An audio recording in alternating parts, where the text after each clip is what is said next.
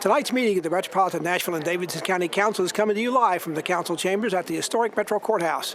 It's a public affairs presentation of the Metro Nashville Network. Good evening, everyone. I'm Pat Nolan, your announcer for this program. Tonight, the 15th Metropolitan Council holds its 45th business meeting of a four-year term.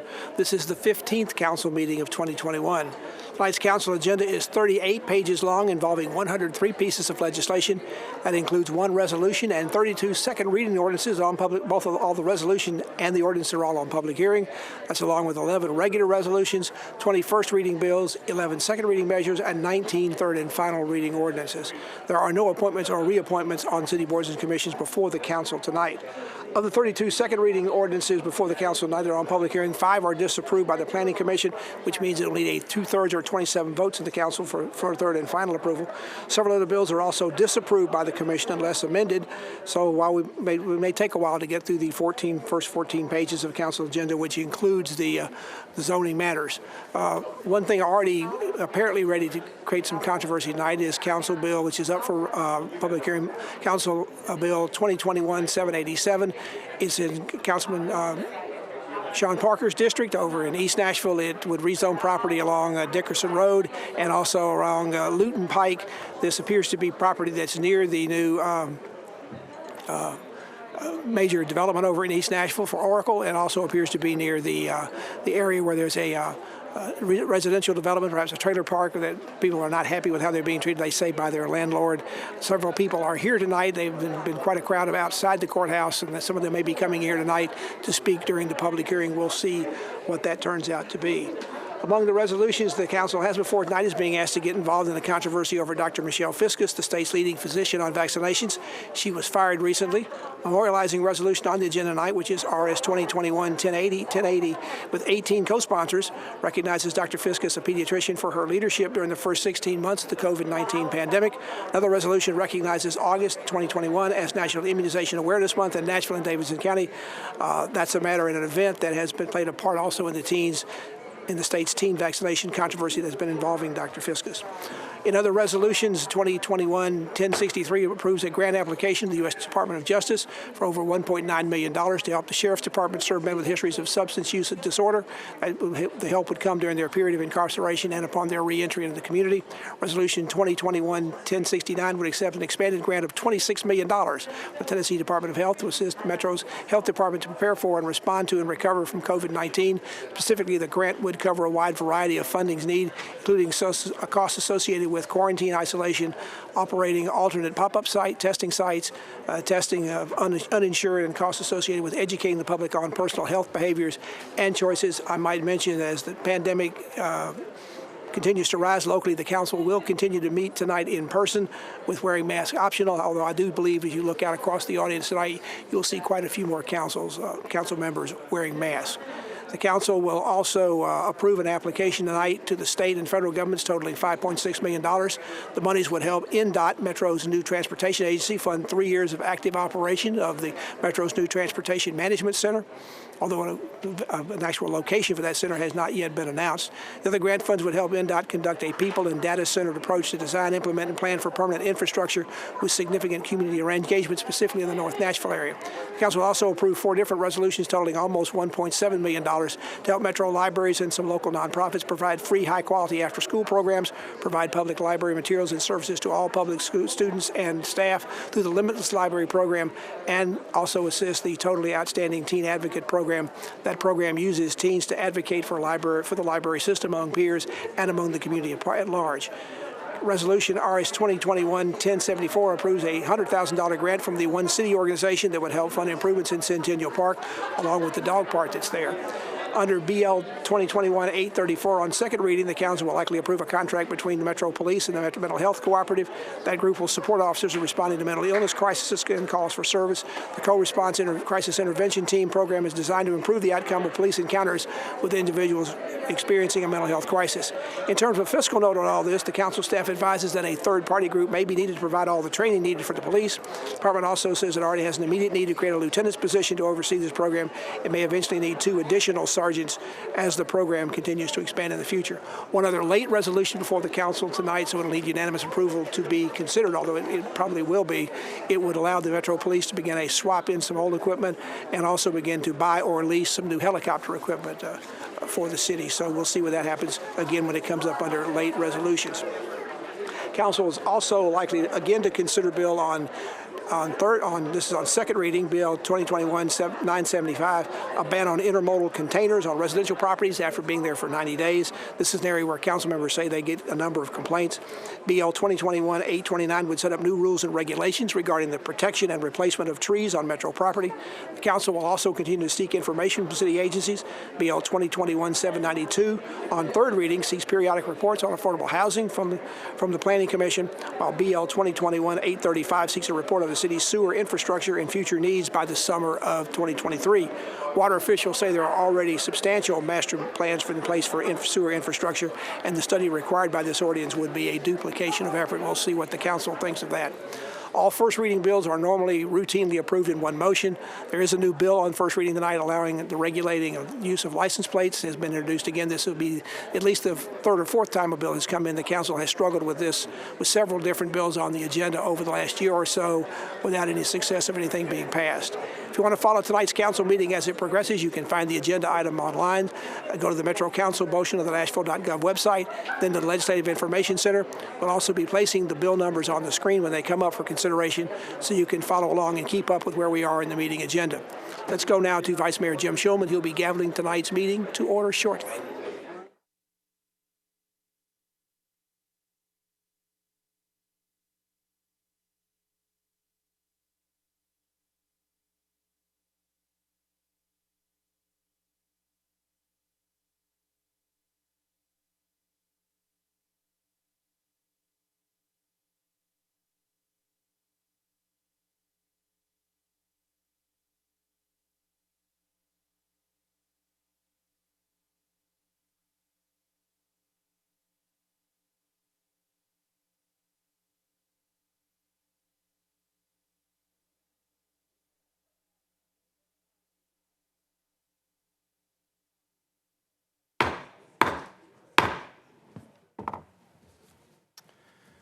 So will the meeting please come to order? We welcome you into the Metro Council. Today is Tuesday, August the 3rd, 2021. All members of the council, as well as the public, please rise for the invocation. Remain standing for the Pledge of Allegiance. Invocation this evening will be offered by our own council member, Steve Glover. Thank you, Vice Mayor. Let us bow our heads and pray, please. Father God, we give you thanks for the opportunity to come together and serve this city, Nashville. Father, we ask that as we go through this meeting tonight, that you be with us, place your hand upon us, guide us and direct us so that we understand that we are here to serve and be the servants of the people of Nashville. Father, we pray for all the leadership. We pray for our city. We pray for our state and for our country. And we ask once again that you guide us and that it be your spirit that we follow. These things we pray in Christ's name. Amen. Amen.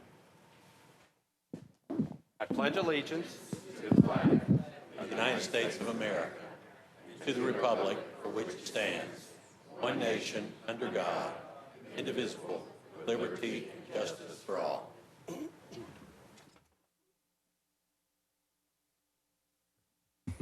Thank you. You all may be seated.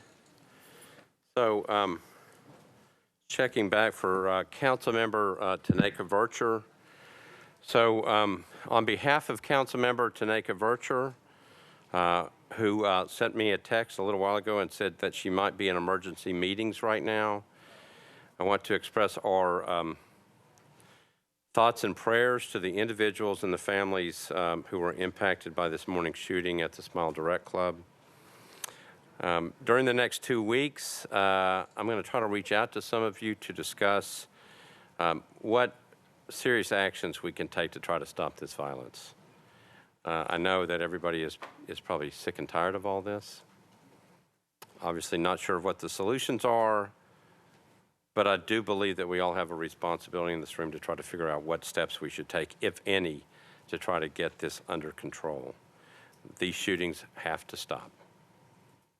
So if you're interested in talking, let's talk. I know that Councilmember Vircher, again, is in meetings right now trying to figure out what is going on. we've had too many situations where we've had mass shootings in this city, and we're going to have to try to figure out a way to deal with this properly. With that objection, we will suspend the call and the roll and ask the clerk to record the names of those members present throughout the meeting. Is there a motion for adoption of the minutes of the meeting from July 20th, 2021? Properly seconded. Without objection, the minutes of the meeting will stand approved as written. Madam Clerk, any messages from the mayor? No, Vice Mayor, there are no messages from the mayor. All right, thank you, Madam Clerk. A couple of items before we get into our agenda. We had gotten requests to get an update on the city situation regarding the pandemic and COVID and the new strand, the Delta strand that is now moving around. So we'd asked the health department to come. Dr. Gil Wright is in the back along with Tom Sharp. Dr. Wright, if you wouldn't mind coming to the podium, and if you would give us a synopsis of where we are currently in this city and in this area regarding the pandemic. Thank you, Dr. Wright. Thank you. Good evening. Today we reported, or will report actually tomorrow. I get them early. So we had 565 new cases that have occurred since Sunday. So about 265 new cases each of the last 2 days. This will bring us to a total of 103,074 people that have had COVID since the outbreak began. We currently have 2,718 active cases. This is updated from Sundays, and we've had a 70% increase in the number of cases in the last week and a 446% increase from 1 month ago. 7-day moving average has increased to 190 new cases per day. The last time this average was that high was at the end of January, and at the same time we had that in the middle of October of last year. We continue our efforts throughout the city to get as many people vaccinated as we can. Our mobile strike team, vaccination team, has done over 375 events across the county, administered almost 22,000 vaccines. Drive-through testing and vaccination site on Murfreesboro Pike is open daily, Monday through Friday, 7 to 1, and remains open. We had discussed potentially closing this at the end of August, and obviously we will not be doing that. We have had discussion with Meharry, who's been staffing that, and at this time intend to continue to have that in place at least through the end of December. We are at 53% of individuals in Davidson County that have received at least a single dose, and 48.5% are completely vaccinated. The big concern, obviously, is the Delta variant. That variant is someplace between 2 and 10 times more infectious than the original variant. However, the good news is the vaccine works against it very well. Right now, the 98% of the people that we are seeing in the hospital have not been vaccinated, and less than 1% of those that are dying have not been, or almost all of those have not been vaccinated. So we are seeing some what are called breakthrough. So if you've been vaccinated, you do get the virus. We expect that. If you look, the virus, the 2 mRNAs, which is Moderna and Pfizer, are reported in the 90% effective. So there's going to be 4, 5, 6% that do get infected. The good news is they keep you out of the hospital. They keep you from dying. That's the good news with both of those. Johnson & Johnson also does a very good job of keeping you from dying and being in the hospital. You're just a little more likely to potentially get infected with it. So all of them work really well for what we want to accomplish with vaccines. So we continue to be vigilant, but as can be expected, this particular variant, we liken it to being like chickenpox. It's as infective as chickenpox, something that most of us are knowledgeable about or have had, and so gives you an idea. But there is some discussion about what this particular variant, if it's a little more virulent, meaning more severe, but data hasn't been proven yet on that. So if any of you have questions, not now, but later, you're welcome to call us, talk to me. I'll be glad to talk to you through things. If you have any places that you would like us to come out and do vaccines, community organization or a faith-based organization, please let myself or Tom Sharp know, and we will see what we can get scheduled and as quick as we can. Thank you for having me. Thank you, Dr. Wright. We appreciate you being here, and depending on where this situation goes, we may have you come back and keep us informed. If members of the council have questions for the health department regarding this, just get in touch with Dr. Wright, or you can get in touch with Tom Sharp. So thank you. Next on the list is Council Member Pulley. You're recognized. Thank you, Mr. Vice Mayor. I have the distinct privilege of representing a council district in which two world-class swimmers reside, who happen to be sisters Alex and Gretchen Walsh. A little more than a week ago, Alex Walsh, a Nashville native and Harpeth Hall graduate, took home the silver medal in the Olympics in the 200 individual medley.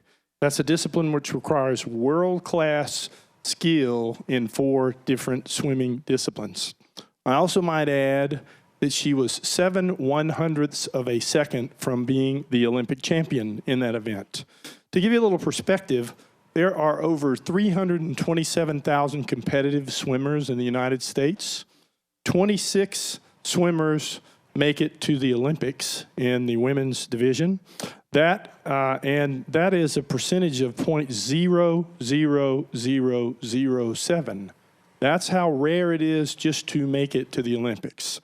Our resident took home an Olympic medal, which is even more rare. In addition to that, she just recently, as a freshman, won a national championship with the swim team at University of Virginia. As I said, she is a graduate of Harpeth Hall, and I believe attended school with Councilmember Henderson's daughters there. She trains in Nashville at the Centennial Sportsplex at the Tracy Calkins competition pool, another Nashville native and Harpeth Hall graduate who won medals in the Olympics, 3 golds specifically, and 1 silver in the 1984 Olympics. We want the Walsh family to know just exactly how proud of Alex we are, and I believe Councilmember Henderson is working on a resolution to do just that. So congratulations, the entire Walsh family.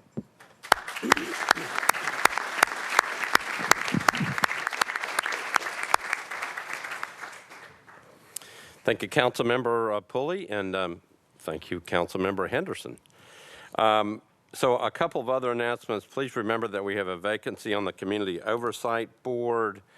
August 17th, 2021 is the deadline for nominations. This is not a vacancy to be filled by the council, but instead the one vacancy at this time is to be filled by the category of persons nominated either by a community organization or B, by a private petition signed by 50 residents of Davidson County. Members must be registered voters. All nominations must be filed using the Community Oversight Board form.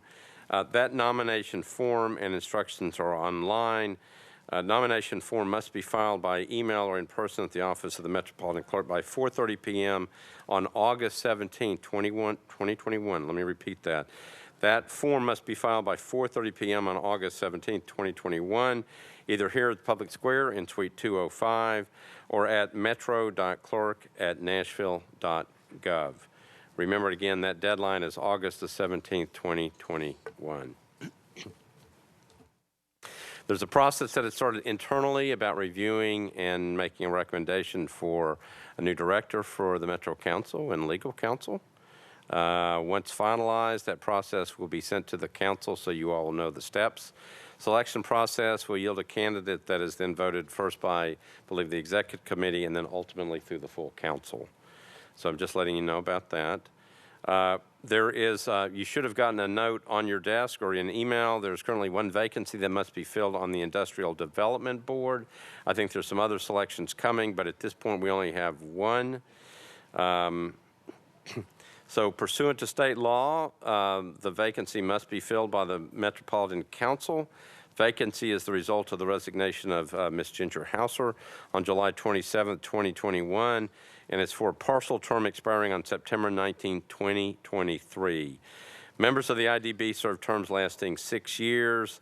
The procedure for filling this vacancy on this board is set forth in Council Rule number 50. Here's the timeline.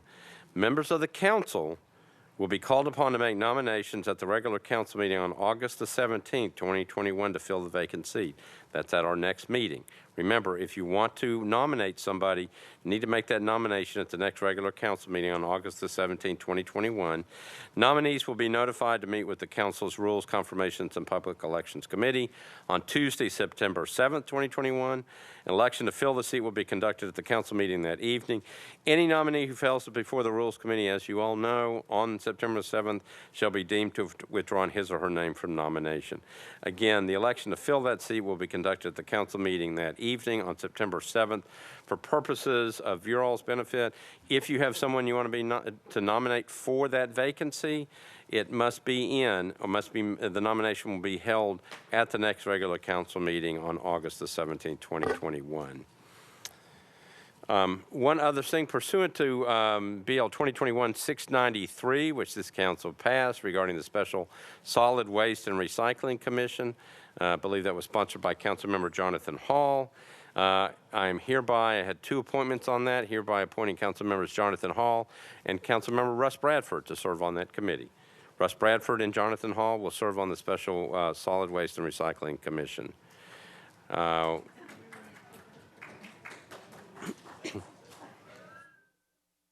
don't know if that's just a clap of thank you for doing that or what that was. Yeah. You got more applause in the back than you did in the front. One last item, condolences to Councilmember Robert Swope on the passing of his mother. Councilmember Swope's mother passed away just recently. I think we're all very, very sorry to hear that news. Councilmember Swope, we're glad you're back. We are now ready to proceed to elections and confirmations. I'm going to call on Councilmember Johnston, but I don't think we had any appointments before her. Is that right, Councilmember Johnston? Yes, Vice Mayor, we did not take up any elections or confirmations. All right, so we can move on to our agenda. We are on resolutions on public hearing. Here's how that works for people in the audience. So we only have one resolution, but we have many bills on public hearing.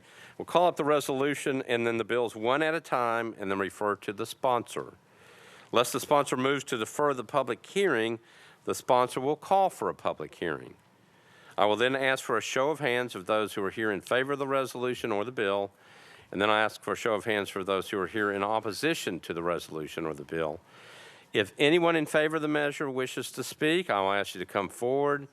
Go to this microphone right here in the back, introduce yourself, give us your address, and then you will have 2 minutes in which to speak. I will then do the same thing for those who are opposed and see if anybody else wishes to speak who are in opposition. After we go through that entire process, I will close the public hearing and refer back to the sponsor. So we are ready to proceed. We're ready for the first measure. So if you've got a calendar, we're on item number 1. It is RS 2021-1062. Councilmember Parker is the sponsor. It's a resolution exempting Overlord, located at 2503 Gallatin Avenue, Suite 102, from the minimum distance requirements for obtaining a beer permit. Councilmember Parker, you're recognized. Thank you, Vice Mayor. Could I get committee reports, please? Certainly can. Councilmember Gamble, you're recognized for a committee report. Thank you, Vice Mayor. Beer safety, public safety beer and regulated beverages recommended approval, 9 in favor, 0 against. All right. Thank you, Councilmember Gamble. Councilmember Parker, you're recognized. Thank you. I'd like to open the public hearing, please. Okay, declare the public hearing open on RS 2021-1062. Show of hands of those who are here in favor of this resolution. Okay, I saw at least one hand up. A show of hands of anybody here in opposition to this resolution. Councilmember Parker, you see anybody in the back? No, Vice Mayor. Okay. All right. So person who raised their hand in favor, wish to speak? Doesn't wish to speak? Sure. Again, anybody in favor or in opposition besides the gentleman I saw? Okay. Declare the public hearing closed. Councilmember Parker, you're recognized. Thank you, Vice Mayor. I'd move for approval. The motion is to approve RS 2021-1062, properly seconded. Any discussion on the measure? Councilmember O'Connell, you're recognized. Thank you, Mr. President. Just like to say I, for one, welcome our new overlord, and if I am required to get a beer there, I shall. We can accommodate. Councilmember Parker, I think you just found that first customer. All right. So nobody else in the queue. Got a motion and a proper second. All those in favor of the resolution say aye. Aye. Opposed, no. You adopt. Thank you, Councilmember Parker. We are now on bills on public hearing. That's item number 2 is the next one. It's BL 2021-722 by Councilmembers Hall, Murphy, and Bradford. This is an ordinance amending section 17.40.060 of Title 17 to allow only district members of the Metropolitan Council to initiate applications to amend the official zoning map of property owned by the Metropolitan government and amending a section of the code to require the Director of Public Property Administration to provide a monthly property inventory report to the Metropolitan Council. So, Councilmember Hall, this was disapproved by planning, but I'm going to go to you first. Councilmember Hall, you're recognized. Vice Mayor, would it be appropriate to do an amendment now? I'm going to move and do the public hearing. Do you plan on proceeding with the public hearing? Yes. So here's what I think we should do. I think, first of all, because it's a disapproved, we have to go to the slides. We'll go to planning first. Then I'll come back to you. Then you can open up the public hearing. We can have that. And then I'll come back to you after you close the public hearing, and then we'll take on any I think there's a couple of substitute ordinances that are out there. Correct. All right, so Ms. Milligan, I'm going to call on you at the planning table. This is a disapproved bill coming out of the Planning Commission.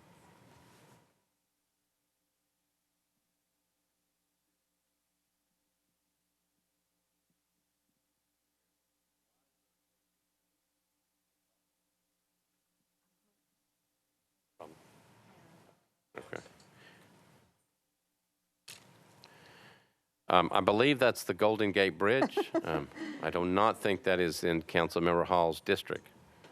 But if it is, congratulations. Okay, here are the slides. Yes, this is a proposed text amendment to Title 17 regarding Metro-owned property. The text amendment has two components, an amendment to Title 17 as well as an amendment to Title 2. The Planning Commission only makes a recommendation on the Title 17 changes. The Title 17 change would amend the zoning code to allow only district members of the Metropolitan Council to initiate applications to amend the official zoning map of property owned by the Metropolitan government. The current allowance in the zoning code states that for properties that are owned by the Metropolitan government, a rezoning of those properties may be initiated only by the mayor, the head of the department or agency to which the property is assigned, or by the director of public property administration. So this text amendment would remove those three entities and replace with only the district council member.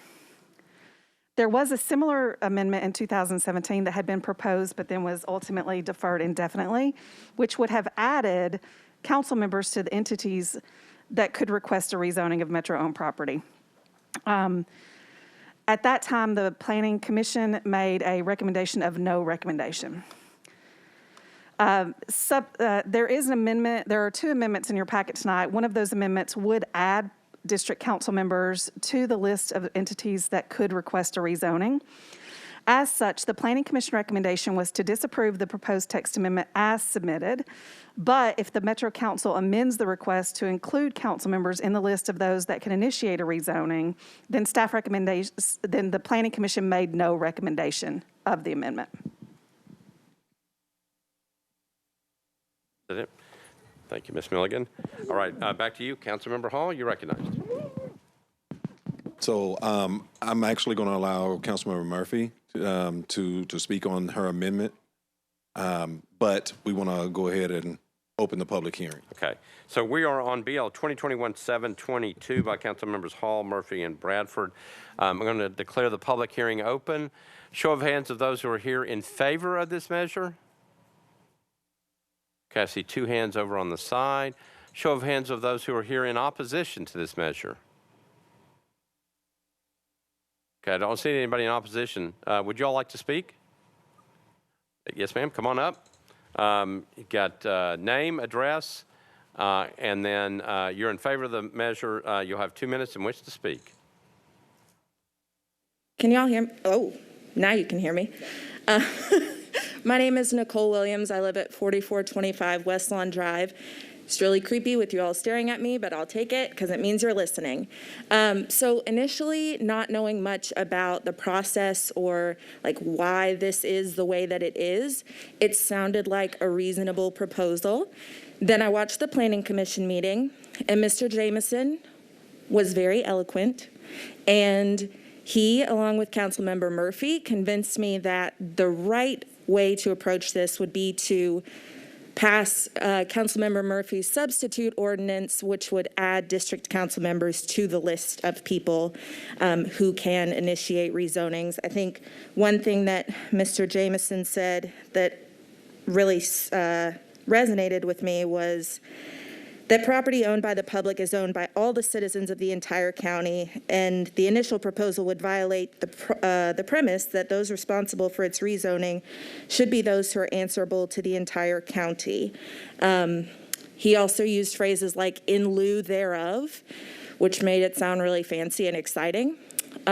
So I would encourage you all to vote in favor of, I think it's the second substitute that Councilmember Murphy is offering.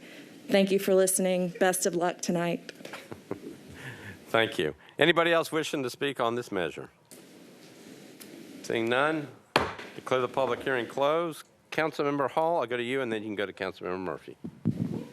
So we were aware of that because this is something that happened last term. And so we've had a lot of conversation, both with the administration and with planning during this process. And so the amendment that you are going to hear about is specifically speaks to that. What initiated this process in the very beginning was the conversations around the large parcels or mini parcels of Metro-owned land throughout the city, and council members already doing the majority of the heavy lifting between community and development. And so I think by adding us to this process, it will make it a much better process. It'll allow us to initiate, and eventually it's still going to come before us and on our desk anyway. And so I'm very happy with the amendment, and if Councilmember Murphy would like to introduce that. Okay.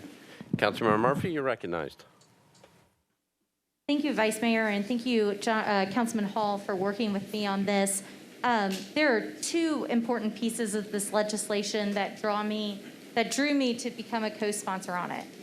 The first piece really that got my attention is the part about requiring reports to the council about pieces of property in our district that Metro owns. Currently, for example, I had a discussion with libraries and schools before and committees because there is a building in my district that we're not sure if Metro owns it or if schools own it. And that's really important for us when we are talking about long-term planning for our community and our public property. And I think you'll have heard me talk about public property sales and uses of our property enough over the last couple of years. So that's the first piece that I think is vital because we've been asking for that for years, and administration after administration has said they would get it to us. This will require that. The second important piece of this and why it went to the Planning Commission is the part about who can rezone property. And I do think that it is important that we, in a balance of power in Metro government and a heavily handed charter that gives a lot of power to the mayor, that we as council members are able to have some more say and a little bit more of a bargaining chip when it comes to rezoning property. And so I applaud the councilman for bringing that idea forward because it has been before this body before, but just kind of dissipated without any discussion at the council. So with that explanation, I'm happy to answer other questions, but what my amendment does, and I really appreciate that we've got like our two biggest council kind of keeping us honest, Ray and Nicole, who they definitely keep us all on track. So thank you, women. I appreciate that. Since they support it, then naturally we all should. But I just wanted to also mention that in addition to giving the council members the ability to rezone or file applications to rezone, this amendment does require everything else that a department would have to do if the administration or the Department of Public or NDOT, whatever, if they wanted to file a rezone, all those reports and studies, we're going to have to do that too. So it's requiring the same hoops and things for both of us, and I think that is important as we continue to try to balance this power. So with that, I'm happy to answer any other questions, but I think that this amendment really kind of gets where we needed to go a little bit better, and we'll just keep working on it. But I think this is very vital to getting closer to a balance of power in a metro government. I didn't make a motion, did I? I'd like to move my motion. The second motion that it snowballs the typographical, I think, and then everything I just explained. Okay, so just to make sure we're clear, Councilmember, if you look in your packet, there's two substitutes. The first substitute has Councilmember Hall as the lead sponsor, but Councilmember Murphy is moving the second one. Yes. So we're not doing the first one, we're moving the second substitute. Councilmember Murphy, I think, was the only sponsor on it in your packet. So the motion is to approve substitute ordinance. It's number 2. That's the motion, properly seconded. She's explained the substitute. That's the one we're on. Questions on the substitute? And I guess before I put my mic down, I will just like to confirm through nodding of heads for time reason that this is a friendly amendment that Councilman Hall worked with me on through the council office, and then also the administration is neutral on this and no longer oppose it if we put the substitute on. Okay. So Councilmember Murphy again has moved the second substitute, properly seconded. Discussion on the second substitute. All right, seeing none, we are ready to vote. All those in favor of the second substitute say aye. Opposed, no. Second substitute is a pass. So now we're back on your bill, BL 2021-722 as substituted. Councilmember Hall, you're recognized. Like to move for approval as substituted. Okay, so Councilmember Hall has moved for approval on second reading of BL 2021-722 as substituted, properly seconded. Discussion on the bill. Seeing none, all those in favor of BL 2021-722 as substituted on second reading say aye. Opposed, no. The motion passes. Thank you, Councilmember Hall and Murphy. We're now on item number 3, which is by Councilmember Young. It's BL 2021-751. Councilmember Murphy has signed on to this one. This is an ordinance to amend Title 17 of the Metropolitan Code of Laws by changing from RS10 and R10 to RM4 zoning for properties located at People's Court Unnumbered and Liberty Lane Unnumbered, southern terminus of Heathcote Court. Councilmember Murphy, you're recognized. Thank you. Councilman Young is feeling a little under the weather tonight, and so I'm happy to sign on and take this for him. So with that, I would like to open the public hearing. Okay, so declare the public hearing open. Show of hands of those who are here in favor of this ordinance. So I've got some hands in the back. Show of hands of those who are here in opposition to this ordinance. So we got hands on both sides. Okay, those in favor wish to speak. If you do, come on up, line up. Come on up. Anybody who's wishing to speak in favor, go ahead and line up, and then I'll call for the people who are opposed. Name, address, 2 minutes. Thank you, Mr. Chairman. Roy Dale, 516 Heather Place. I'm representing the owner on the property, the person who's going to develop the property. This was actually went before the Planning Commission about 2 months ago with a recommendation of approval, but we were asked to defer this and have some community meetings, which we did have. We had 2 community meetings, and the council member was in attendance of both of those meetings. He has since made modifications to this. It comes before you tonight as I think an approved bill, and we just simply ask for your support. Councilmember Young's done a good job. He's been very attentive. I know Kathleen Murphy, Councilmember Murphy, is very aware of this, the Planning Commission process, and we just trust y'all to follow their lead. Thank you very much. All right. Anybody else wishing to speak in favor of BL 2021-751? All right. Those opposed? Anybody wishing to speak? Come on up.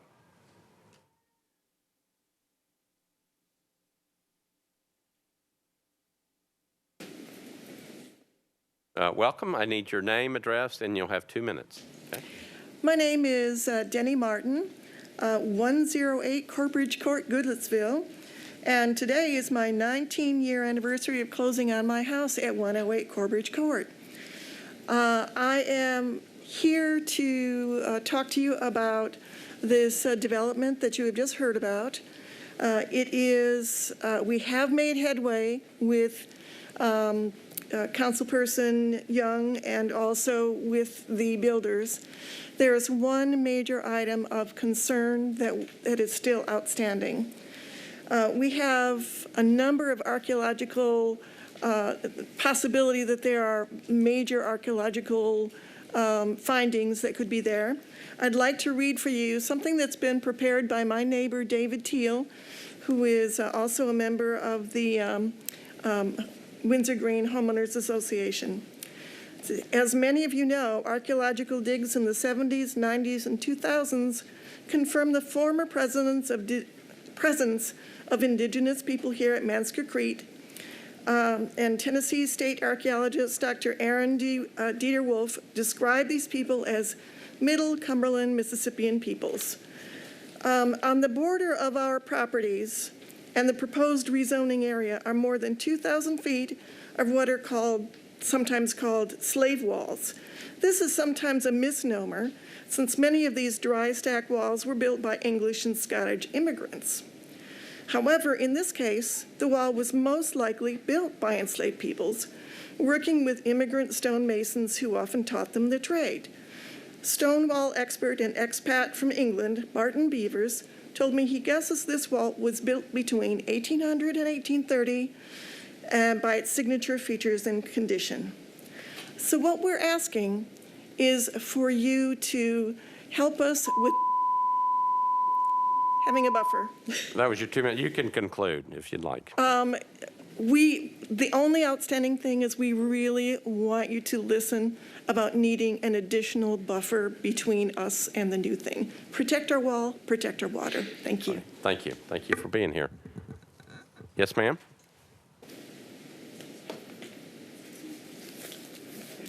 Hi. I'm Sandra Kent, and I live at 125 Cambridge Court in Goodlettsville. And I'm here representing myself along with 125 residents of Windsor Green. I'm here today to speak to the SP presented for the Liberty Lane project. We believe for the most part that the SP will create a nice sister community in our area. However, we do see the need for a larger buffer between the two communities. We are concerned that a 20-foot buffer will not provide any noise abatement. We are concerned that it's just too close to our historic wall. We believe a larger buffer will assist in minimizing environmental impacts. We also need to ensure that if the developer changes, that it, is in the SP. And we are requesting that you recommend the larger buffer of 100 feet. Thank you. All right, thank you. Anybody else wishing to speak?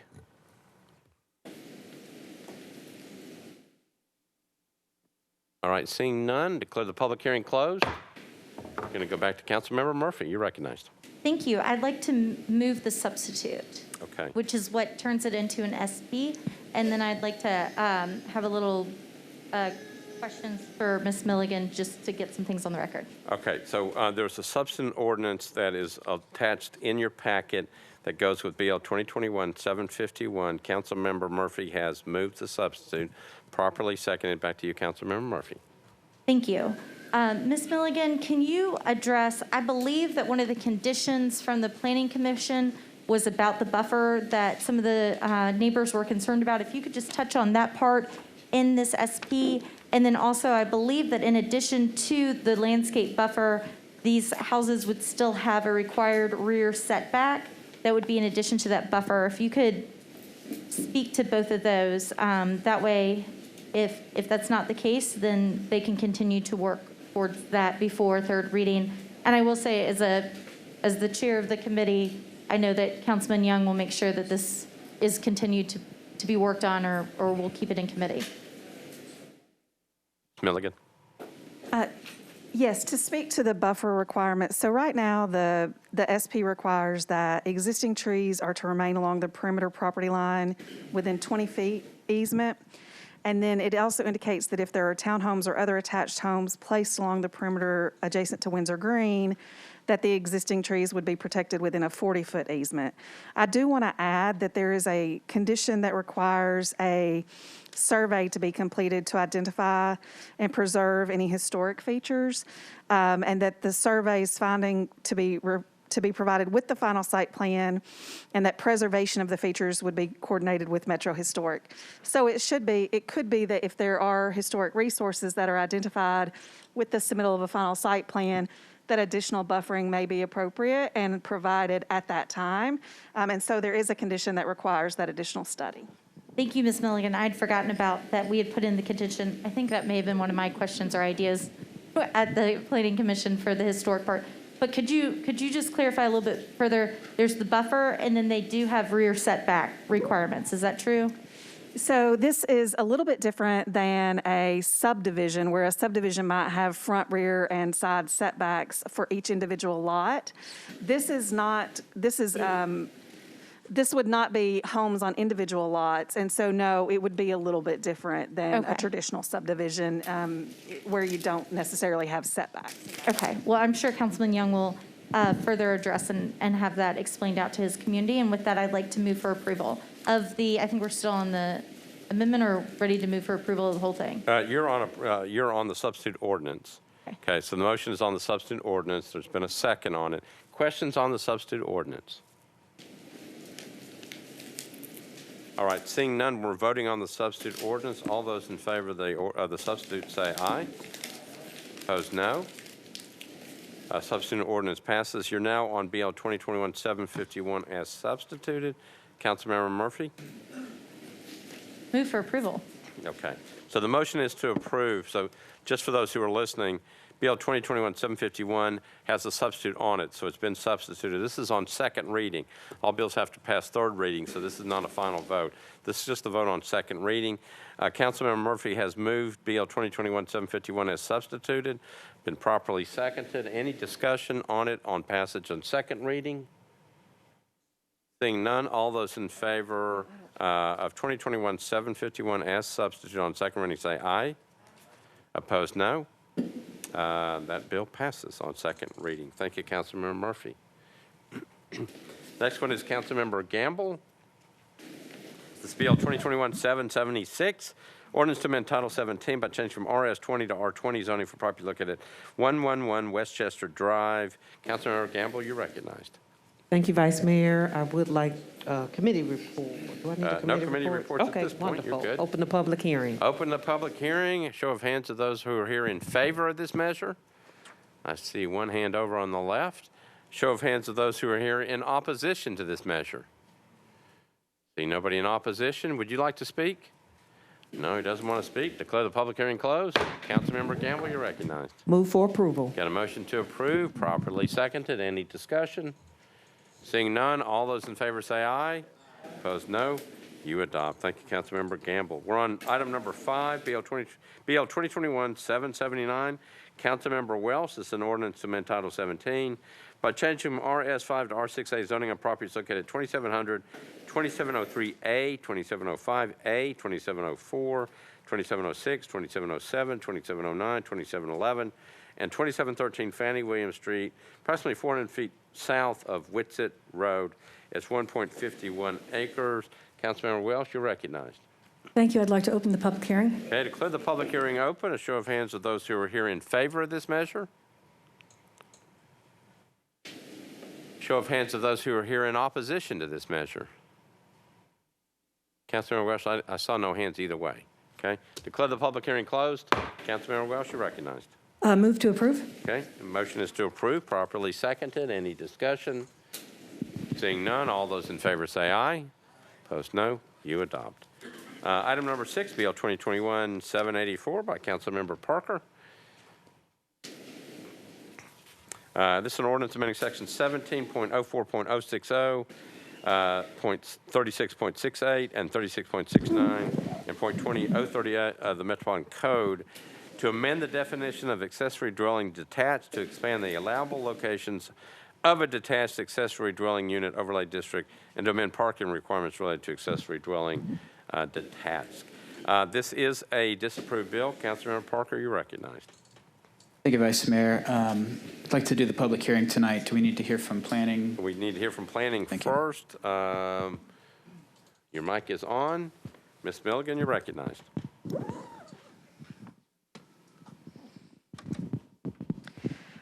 This is a request to amend Title 17, the zoning code. It would amend several sections of the zoning code related to detached accessory dwelling units, also known as DADUs. The proposal would amend the definition of accessory dwelling unit detached. It would also expand the allowable locations of the DADU overlay district, and it would amend parking requirements related to accessory dwelling detached. The proposal would change the definition of a DADU by removing the locational criteria and standards that are currently existing within the definition of a DADU. I would like to note that the definition of the DADU was not changed with the creation of the DADU overlay, that these standards apply countywide. So this would remove the locational requirements, it would remove the requirement for an alley, and it would remove the minimum lot size of 15,000 square feet if there is no alley present. Additionally, the proposal would amend where a DADU overlay can be applied. As currently drafted, the DADU overlay can only be applied to properties that are located within the urban zoning overlay. This amendment would permit the application of the DADU overlay to properties within the bounds of the Highland Heights study area. The Highland Heights area was an area located in East Nashville where the Planning Commission a few years back did a detailed study, detailed neighborhood plan and created supplemental policies for the area. This would allow for a DADU overlay to be applied to the area that was identified in that study. Additionally, the proposal would amend the parking requirements for detached accessory dwelling units to require one parking space for DADUs. There are countywide implications for changing the definition of the DADU and the parking requirements, and this should be part of a larger conversation and or be paired with additional analysis, as it does affect the definition of DADU countywide. Additionally, this would create the ability for the DADU overlay to be applied to the Highland Heights neighborhood. The Planning Commission recommended disapproval in that the DADU overlay was only recently passed and has not yet been applied. It's currently limited to only the UZO, and the Planning Commission felt that it was inappropriate to extend it in this manner. Right. Thanks, Ms. Milligan. Councilmember Parker, you're recognized. Thank you, Vice Mayor. I'd like to hold the public hearing. Okay. Declare the public hearing open. A show of hands of those who are here in favor of this measure. Okay. Show of hands of those who are here in opposition to this measure. Okay, we got people on both sides. Those in favor wish to speak, come on up to the podium. Go ahead and line up if you want. There you go. I need your name, address, and you'll have 2 minutes in which to speak. My name is Gordon Stacy Harmon, and I reside at 1826 Joy Circle, located within Highland Heights. At question with this bill is the consideration for a neighborhood to be allowed a streamlined process for willing property owners to build a DADU. Allowing neighborhoods to opt into this, regardless of inclusion in the UZO, will aid our city to offer additional housing options, most notably affordable ones. Why would our city not allow neighborhoods to consider this option? It can aid residents who may have financial needs. It can aid residents who may have aging relatives needing to be close but still wanting independence. It could only benefit citizens who choose to pursue building a DADU without the extra costs and or paperwork involved under current rules. And I will be speaking on another bill on this specifically for Highland Heights later on. Thank you. All right, thank you. Next. Don Tangren, 1403 Pinnock Avenue.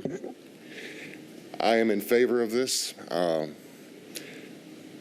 I don't specifically understand the full verbiage of this versus the amendment we're going to do later, but I feel that it is overall beneficial for our neighborhood. And now that, from what I understood, I've been here for 11 years now, and we opted out initially because of the wild, wild west of the short-term rentals. We are very narrow streets. We are basically an intact neighborhood in our area, which is kind of rare. And we wanted to pump the brakes on it for a little while and see what was going to happen with Cleveland Park and with McFerrin Park. We feel it's time. And now that short-term rentals are off the books, no alley access is off the books, narrow lots is off the books, it's time for our neighborhood to be able to do dadus. That's all. All right. All right. Thank you for being here. Next speaker, come on up. Name, address, 2 minutes. Hi, my name is Andrew Dumoulin. I reside at 318 Pullen Avenue. I understand as a council, you of course must be hesitant to pass a bill that Planning Commission has recommended against. I implore you to please reconsider this item as we try to provide opportunity to our neighbors while decreasing the destruction of our neighborhood. In the planning meeting, the opposition to this DADU overlay brought up crowded streets full of parked cars, unsafe walkways, and dangerous density. I agree with them. The development we're seeing in Highland Heights has led to these problems, and it seems the protections we have in place are not stopping the division and overdevelopment of land and are not protecting our current neighbors and current homes. What I wish could be seen is that this overlay is an opportunity for our neighborhood to have a chance at slowing this down. The demolition of single-family homes seems constant, and when we see a bulldozer, we now know to expect at least 2 homes with no parking and poor access to take their place, all while priced wildly above the market rate for the homes this new development is now squeezed against. This has significantly contributed to the issues our neighbors have mentioned. The DADU overlay provides an opportunity for people to keep homes as property values increase. It helps retain these single-family homes instead of destroying them, hopefully preserving the identity of our neighborhood and our neighbors. I'm sure by now at least one of you has thought to yourself, this overlay isn't going to solve all the problems that you're talking about. I know it doesn't. I'd love to see some sort of contextual overlay applied to our neighborhood, but from what I understand, that's not currently the right fit for us. Our councilman has provided us with a tool for preservation here with this overlay, and it's something that will hopefully allow more of our homes and our neighbors to see the Highland Heights of tomorrow. I know it doesn't come close to solving the problems afflicting our neighborhood, but at least it gives us an opportunity to do so. Give us that chance. Thank you. All right. Thank you. Good timing.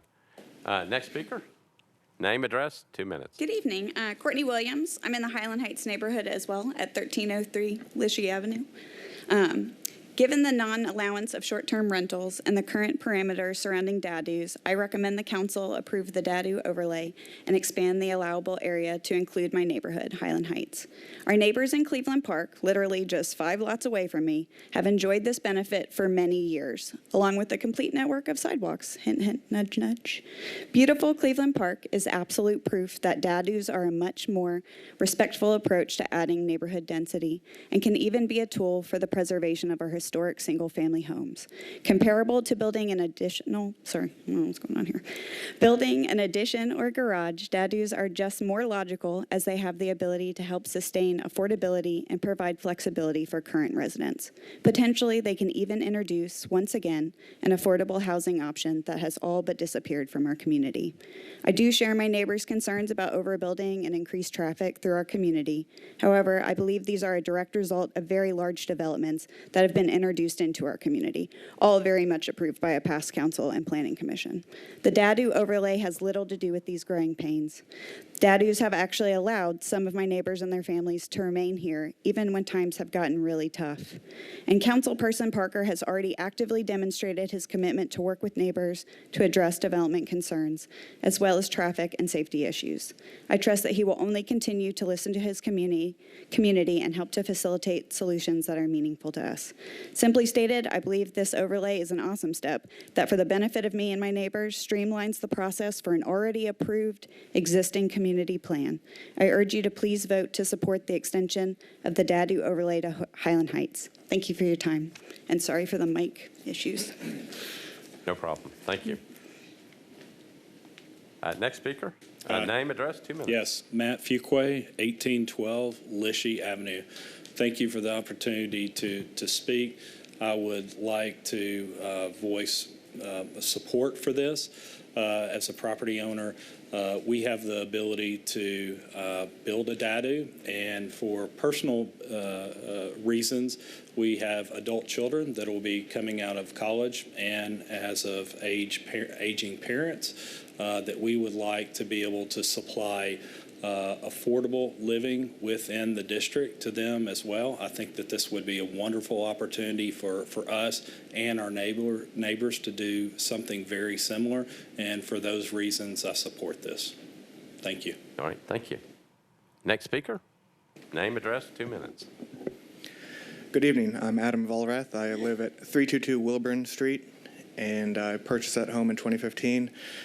And around that time, most of Cleveland Park and McFerrin Park, where I live, was permitted to build DADUs by a specific plan zoning.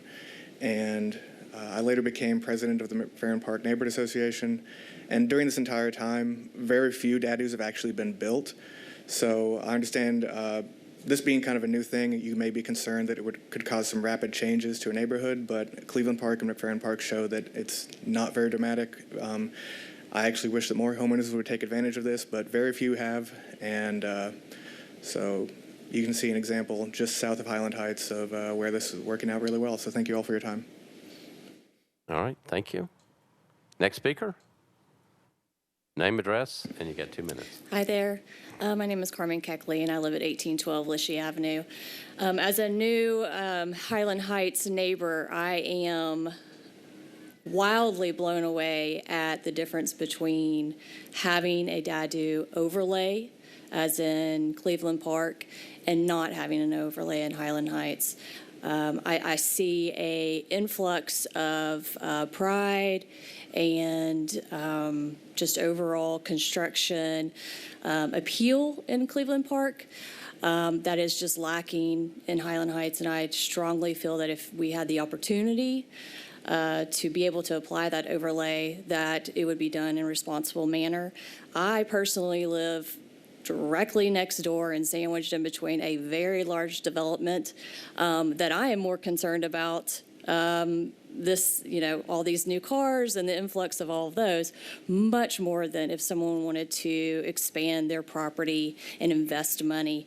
And there are so many beautiful homes in Highland Heights that are just getting abandoned and just torn down left and right because there is really no potential of growth for those personal property owners. So I'm just here in support of the overlay, and I hope the Planning Commission changes their mind. Thank you.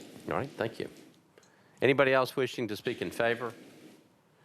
All right, those opposed, if you'd come on up. And anybody wishing to speak opposed, just come on up and line up. Name, address, 2 minutes.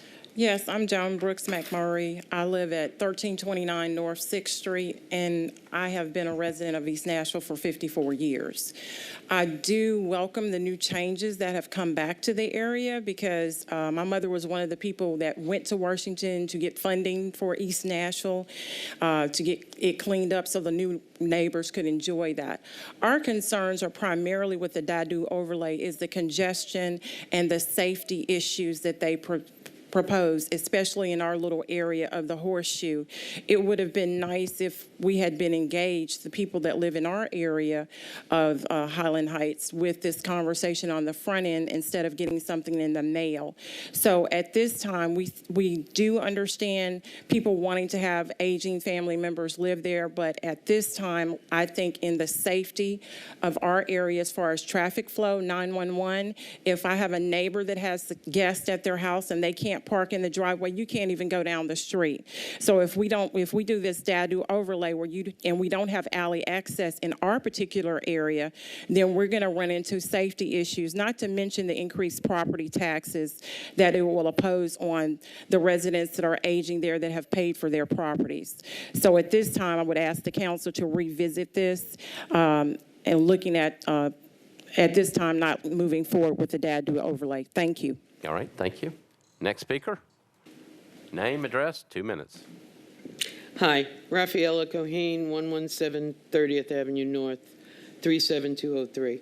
I'm not in this area, but I lived on Long Island in New York, in Levittown, New York. And instead of dadus, what they did was dormer. So we had, on my block, you had one family with their parents upstairs, their 3 college-age kids downstairs, and themselves in the back of the house, and 5 cars on one house.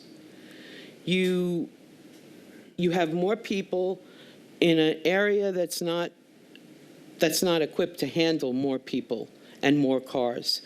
And I think I said something about when you started this Dadu Uzio, that this was going to get, it was going to go haywire just like the short-term rentals. And I think I'm proven right here. I don't really think you should do this. I think you should give the Uzio a little time, like the Planning Commission said. Thank you. Thank you, Ray. Next speaker, name, address, 2 minutes. My name is Steve Fuller. I'm at 1306 North 6th Street. I've been a resident of that area for the last 40 years. Just like Ms. Brooks said before, the only problem that we have with this, even though the Planning Commission did turn that down, I understand that the Dadu supporters want to have this. I'm also a retired Nashville firefighter, and these public safety concerns are the same as have been discussed before. The area is not equipped for this. There are no sidewalks, only room for ravines. And also, when this came before the Planning Commission at first, it was always the problem that was the thing that was stated before is that we were trying to have in our area that does not qualify. We were trying to have a carve out. There's only a horseshoe there of North 5th and North 6th. And in this area, this doesn't work in this area.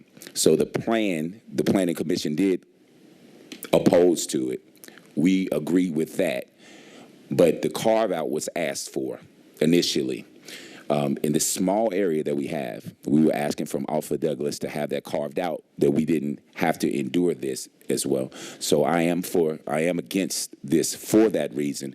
If the carve out could be done by the council or revisited, that would be lovely for the people that are there. Those are my only concerns, and I thank you for your time. Thank you. All right, thank you. Anybody else wishing to speak in opposition? Seeing none, declare the public hearing closed. Councilmember Parker, you're recognized. Thank you, Vice Mayor. I'd like to move the substitute bill with a brief explanation. Okay, so Councilmember Parker, there's a substitute ordinance in your packet. Councilmember Parker has moved that, properly seconded. Back to you. Thank you. Yeah, so this substitute, it basically removes all countywide implications for this bill. As the planning staff detailed, I had initially looked at the lot requirements and the alley requirements, and I'm in agreement with staff that is a larger conversation that will probably need to happen with a whole lot more engagement than happened around this. So the substitute really limits it to the neighborhood level, having an impact on the Highland Heights neighborhood supplemental area study area. So it basically removes all those other changes and only allows the overlay to be applied in the Highland Heights neighborhood. So with that, I'd renew my motion to approve the substitute. Okay, so what we've got is Councilmember Parker has moved to substitute on 2021-784. It's properly seconded. Discussion on the substitute. All right, seeing none, we're ready to vote on the substitute. All those in favor of the substitute say aye. Opposed, no. Substitute's adopted. Councilmember Parker, you're back on your bill as substituted. Thank you, Vice Mayor. I'm going to move to defer this so that it can track with the bill that actually would apply the overlay. I'm going to move to defer this to the first meeting in October. I'm sure that we'll hear from folks on the bill that would actually apply the overlay as well. But the reason I'm deferring it as long as I am for the folks in Highland Heights, I would like to have another meeting at the Highland Heights Neighborhood Association where we can discuss and finalize the map. I definitely heard y'all at the Planning Commission, and we're more than happy to carve that area out. So please join us at the Highland Heights meeting, third Thursday in August, third Thursday in September as well. So we'll be discussing this at both of those. Neighbors, please come out to those meetings. That's where we've been discussing this bill over the last 14 months or so. So with that, I'll renew my motion to defer this for 3 meetings to the first meeting in October. All right, so the motion at this point, we have a bill that has been substituted. The motion now is to defer to the first meeting in October? Yes, Vice Mayor. Okay, so the motion is a deferral. So it has not passed second. We've got the substitute on, and then we're holding it. All right, so the first meeting in October, that's the motion, properly seconded. Any discussion on the motion to defer? Okay, just want to make sure we're clear. This is just a deferral motion. First meeting in October. All those in favor of the motion to defer to the first meeting in October say aye. Aye. Opposed, no. Motion to defer passes. This bill goes to the first meeting in October. Thank you, Councilmember Parker. You're up next. Don't go anywhere. Bill 2021-787. Councilmember Parker, ordinance to amend Title 17, changing from CS and CL to SP zoning for properties located at 1505, 1509, 1511, 1513, 1601, and 1603 in Dickerson Pike, 1600, 1608, 1612, and 1616 Lutton Street and Dickerson Pike, unnumbered, to permit a mixed-use development. Councilmember Parker, you are recognized. Thank you, Vice Mayor. I would like to open the public hearing, please. Okay, declare the public hearing open. Show of hands of those who are here in favor of this measure. Okay, show of hands of those who are here in opposition to this measure. All right, so we have a lot of people in opposition. Let's start with the people in favor. If you are coming up to the podium, go ahead and line up. I need your name, address, and you got 2 minutes in which to speak. Mr. Vice Mayor, members of the council, my name is Sean Henry, 500 11th Avenue North. I represent Key Real Estate, the developer of this property, buyer developer.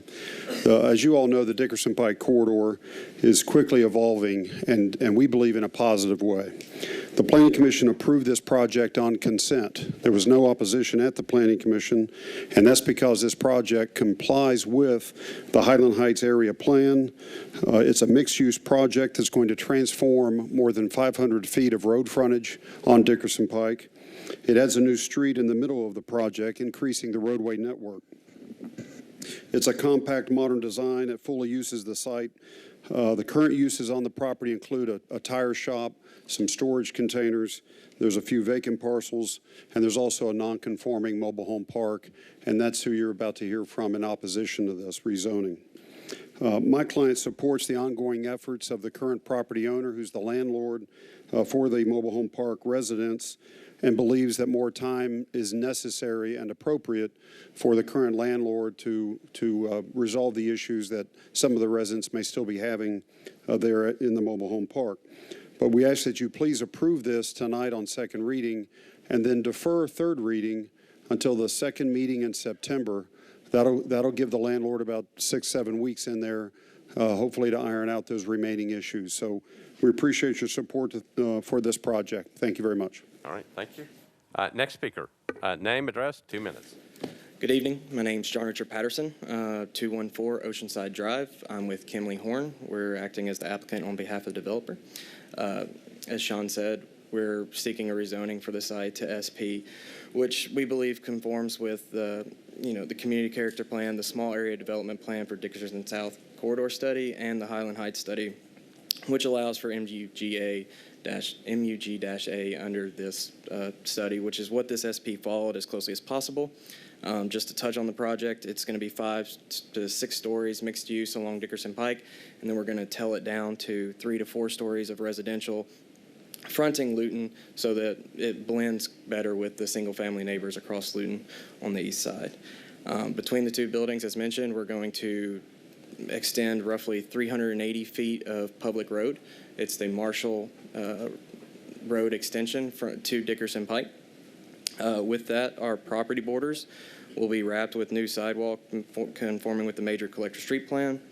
The new road will also serve to these two developments as the sole entrance in and out, which removes multiple driveways from Dickerson Pike, improving safety. So overall, we believe this SP falls within all the plans that the community has set forward. And then before I finish up, I'd like to thank the planning department who's gone back and forth with us multiple times on these plans so that we can best fit this to the community and hopefully create a development along Dickerson Pike that can be utilized and enjoyed by everyone. Thank you. All right, thank you. Next speaker, name, address, 2 minutes. Thank you. I'm Bill Boasberg, 643 Magazine Street, New Orleans, Louisiana. I'm a principal with Key Real Estate, and we are an integrated development and management company with operations in 4 states, including here in Nashville, Tennessee. In fact, we're about to open a 30-story high-rise in downtown and have other parcels of land that we're investing in as well. Key is a company that is here to stay, and we are very excited about this Dickerson Pike project, and we plan to continue to develop and invest in the Nashville area. Thank you very much. All right, thank you. Anybody else wishing to speak in favor? All right, those in opposition, anybody wishing to speak, come on forward. Please go ahead and line up. So before we start, believe that we have some individuals that may be speaking in Spanish, and in order to make sure we have a translator, in order to make sure that we get that information in, what we're going to do is switch the 2 minutes to 3 minutes because we're going to have translation. Any objection to that? That objection? So we will allow, if you'll just identify again, if you, well, we'll understand. We've been told up front, if you're going to speak in Spanish, we need the translator up front. Anybody speaking in English, 2 minutes. Anybody speaking in Spanish with the translation, you've got 3 minutes. All right, name, address. My name's Michael Phillips. I live 1509 Dickerson Pike, Lot B5. I've lived there for 8 years. And I'm a 100% disabled veteran with the service dog. I can't drive. I have PTSD seizures. And it's almost impossible right now doing chemo and trying to get out and about after I get my chemo treatments to even get out to an apartment complex to fill out an application. You know, this is just unreal. I had a year lease. I get a 2-month notice to leave. I should have, why didn't he knew a year ago that this was going to happen. He should have let us know a year ago. Why he didn't let us know a year ago? Because he would have lost that money, because all of us would have started moving. He would have lost that money. That's embarrassing. And if this happens, it's embarrassing that the city allows this to happen. You're throwing good people out on the street. Look at all these people. That's the future of Nashville. That's all your workers. That's the people building your buildings. That's the people that's going to be going to work at Oracle. Ridiculous and totally embarrassing, and I am so totally disappointed to ever went in the military and just... Hoorah! You motherfucker.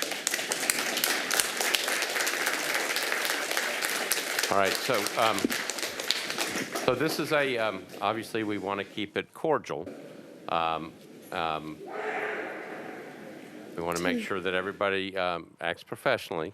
All right, so I know that, I know people, this can be difficult conversations, but let's keep it above board.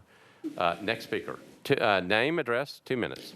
Hola, mi nombre es Juana Tax, vivo en 1509 Dickerson Pike y yo estoy aquí hablando por nuestros vecinos que nos están desalojando.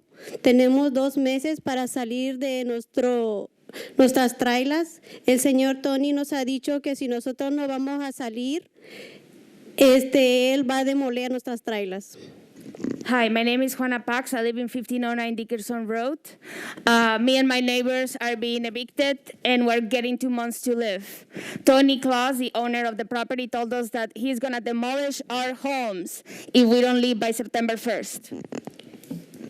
Y es muy difícil para nosotros como madre, yo soy madre, y explicarles a nuestros hijos en dónde vamos a llevarlos. En sí les va a afectar las escuelas, porque ellos no sabemos si vamos a poder continuar con nuestra vida normal. So this has been incredibly traumatic for all of us. We don't know where we're going to go.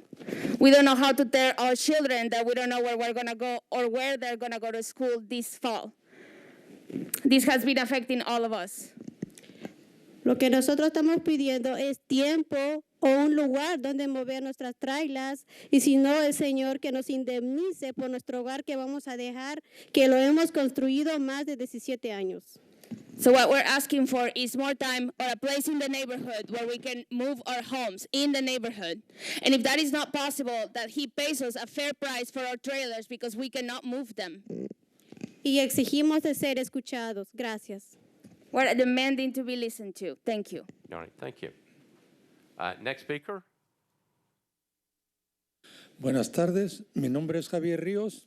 Yo también soy uno de los afectados de ese parqueadero de Dickerson Road 1509. Hi, my name is Javier Rios. I am also one of the folks that are being evicted out of 1509 Dickerson Road.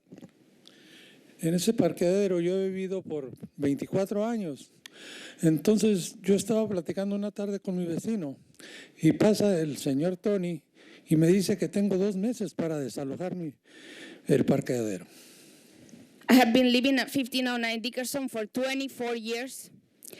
A few weeks ago, I was talking to my neighbor, and Tony just came to me and told me that I had 2 months to leave my home. Entonces yo entiendo que el parqueadero es de él. Yo nomás estoy de pasada, pero tengo problemas de salud. Yo tengo leucoma. Entonces yo estoy pasando ahorita por unas cirugías que son bastante caras para mí.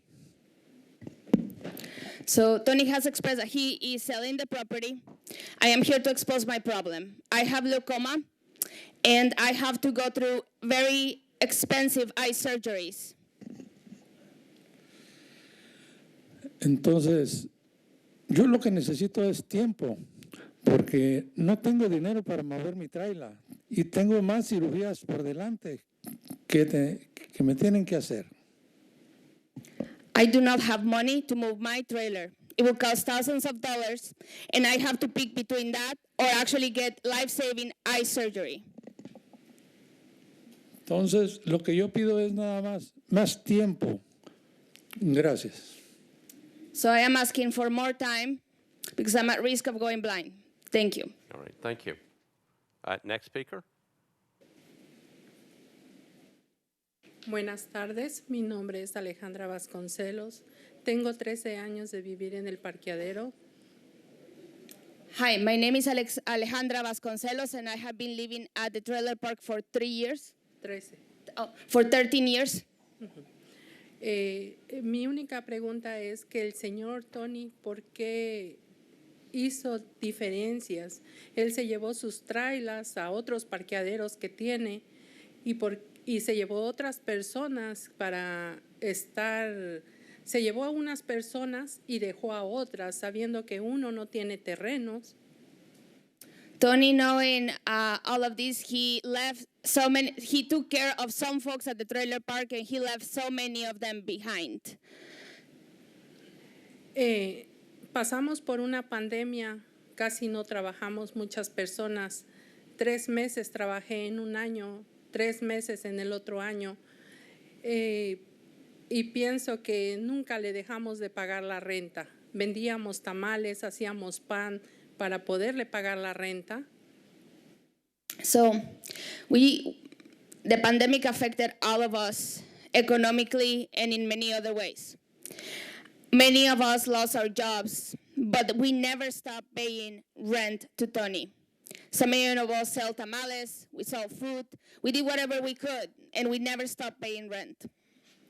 Nunca quedamos mal con él, y él nos está quedando mal, porque no nos quiere llevar en otro parqueadero o no nos quiere comprar nuestras trailers para poder tener dinero para rentar un apartamento.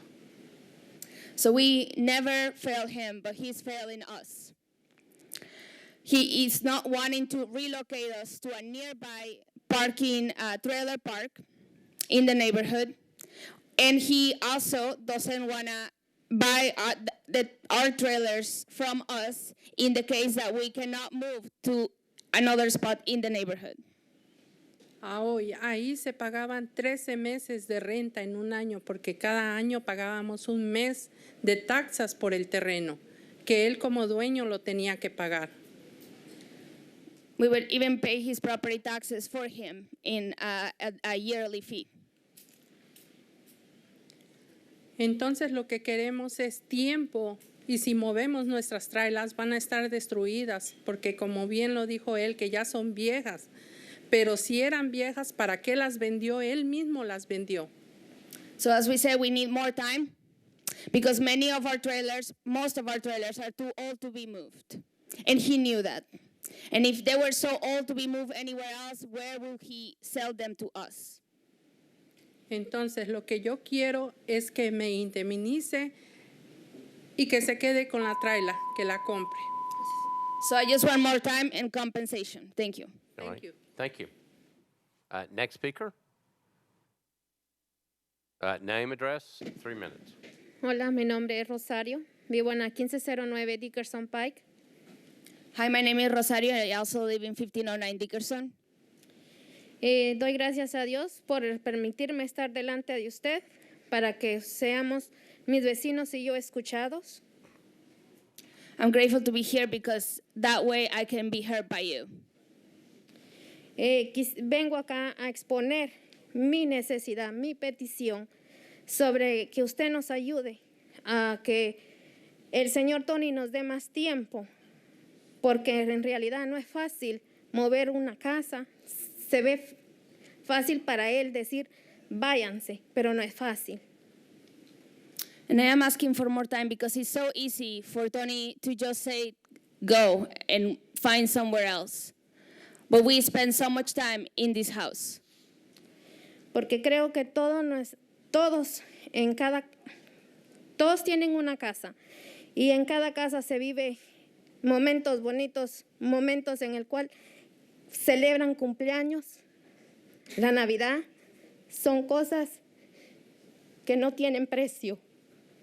The moments that I live with my family, that I live with my family in that house, the holidays, the birthdays, those are all things and experiences that have no price. Entonces yo quiero de que el Señor, si a Él le urge sacarme a mí y a mi familia de su propiedad, pues que me compre mi trailer y que me indemnice.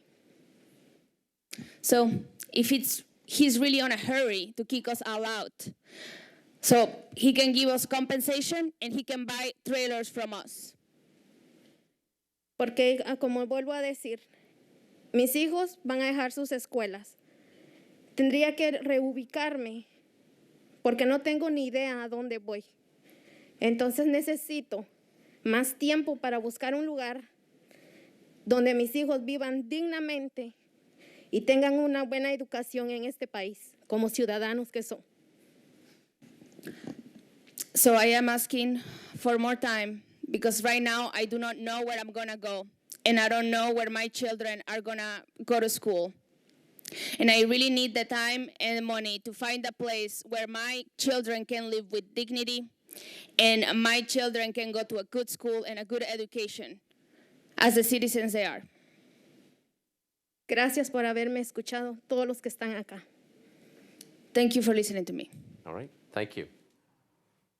Next speaker. Buenas tardes a todos.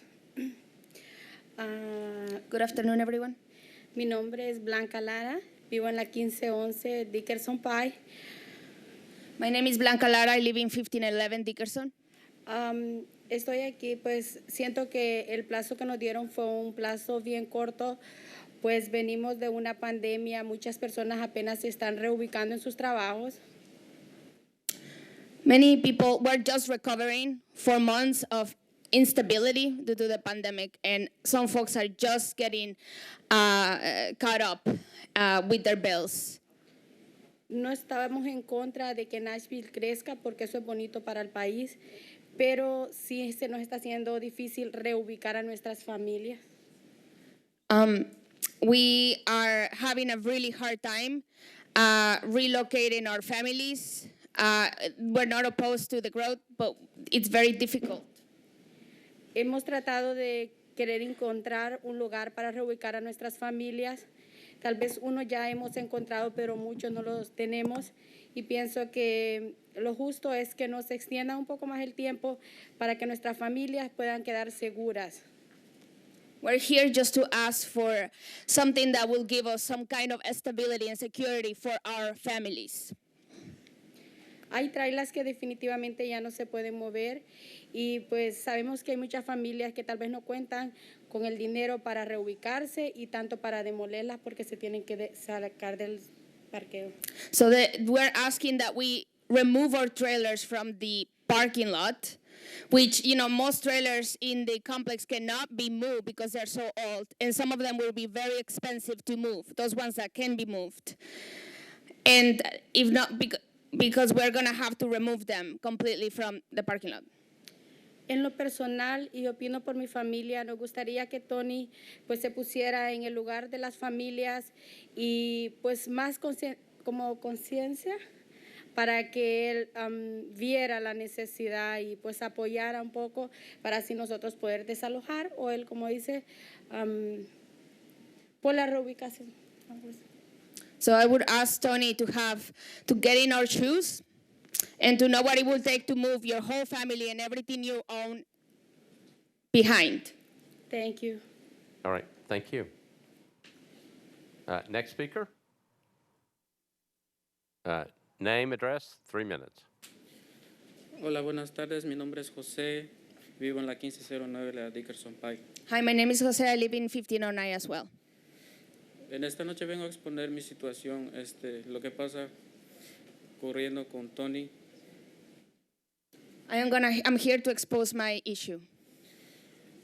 Yo compré mi trailer con Tony en diciembre del año pasado y I bought a trailer off of Tony on December 2020. y sabiendo que él va a vender la propiedad, él no me dijo nada y yo agarré todos mis ahorros e invertí en todo mi casa y ahorita By then, he already knew, and it was public, that he was selling the property. But knowing this, he sold a trailer from me, which I paid with all my savings. y después viene y me dice que solo tengo 2 meses para desalojar y ahorita no tengo las posibilidades para moverme y ya he intentado reubicarme y es imposible. And then he comes and tells me that I have 2 months to leave everything behind.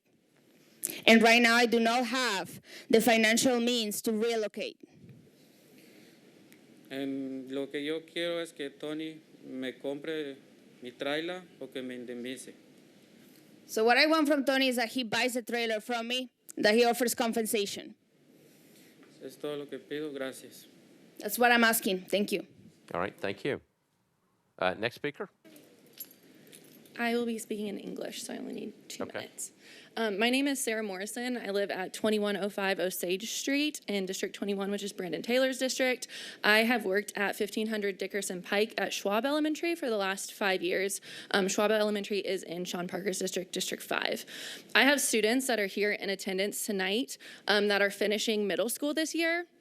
Who I used to walk home after a day of teaching them in 3rd grade to this mobile home community. The existing neighborhood is full of families who have lived in this area for years. And as you've heard, some of them have lived there for a decade or more. The owner of the property, Tony Klaus, has known for over a year that he would be selling this property for development, and he gave these families less than 2 months' notice that they were being forced to leave and move elsewhere. I have a few rhetorical questions. How many of you would be able to leave your house of a decade in the next 6 weeks and stay in the same community and in the same neighborhood? The cost of housing in Nashville is not a new topic of interest for any of us, but I just want to ask you, where are they supposed to go? How are they supposed to make a plan to go there? Their homes are here, their jobs are here, their kids' schools are here, and their communities are here. So although the development of Nashville is inevitable, and realistically many of these families will be pushed out of the city, as many of the others have been over the last couple of years, we're just asking at this time for more time and support to help these families jump over the hurdle that is ahead of them. Thank you. All right, thank you. Next speaker. Name, address, in 2 minutes. Hello, my name is Johanna. My address is 1509 Dickerson Pike. I was born and raised in Nashville, and I've been living in 1509 Dickerson Pike for 13 years. When we were told that we have less than 2 months to leave, and all of us, my family, the neighborhood, was in shock. They told us that our homes would be demolished. The landlord knew he was going to sell over a year ago. Why didn't he tell us before? We could have had time to prepare, mentally prepare, physically prepare, and get everything ready. Many people don't know where they're gonna go. There are full families here that don't know where they're gonna go. Kids who are going to start school soon, and they don't know where they're gonna go either. We are asking for compensation for our mobile homes because we bought them with our savings. Many people renovated them, and some have bought them recently, like 6 months ago. We are asking for what is fair. We are not asking for charity. We're just asking for what is right.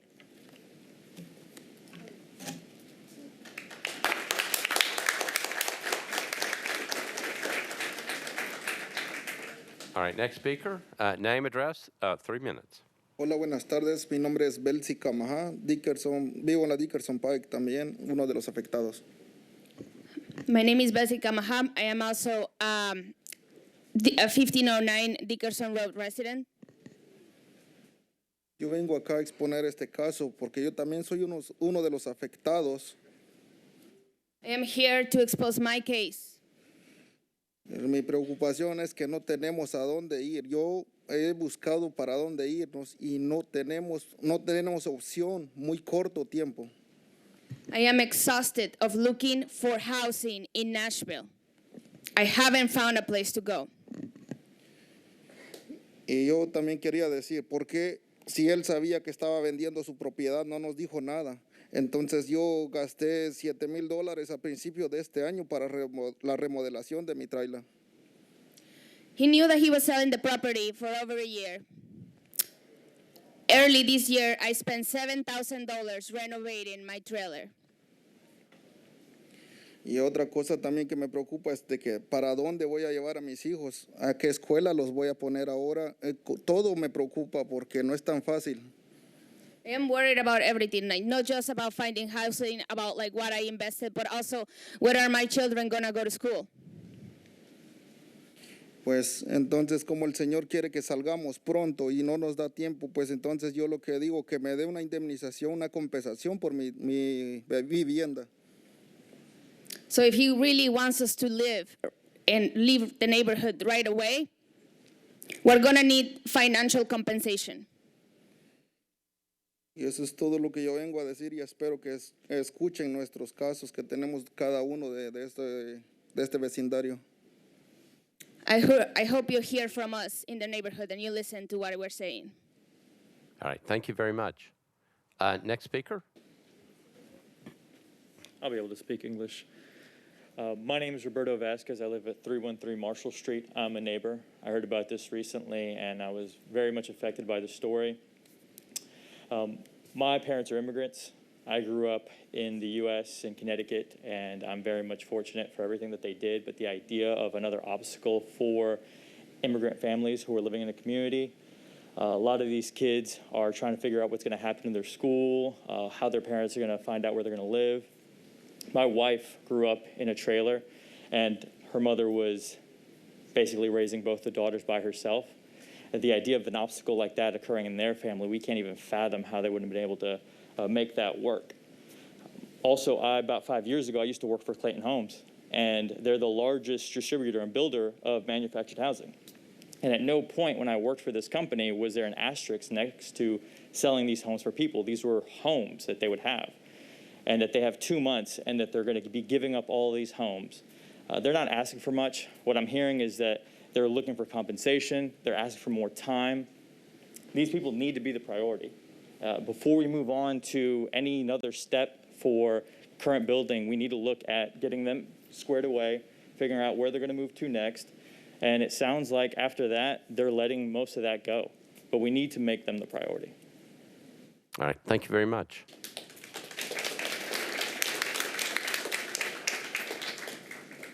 Yes, Hola, ma'am. buenas tardes. Mi nombre es Micaela Cachá y yo soy una de las afectadas de las trailas de la Dickerson. Hi, my name is Micaela Hacha. I am one of the affected residents at 1509 Dickerson. Están afectando a mis hijos, están afectando a todas las familias, están destruyendo la familia y la comunidad. No es tan fácil dejar un lugar. Yo no manejo. Me cuesta mucho llevar a mis hijos a la escuela y ahí se me hace fácil llevar a mis hijos. Es muy difícil. They're destroying our community and they're breaking it up. It is very difficult to find another place, not just for the money, but I myself, I don't drive. I love the location. I am able to go to the store and walk my children to school. It will be very difficult for me from now on, like, to bring my children to school. Tengo dos hijos, una de 11 años y uno de 5 años. Mi niño es su primer año que va a la escuela.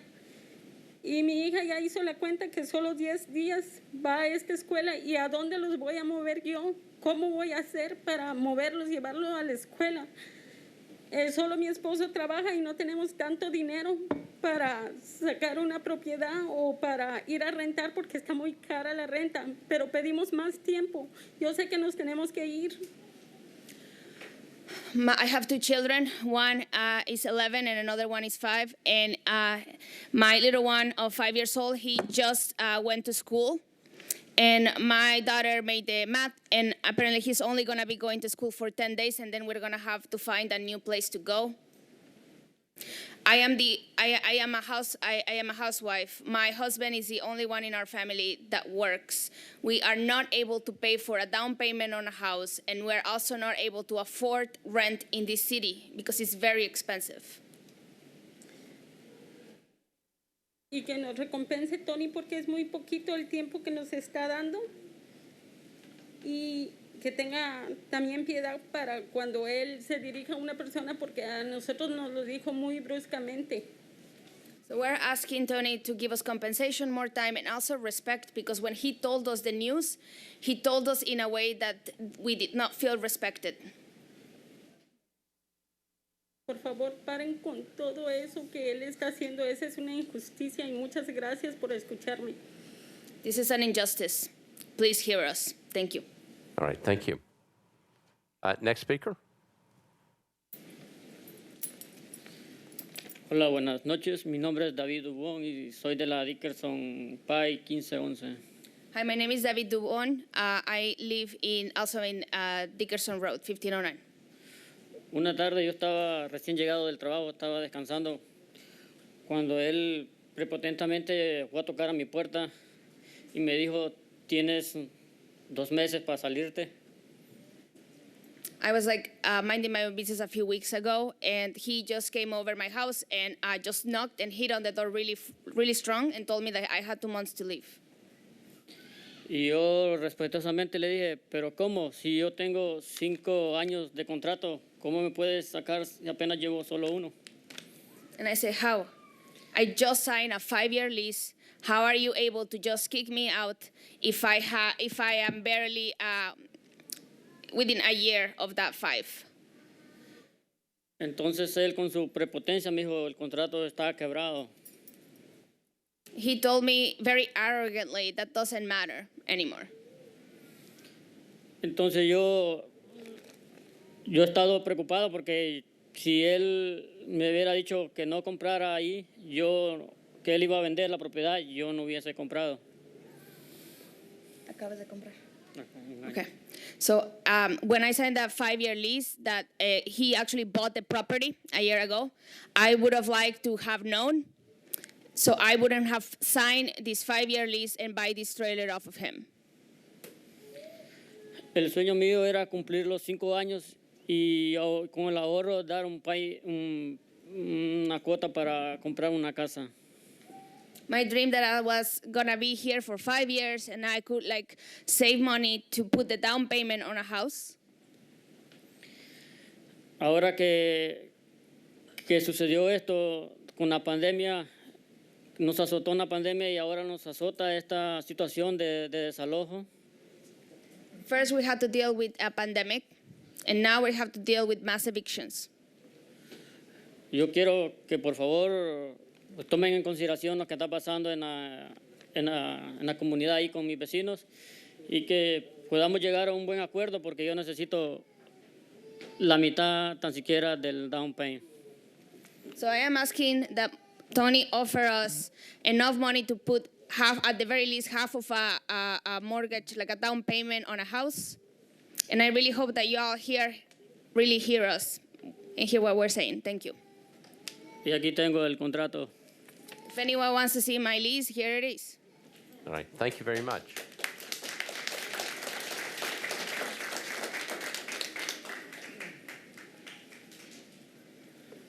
Buenas tardes, mi nombre es José Ricardo.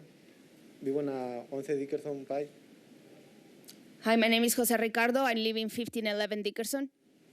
Nosotros hemos estado viviendo ahí por 10 años y actualmente tenemos problemas al tratar de buscar alguna propiedad para movernos o algún lugar. We've been living there for 10 years, and right now we're having an impossible time being able to find home in the city. Y se nos hace un poco difícil para buscar alguna escuela que nos ayude también por nuestros trabajos, por nuestra parte, si los dos trabajamos. We both work, and we're having a very hard time also finding a school where we can send our children now that we have to leave. Eso es todo, gracias. That's all. Thank you.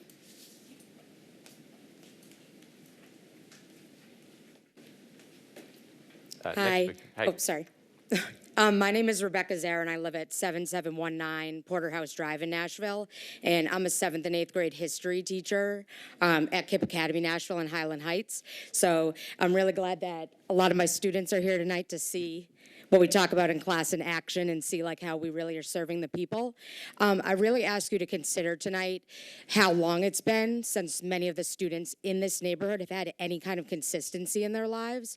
Next Tuesday, we should be heading back to school for the first time in a year and a half.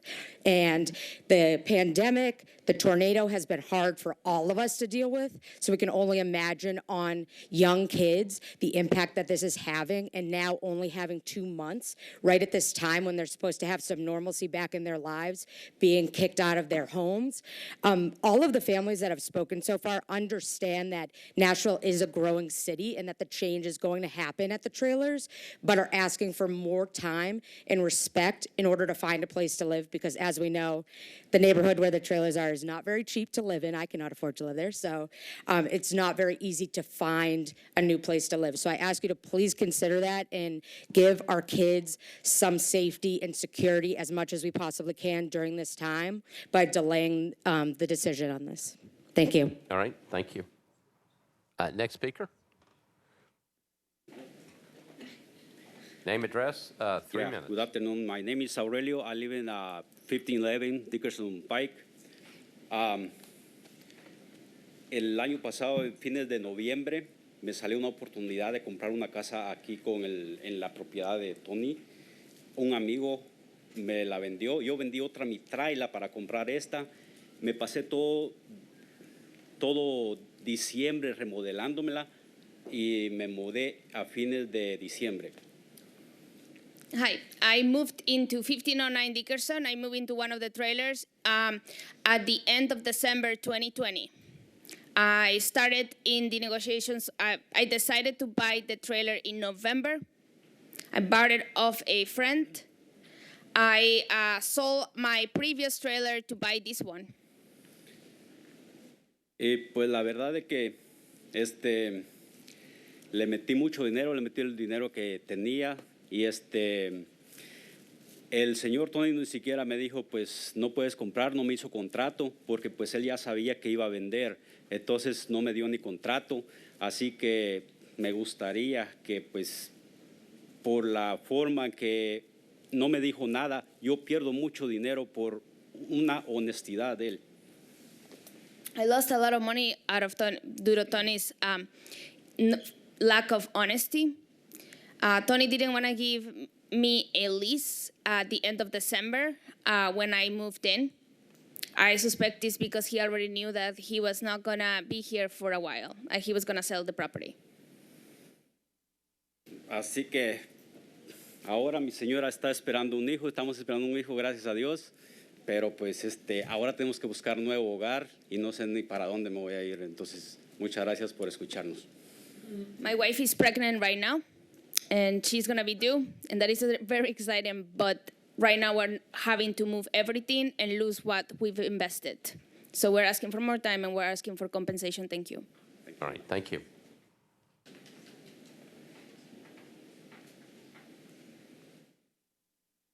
Hello, my name is Sophia Cruz. I live at 1511 Dickerson Pike, B7. Tony Klaus has wronged the residents of 1511 in which he has put his land on sale for a year. No warning to any resident. Many of these are children. There are so many children among. We are in such risk. Corona has came. Much of us don't even know where we will be going to school. Personally, I am putting my credits for college at risk. I may have to repeat years. My sister, she will go in debt. My mother, a single mother, I did not have her present when I was little. That will happen again. So much is happening. He's put this land up for a year. You have seen so much evidence. People, they have their lease, 5 years. He has failed us in many ways, and this hurts every and each one of us. We are fighting for our rights. See us as residents of Nashville. Don't see us as immigrants. Don't see us as anything else but residents of Nashville, Tennessee. We are fighting for so much more. We want equal rights that anyone else would ever have. We need help. We can't find houses, overpriced for no reason. As you can all see, his land has been put on sale for more than a year. He has failed to recognize that to any resident. There has been no evidence. Like, he has not told anyone. He also threatened us to kick, if we don't leave the 31st, to get the sheriff on us. And Myra has too, that they will kick us out personally. The sheriff will escort us. Where does that leave us? There are kids that are about to start school. They're going to start high school, middle school, elementary. Where does that leave them? Thank you.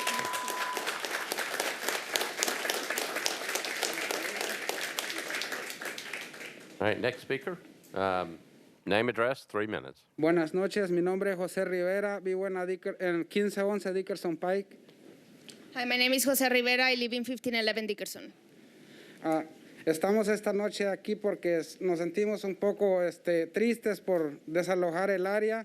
Sabemos que el señor Tony es el dueño, pero necesitamos un poco más de tiempo para poder ubicarnos en otro lado. We are sad, and I am sad, and we're asking for more time. We know that Tony is the owner of the land, but we are families, and we're a community, and it's going to really take a lot more time for us to be able to leave everything behind. Bueno, mi traila tiene 70 años, es imposible moverla, entonces, bueno, tal vez sería bueno si él nos pudiera indemnizar un poco por esa casa, porque es imposible mover. My trailer is 70 years old. It is impossible to move. I'm about to lose everything, so I am asking for financial compensation for losing everything I have. Hemos gastado mucho dinero en remodelarlas, porque si usted entra por dentro, esa traila se ve nueva, pero pues ya el chasis no aguanta para remolcarla. Muchas gracias. I have invested so much money inside my trailer. It actually looks lovely inside, but the foundation is not strong enough to be able to withstand the moving, so it's not possible to move it. So I am asking for compensation. Thank you. All right, thank you very much. Next speaker. Hi, my name is Juan Miguel, and what Tony is doing, it's wrong because we've been living there since 2006. All my 3 kids, they were born there. And to give us 2 months to live is not right because we cannot buy rent. You cannot buy a house. You cannot put an application for an apartment without getting if you got credit. If you don't got good credit, you cannot apply for it. You cannot get any rent. So it's not giving you any time to move either. We went to look for a place where to move the trailer. There's no place. There's nowhere to move it. So at the moment, we know the trailer is going to be there. It's going to stay there. It's going to be demolished. So what we're asking for Tony is to compensate and to pay for the trailers because he did to others, so why he cannot do to us. That's all. Thank you. All right. Thank you.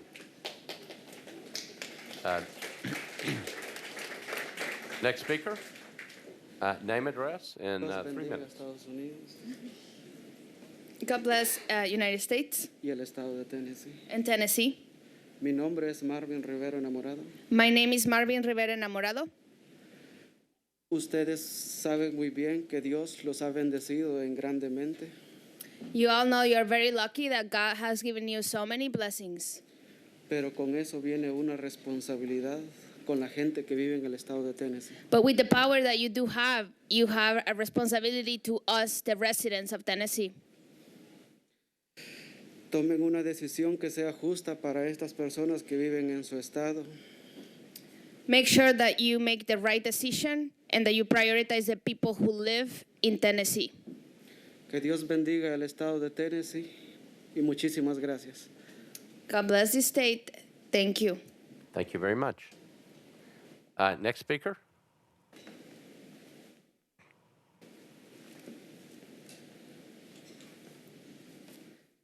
Hola, muy buenas noches. Mi nombre es Miguel. Vive en el 1508 Dickerson Pike, en el lote 19. I live in lot 19. My name is Miguel, and I live in 1508 Dickerson.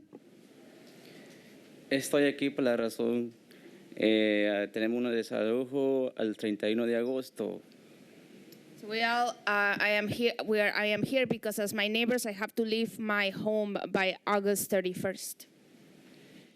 Lo que nosotros necesitamos pidiendo a Tony que nos dé más tiempo para para buscar una renta o como para más tiempo lo que estamos pidiendo.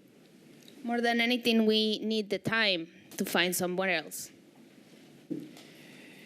Incluso yo tengo 2 hijos, uno de 10 y uno de 7 años están ahí en el swap y entonces ellos pregúntame y qué va a pasar.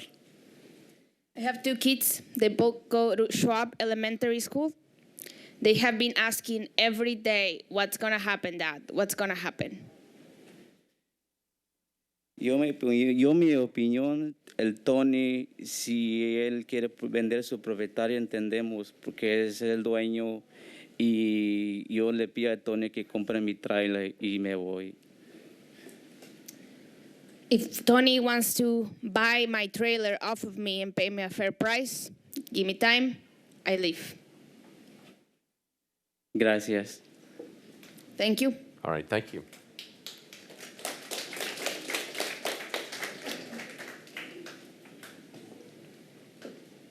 Buenas noches, mi nombre es Margarita Camajá y vivo en las trailers Dickerson Pike 1509, lote 8.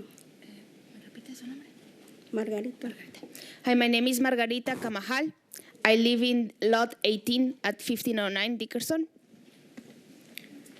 El motivo que estamos aquí, que le pedimos a Tony que nos dé chance todavía para que nos dé tiempo pues para buscar un lugar donde nos vamos a mover, porque no tenemos dónde movernos. As many of my neighbors, I also have nowhere else to go. So we're asking for more time and compensation so we find somewhere else to go. Y ahora si él tiene un lugar para dónde movernos, pues solo que nos diga y pues ahí nos vamos a mover. What we would all prefer is if he could offer a space in the neighborhood for us to move our trailers. Solamente gracias. Thank you. Thank you very much. Next speaker, please. Hi, my name is Brooke Martin. I live at 2350 8th Avenue South. I'm a math teacher at KIPP Academy, Nashville. I'm going to be reading off a script because, coincidentally, I hate speaking in front of people. It speaks volumes that the people who are essentially being robbed of a home aren't bitter, don't want handouts, and are understanding that Nashville is growing. Yet those who are taking away their homes are excited for the growth and here to stay.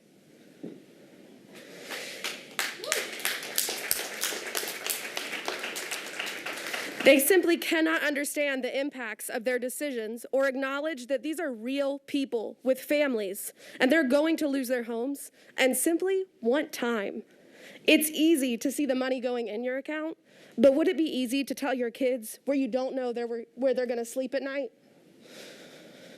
This year has been hard, and while we, the adults, are standing here up speaking, I want you to look at the rows of children who will be directly impacted by this greed.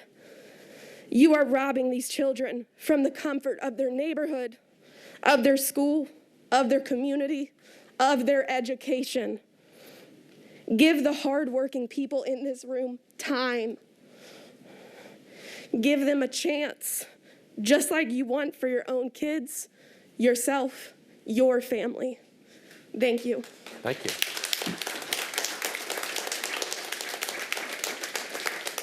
Yes, sir. Next speaker. My name is Charlie Davidson. I live at 1509 Dickerson Road, Lot 20.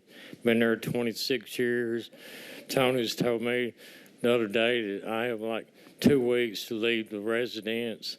I rent a trailer from him, but then he told me before that I was supposed to leave the week before then.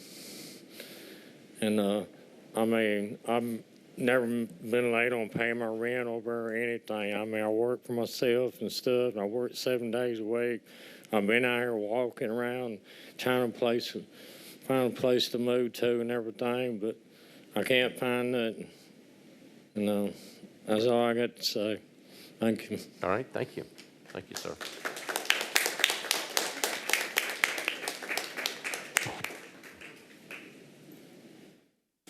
Hola, buenas noches. Mi nombre es Leslie Matute. Vivo en 1509 Dickerson Pike, donde compré una traila hace 2 años. Hi, my name is Leslie Matute. I also live in 1509 Dickerson. I've been living there for 2 years. Nos avisaron que debemos desalojar el lugar. Dentro de 2 meses ya nos quedan solo como menos de un mes. We were told that we had to leave. We had 2 months to leave. Right now we have less than a month. Y pues soy la madre de 4 niños. Y hasta el momento no tengo ni el tiempo ni el dinero para encontrar un buen lugar donde vivir con ellos. I am the mother of 4 children, and as of right now, I have nowhere else to move with my children. Lo que hizo mal el dueño de las trailas fue que no nos avisó que él pensaba vender. Por esa razón, la mayoría hicimos algunos arreglos en las trailas. Y pues ahí se nos fueron los ahorros. Y pues por esa razón yo es lo que estoy pidiendo es tiempo y dinero para encontrar un buen lugar. What we think Tony did wrong is that he didn't tell us when he was intending to sell the property over a year ago. Since then, many of us have been investing money to renovate our trailers, and that's where a lot of our money and our savings have gone. We need more time, and we need compensation. Muchas gracias. Thank you. All right, thank you very much. Next speaker. Good evening. My name is Kristen Suing, and I live at 1275 Havenbrook Drive. There's a sign on that wall back there that says, avoid repeating points made by a previous speaker, and names this repetition as needless. But as an educator, I know the power repetition has on understanding. So I'm hoping these sentiments are not redundant, but are resounding to you. I've been a resident of this city for my entire life, about 29 years, and I've seen our city change in rapid ways, particularly in the last decade. And while I'm hopeful that these changes intentionally benefit all communities, I'm also keenly aware of the ways in which it does not, in which it negatively impacts current residents and disproportionately does so for communities of color. This is not a new concern, and I'm sure you have heard about it regularly, so I thank you in advance for making space for this concern to be voiced again. The development of our communities comes at a great cost to many long-term residents. We must ensure that we protect our communities, many of which have invested in and planted seeds in our city. We must pursue greater resolution to these issues, that we not only delay unjust measures of displacement, but that we eradicate these hasty, gentrified efforts that neglectfully and violently uproot our families. As an education administrator within our city, right off Dickerson Pike at Kipp Collegiate High School in Councilman Parker's district, and a lifelong proud resident of our city, I call on our city leaders to protect the dignity, humanity, and livelihood, not of the developers seeking to make a profit, but of those who are here first. My students are here, and so are their families. I am here, and there must be protections in place. This is not only a call to action for legal protection, but it's also a moral mandate. So I urge you to earnestly be leaders for all of our residents by protecting them, and specifically, I'm asking for the development of Dickerson Pike to be delayed and the residents be compensated. Thank you. All right, thank you.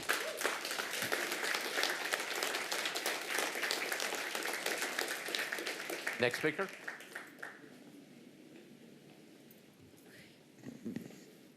Mi nombre es Antonio Cifuentes, vivo en la 1509 Dickerson Pike. Hi, my name is Alfonso Cifuentes. I live in 1509 as well. Yo estoy acá solamente para hacerle conciencia al señor Tony de que sabemos de que él es el dueño del terreno. We're here to bring some conscience into Tony and hopefully to you too. Él está en todo su derecho de vender. Lo único que pedimos es más tiempo. Yo todas las mañanas me levanto pensando en mi hijo que va a la escuela. We're here to ask for more time. It's something so simple. Every morning I wake up and think about my son who goes to school nearby. Él me pregunta que a dónde nos vamos a vivir. Yo como padre de familia tengo que buscar el lugar a donde vamos a vivir. A mí no me importa vivir debajo de un puente, en la calle, pero mi familia tengo que encontrarles dónde vivir. Every day my son asks me, where are we going to go? You know, I myself, I wouldn't care to live under a bridge. But for my family, that's not the life I want for them. Solamente lo que queremos es más tiempo. Gracias. We want more time. Thank you. Thank you.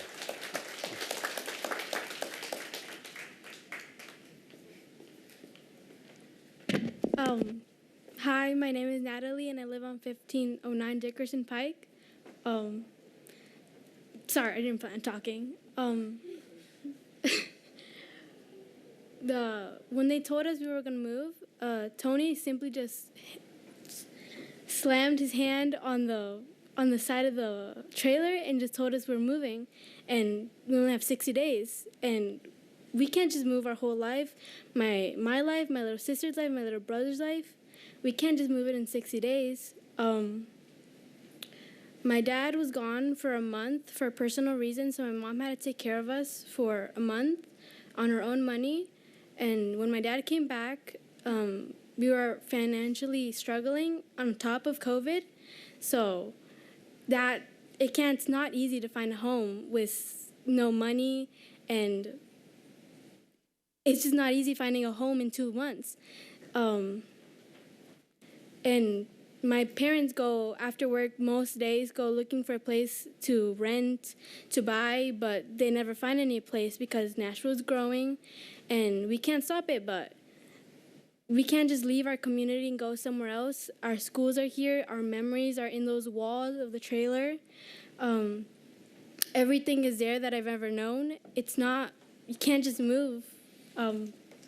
So we're just asking for compensation for everything there. He knew a year before, and he didn't do anything. We're just asking for more time and compensation. Thank you. Thank you.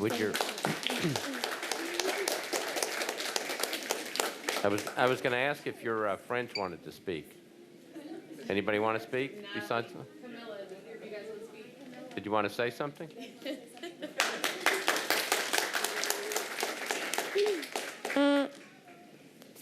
Hello, my name is Camilla Tolentino. I live at 1509 Dickerson Pike. I'm here to talk because Tony didn't give us more time. He should have given us more time because we love our homes. We have a lot of memories there. And we don't want to move. I ask my parents every day, where are we going to go? But we don't know. So, yeah, please give us more time. And we love America and because it's our home. Please help us. That's all. Bye.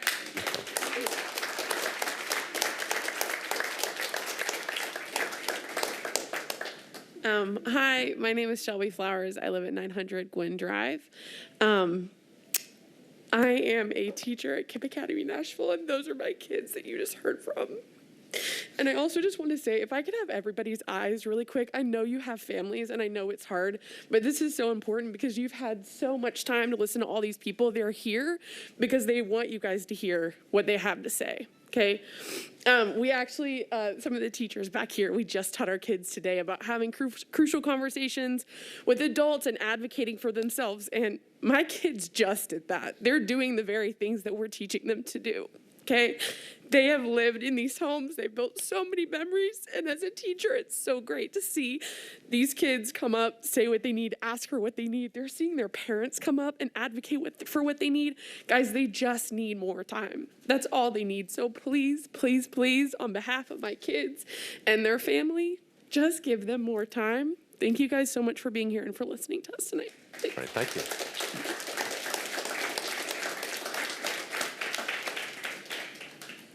Hi, I'm Cassandra Cosgrove. I live at 2128 E Hill Drive in Madison, and I have worked as an EL teacher at Schwab Elementary for the past 7 years. We are nothing without our families at Schwab. These same families who are here talking to you today. I've been blessed to teach entire families of children as they have grown up, to see them from pre-K all the way up through 4th grade. And words can't describe, just as she was saying, how proud I am of all of the things that they have accomplished and all of the things that they have overcome. These families are not asking to stop the tide of gentrification in Nashville. They're not trying to stop change. They're not even asking to be prioritized over others. They just want decency, understanding, and time. When I came outside before coming into the council meeting, several of the families came up to me and were surprised that I was here, that anyone from the schools and around came to fight for them. So I needed to come up to this podium myself to implore you, don't leave them unheard. Thank you.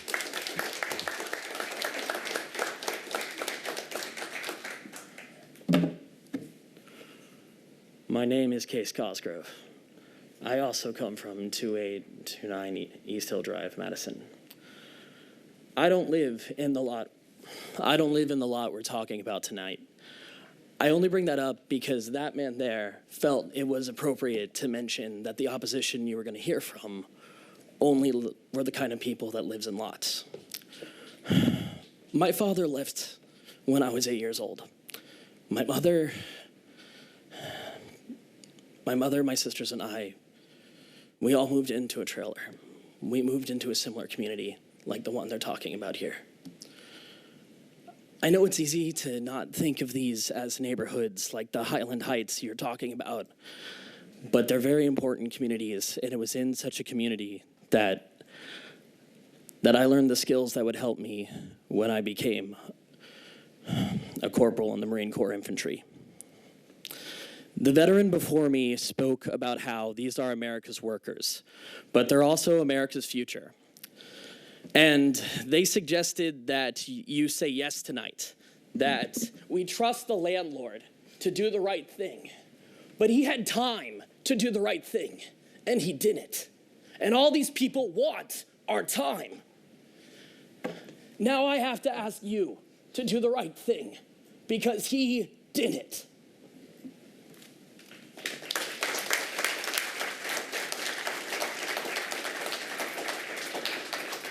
Next speaker, sir. Yes, I'm Michael Tucker, District 2. Just sitting in here in reference to another item, but hearing these children, hearing these families being affected. I'm a builder. I learned my trades at Whites Creek High School, Tennessee State University, built hospitals, built arenas, hotels, you name it.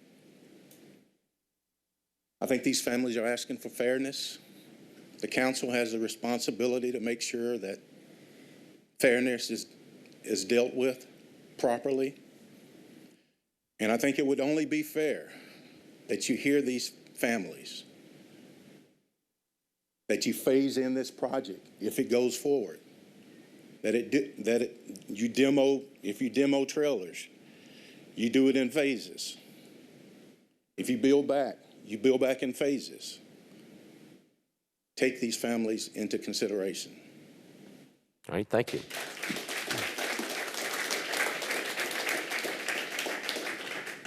Hi, my name is Elvira Hernandez. I currently live in 401 Moss Trail, Goodlettsville, Tennessee. I'm not directly affected by this, but 1509 Dickerson Pike, Lot 13, 3707 or 207 was my home for almost 9 years, and it was my home for my siblings as well. I went to middle school, lived in that trailer lot, and up until my sophomore year in college, it was my home. The only reason why I'm bringing this up is because we were well aware that change was going to happen and that gentrification was going to happen. 2 months, it's unrealistic to move, and I'm pretty sure that many of you have experienced purchasing a home. When we moved, we did not move in a process of 2 months. You know, you have to go to showings. You have to have that financial. You have to be financially ready to move. And these people, you've heard, have done renovations, did not expect any of this, but this project was set, well, at most a year or more. It's just not fair that these people only get 2 months to completely they're losing their homes. Where are they gonna go? I have family here still, and I've been calling. I've been calling places. But it's not easy. It's really not easy. Again, showings. It's a very, very long process that takes more than 2 months. So please, I'm begging you guys just to please hear these families out and give them more time. That's all they're asking for, more time. Thank you. All right, thank you.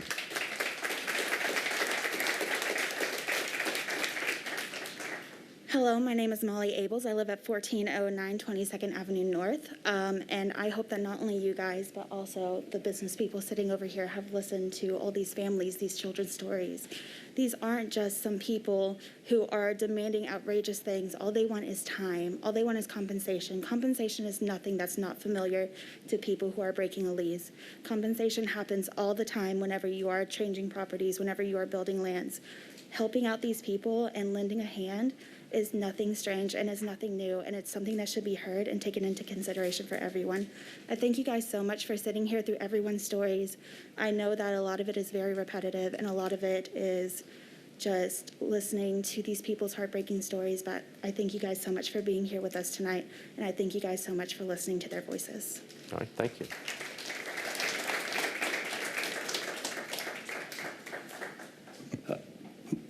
My name is John Wayne. I live in Nashville for 27 years. I come here tonight for different issue, but when I heard this story, I thought about something. I thought about Communist Party of China. Communist Party of China, they demolish the people's house, they force you to move out. They have a reason. They tell you what, this land belongs to me, not belong to you. So you only have used my land. But when I saw this situation, I thought about it. Even I thought as a landlord. I don't know who they are, but I'm just consider they are even worse than Communist Party of China. So how can you give people like 60 days, ask them to move? I'm a landlord. When I come to the United States, I'm a new immigrant. I come to the United States, I don't have any money. I'm so blessed. I'm a landlord, I'm an investor in Nashville. But I feel these kids, this family need to be protected. So I back the city council and the leader, and I try to give them a reasonable time, let them to some kind of conversation, let them move.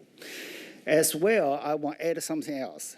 Last few weeks, several people come to me that say they have some free trailer on Dickerson Pike, ask me to have. And I asked him, how can you get this? He said, well, the landlord said, I can give you something for free. You just move this out. I just want to add this. I really appreciate it. The city leader can consider to take care of all this family and community. Thank you. All right, thank you.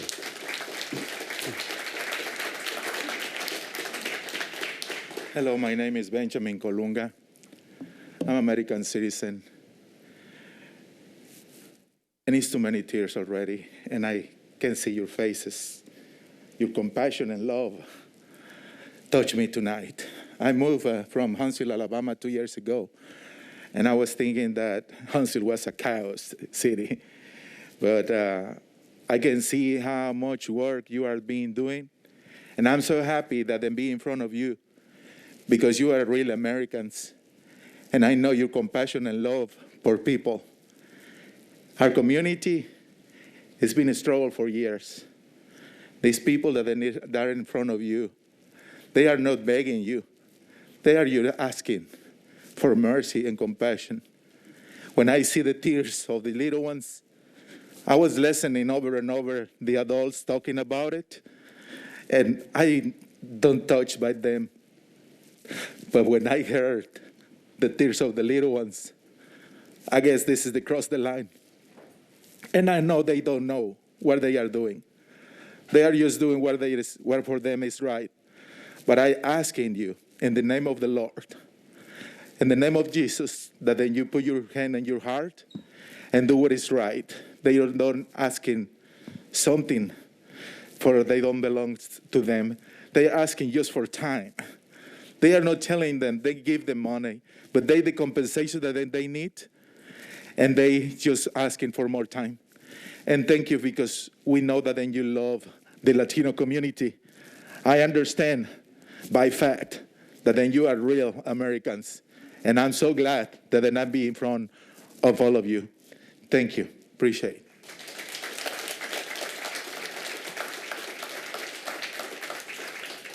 All right, anybody else wishing to speak? Seeing none, declare the public hearing closed. Councilmember Parker, you're recognized.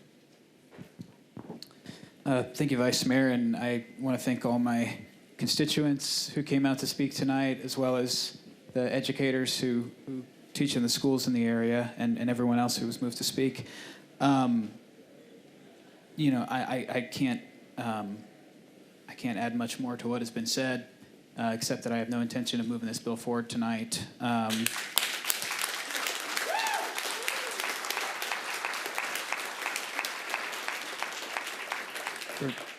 I would we're going to try deferring it 3 meetings. So I'll move to defer 3 meetings, and if colleagues have discussion on that, then I'm open to hearing it. Okay. So the motion is to defer 3 meetings, properly seconded. Any discussion? Councilmember Sledge, you're recognized. Thank you, Vice Mayor. So this is in reference to the deferral because we've heard a lot tonight about talking about buying time. And as I think a lot of members know, the Landlord-Tenant Act, the state legislature has gutted over several years, probably the last decade. But when we talk about buying time, we also talk about buying, and we talk about money. So I wanted to ask the administration, on a property like this, we've talked about how we have one-time money to retain affordable housing in the sense that Metro would be a purchaser of that property. And I wanted to ask the administration if such a property as this would, under the qualifications of federal guidelines for that money, qualify for that. Mr. Jameson? They would. I'll turn it over to Mary Jo here briefly, but we do have that qualification. We do have the guidelines that are still taking shape, and we don't have yet until mid-September, but we do know that these types of property acquisitions do qualify under the current regulations. Ms. Wiggins? Yes, thank you, Vice Mayor. Specifically with the guidance, I don't know about the purchasing of specific properties, but the eligibility for the American Rescue Plan does include providing economic support to those who have been impacted not only by the pandemic, but historically underserved communities. Specifically, you can address health and social determinants of health, investment in housing and neighborhoods, including affordable housing, vouchers, residential counseling, and housing navigation. So much of the support would be eligible. I can't speak specifically to purchasing a piece of property, but work in a qualified census tract is eligible. Great. Thank you, the administration. Thank you, Vice Mayor. I think that helps answer. As you guys know, the ARP committee starts meeting next week. If we're talking about a deferral motion tonight, it seems like there are timelines that start coinciding. With the quick time that I have remaining, I wanted to point out, the application. I do want to thank everybody who is here. Para los hispanohablantes, gracias por estar aquí. Estoy con ustedes. One of the issues, it seems like, in the application is, I don't know how many people looked at it, and that's what some of us were looking at. We're looking at the application and trying to ask questions. The image that's presented at the application is shown, it's not what's being built. It's shown as something else. And so when I looked up that address, the image that's submitted in the SP is of a property in Los Angeles. And looking up that property in Los Angeles, that property in Los Angeles was slated to have 10% of those units be for very low income neighborhoods. And I will tell you, it says something when an SP is submitted that has no plan and no renderings, is based halfway across the country, which has affordable housing, and as best I can tell, has not been built in the 3 years since it was passed. I'm ashamed that there's an applicant on here who is the engineer who's based in District 17. We should be better to our neighbors. Thank you.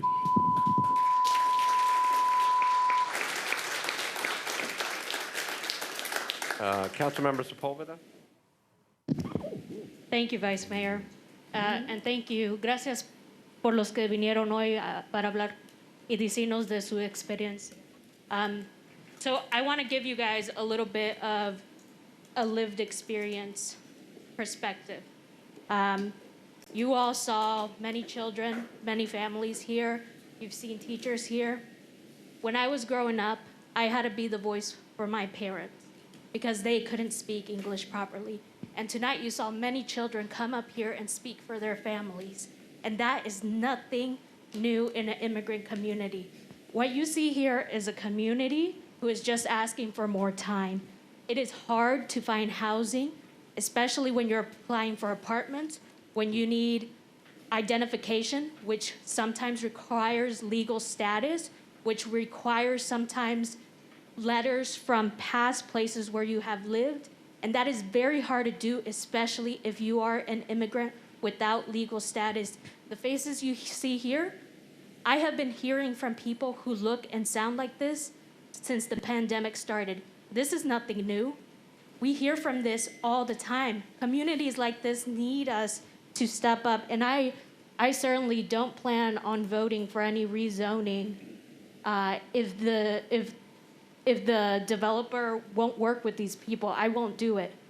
I think it's important to note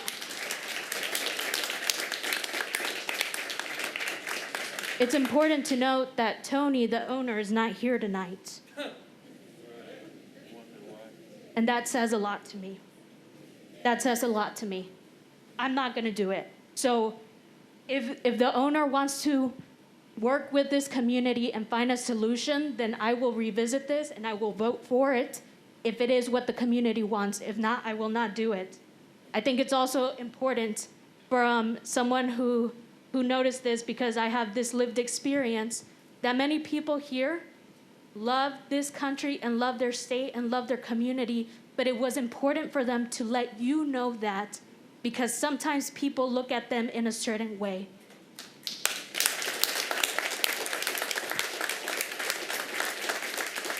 So I thank Councilmember Parker for not moving this forward and for deferring it. I encourage the developers and the owner, Tony, to actually show up and work with the community. Y gracias a todos por venir hoy.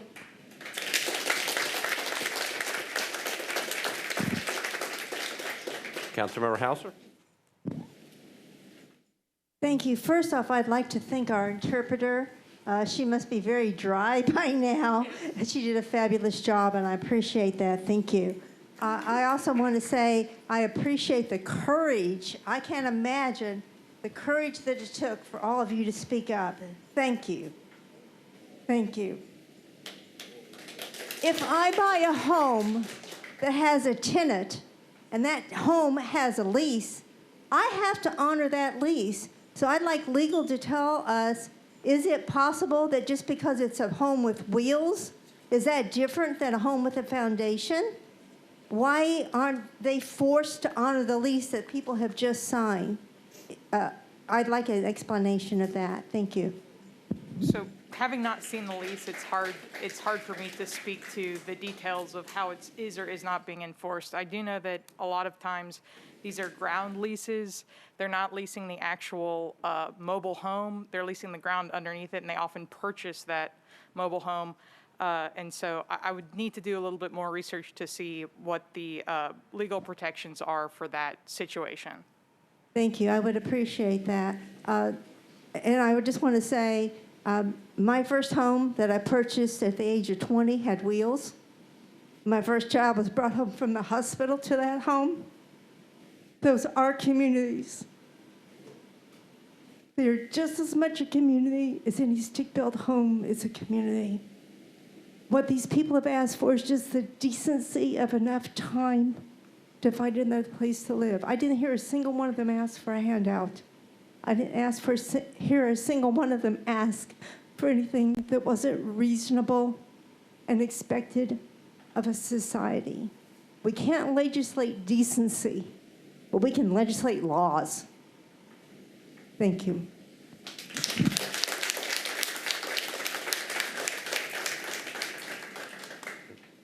Councilmember Hancock?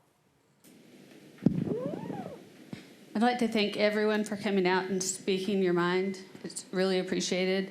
I grew up in a trailer park, no wheels. Most trailers don't have wheels. They are very difficult to move, whether they're new or not. And I know that these are very old, and I understand the challenge there. I don't think the deferral that Councilmember Parker is proposing is long enough, specifically speaking to the children that were here talking about just now getting back into the classroom next Tuesday.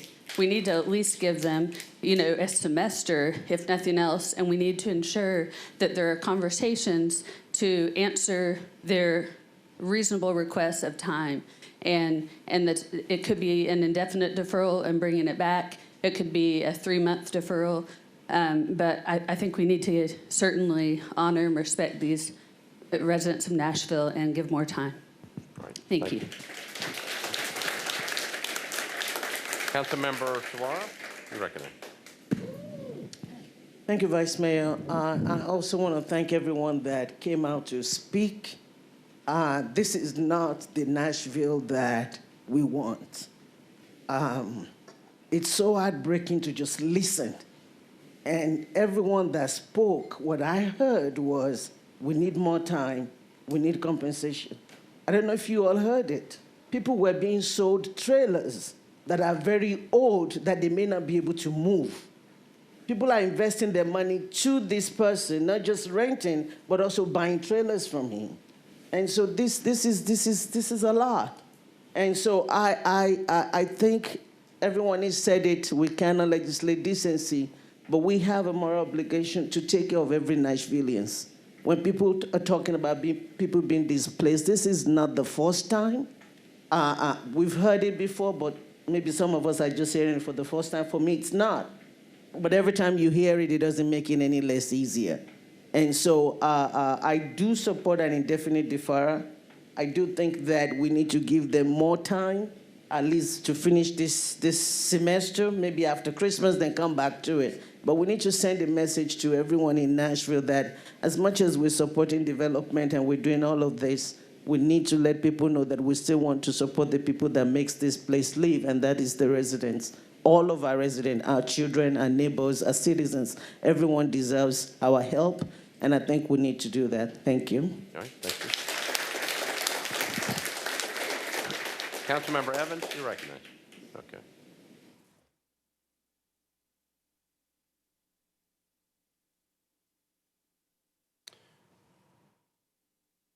All right, that's it in the queue. The motion currently is to defer 3 meetings. Councilmember Parker, you want to be recognized? Thank you, Vice Mayor. I would urge the body to continue with the deferral for 3 meetings. This gives us, it does not mean that it will advance in the first meeting of October, but it does give us an opportunity if the parties have found a way to work this situation out, which I think is an important possibility to leave open. So I would ask the body to support the 3-meeting deferral tonight, with the understanding that that does not necessarily mean this will move forward on October 1st. It only gives us the opportunity for that to happen if it's appropriate at that time. All right, thank you, Councilmember. So yeah, we're going to clarify that. So it's 3 meetings. So the 3rd meeting would be the second meeting in September. Well, the first meeting in October is what I was hoping to have this come back. Okay, unless there's an objection, then we'll make the motion to the first meeting in October. Is that okay? Yes. Any objection? Councilmember Nash, you're recognized.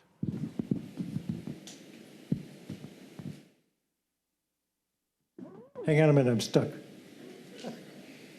Councilmember Nash is stuck in his chair. Got it. I got it. Thank you. Pockets on coats and armchairs. Gosh, a couple of issues.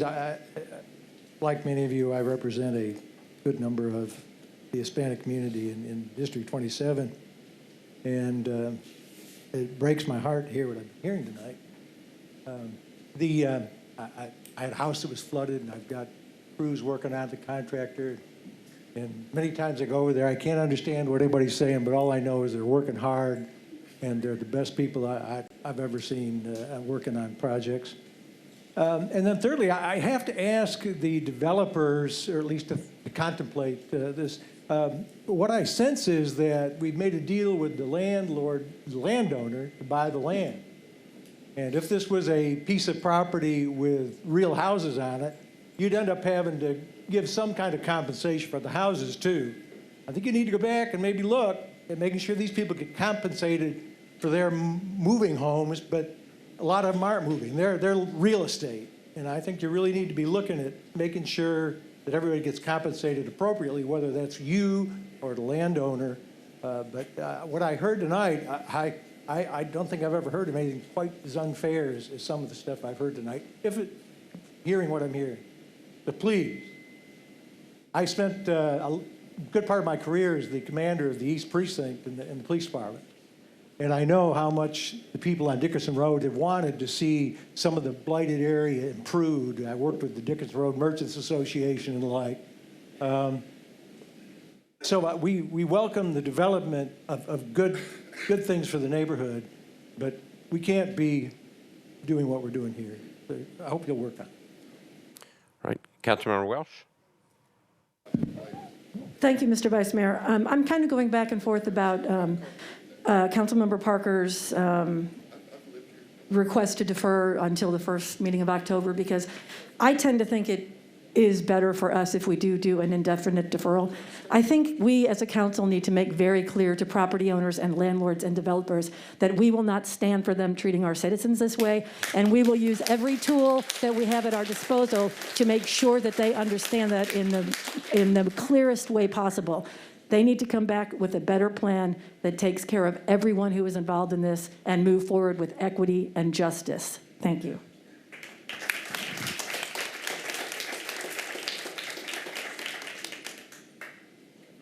Councilmember Welsh, just checking. You didn't make a motion. You just. I'd like to move for an indefinite deferral. Okay, that's what I was. Okay, so that's what we were talking about. We believe that the motion to defer indefinitely overrides the motion to defer 4 meetings. All right. We're double checking, but I believe it overrides it. Hold on just a second. I don't think it's in you. I think it's Robert.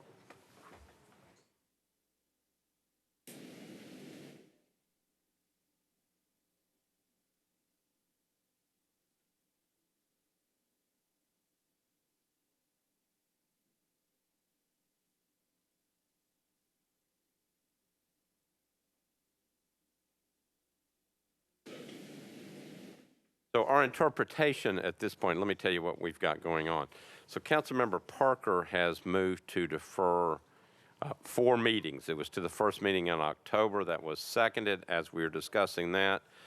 Councilmember Welsh has brought a motion to defer indefinitely. Our interpretation of the rules is that Councilmember Welsh's motion, we vote on that one first. If that one fails, then we'll go back to yours. So at this point, we have a motion to defer indefinitely. It's properly seconded. We're on Councilmember Welsh's motion to defer indefinitely. Oh, well, hold on. We haven't voted yet. I'm not even sure who voted. I think it was people in the back. So I've got people in the queue. Let me go through that and figure out who wants to talk. We are on Councilmember Welsh's motion to defer indefinitely. I've got Councilmember Weathers on the motion to defer indefinitely. Okay, Councilmember Weathers, you're recognized. Thank you so much, Mr. Vice Mayor. I'm going to rise in opposition to the motion for indefinite deferral. I'm going to ask folks to listen to Councilmember Parker, the district council member. This isn't a matter of councilmanic courtesy. This is a matter of deference to a council member who works very, very hard for his constituents and has been out to community meetings and advocates very strongly for his constituents. I really believe that Councilmember Parker is doing what he believes is best for his constituents in putting a finite amount of time on it, at least for now, and that if a deal isn't reached, that then we can take a further step. One other thing I do want to emphasize to neighbors is this isn't like RS5 zoning that's being upzoned. This is land that has commercial zoning. It's on a corridor. There's a lot of zoning entitlements that are currently in place on the land. Killing this rezoning, even if you withdrew it or killed it, doesn't mean that they can't do anything with that land, right? They actually have a lot of entitlements. They could potentially do short-term rentals, lots of things. So just want everyone to keep a cool head, please.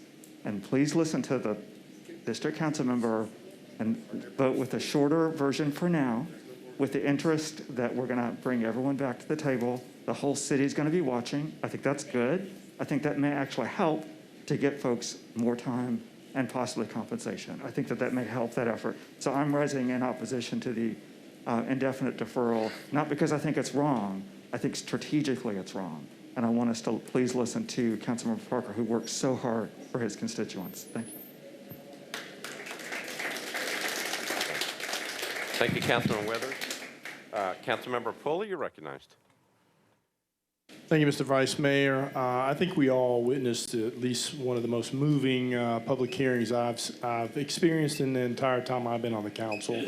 I do want to rise in opposition to the indefinite deferral and in support of Councilmember Parker. I can tell you my experience with Sean Parker has been that he is very much a strong advocate for issues like have been discussed tonight. I don't know of anybody that would fight more fiercely for this community and what they're going through than Sean Parker. And what I heard from Councilmember Parker was not, let's give this community another 4 or 6 weeks to deal with this issue. I heard that Councilmember Parker wants 4 meetings in order for Councilmember Parker to deal with this issue. And if the issue is not dealt with to his satisfaction, then he will deal with this with a further deferral. So I would urge you all to support Councilmember Parker's wishes. I have every bit of confidence that this is in good hands with him. Thank you, Councilmember. Councilmember Mendez. Thanks. I guess I'm joining along with the last couple speakers. If the goal is to help the folks who live in this property, and I think that is the goal, going for the indefinite deferral is an extremely high-risk proposition. We have a piece of the puzzle that we simply don't know the answer to, and that is if the owner has the legal right to kick folks out by eviction or not renewing. I don't know whether the land leases are month to month or how long they are. We've heard a lot about the trailer purchases. We haven't heard much about the length of the lease for the land. If we turned around after an indefinite deferral and found out everybody got kicked out after 90 days and it was empty with a fence around it, we wouldn't have helped folks very much. So I think there's not enough information to think that an indefinite deferral actually helps the folks that live there. I join in supporting Councilman Parker in having the modest 2 months to the beginning of October and time to find out whether there's agreement to be had on the requests made by the residents. Thank you, Councilmember. Councilmember Cash. Thank you. I agree with the last 3 speakers and will vote against the indefinite deferral. When Councilman Parker says that he will, that this is, that if we get to 4 meetings from now and he's not satisfied, I trust him that he'll do the right thing. When, on the question of have these Nashvillians been adequately taken care of and given due consideration, I trust Councilman Parker to make that determination. So I will vote against the indefinite deferral and support Councilman Parker's deferral. Councilmember Sledge. Thanks, Vice Mayor. I want to yield my time to Councilmember Welsh, please. Councilmember Welsh. Thank you, Mr. Vice Mayor. I will, after listening to this discussion, I will withdraw my motion for the indefinite deferral, and we can revisit that at the first meeting in October if we do not have a satisfactory forward movement on this issue, which I trust that the developer and the landowner will make every effort to make this right. Okay, thank you, Councilmember. So now we're back on Councilmember Parker's motion to defer for 4 meetings until the first meeting in October. Councilmember Hancock, comment? I also truly respect Councilman Parker and the work he's done and his consideration for the community. The concern I have is the angst that the residents will feel as they're waiting for 2 more months to find out what's going to happen next. And so I hope that as we move towards that date, we work with the residents regularly to make plans for the future, which may not be in that location, and try to make a plan for moving forward. But it's just a hard situation all the way around, so I'm not sure which way to vote at this point, but I appreciate all the advice my colleagues have given. Thank you. All right, thank you, Councilmember Hancock. That clears the queue. We are on the motion to defer 4 meetings until the first meeting in October. It was moved, properly seconded. We're ready to vote. Councilmember Porterfield, you're recognized. Sorry, Vice Mayor. It shows that I'm in the queue on here, so my apologies. Something may not be working on my end. I won't take too long because we've heard a lot from our residents and we've heard a lot from our colleagues. I just wanted to reiterate a point that Councilwoman Sepulveda stated, and a point that I strongly believe in, and a point that I believe that many of my colleagues believe in. I can only speak for myself, but if I get word that people are continuing to be evicted during this process, I'm not supporting any rezoning moving forward. So we want to send So we want to make sure to send a strong message to the owner and to the developer. Do right by the people that are there. And if you do not, we will not be supporting any legislation that you bring forward. Thank you.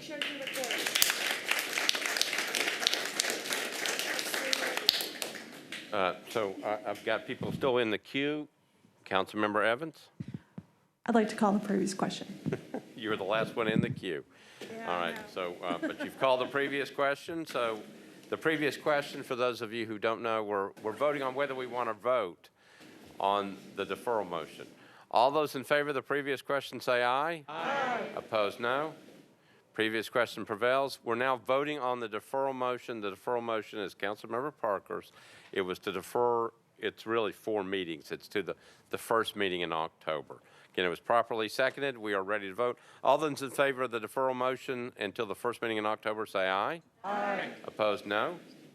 Motion passes. So let me explain to you all what that means. We did not vote on the bill on second reading. It went through public hearing, but the bill did not get voted on second reading. It gets deferred to the first meeting in October. At that point, it will be on second reading, so it did not pass second reading tonight. Okay? Thank you all for being a part of this discussion, and appreciate the interpreter. It was a very, very meaningful and good discussion. All right, we move on to item number 8. This is BL.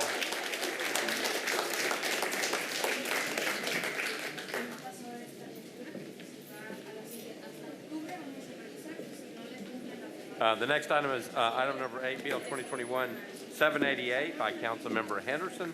An ordinance to amend Title 17 by changing from RS20 to SP zoning for property located at 4020 Estes Road, approximately 430 feet north of Hobbs Road. It's 1.03 acres. This is a disapproved bill. Councilmember Henderson, I go to you first.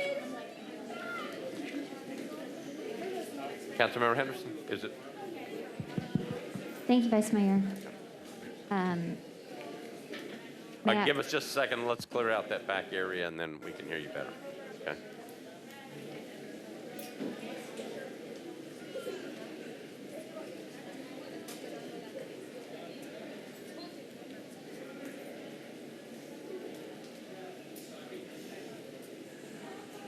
Okay, you ready to go? Yes, sir. May I open the public hearing, please? Well, so we've got, it's a disapproved bill, so we need to go to planning first. Okay, I'm sorry. You acknowledged me. I thought you... Ms. Milligan, you're recognized. This is a request for rezoning for property located at 4020 Estes Road. The request is to rezone the property from RS20 to SP zoning to permit a detached accessory dwelling unit. The Planning Commission recommendation was to disapprove. The existing zoning is RS20, residential single family, 20,000 square foot minimum lot. The proposed zoning is SP. The SP would permit one detached accessory dwelling unit in an existing detached structure. The land use policy for the area is T3 neighborhood maintenance. T3 neighborhood maintenance, suburban neighborhood maintenance, is intended to maintain the character of developed suburban residential neighborhoods. Some change may happen over time. When this occurs, efforts should be made to retain the existing character of the neighborhood. The Planning Commission recommended disapproval of this request as they felt that the SP was an inappropriate tool to utilize in this situation to provide for a DADU. Thank you, Ms. Milligan. Councilmember Henderson, you're recognized. Thank you, Vice Mayor. I'd like to open the public hearing, please. Okay, I declare the public hearing open. A show of hands of those who are here in favor of this measure. I see people in the back. Show of hands of those who are here in opposition to this measure. I see one hand that way. Those in favor wish to speak. If you want to, come on up to the front.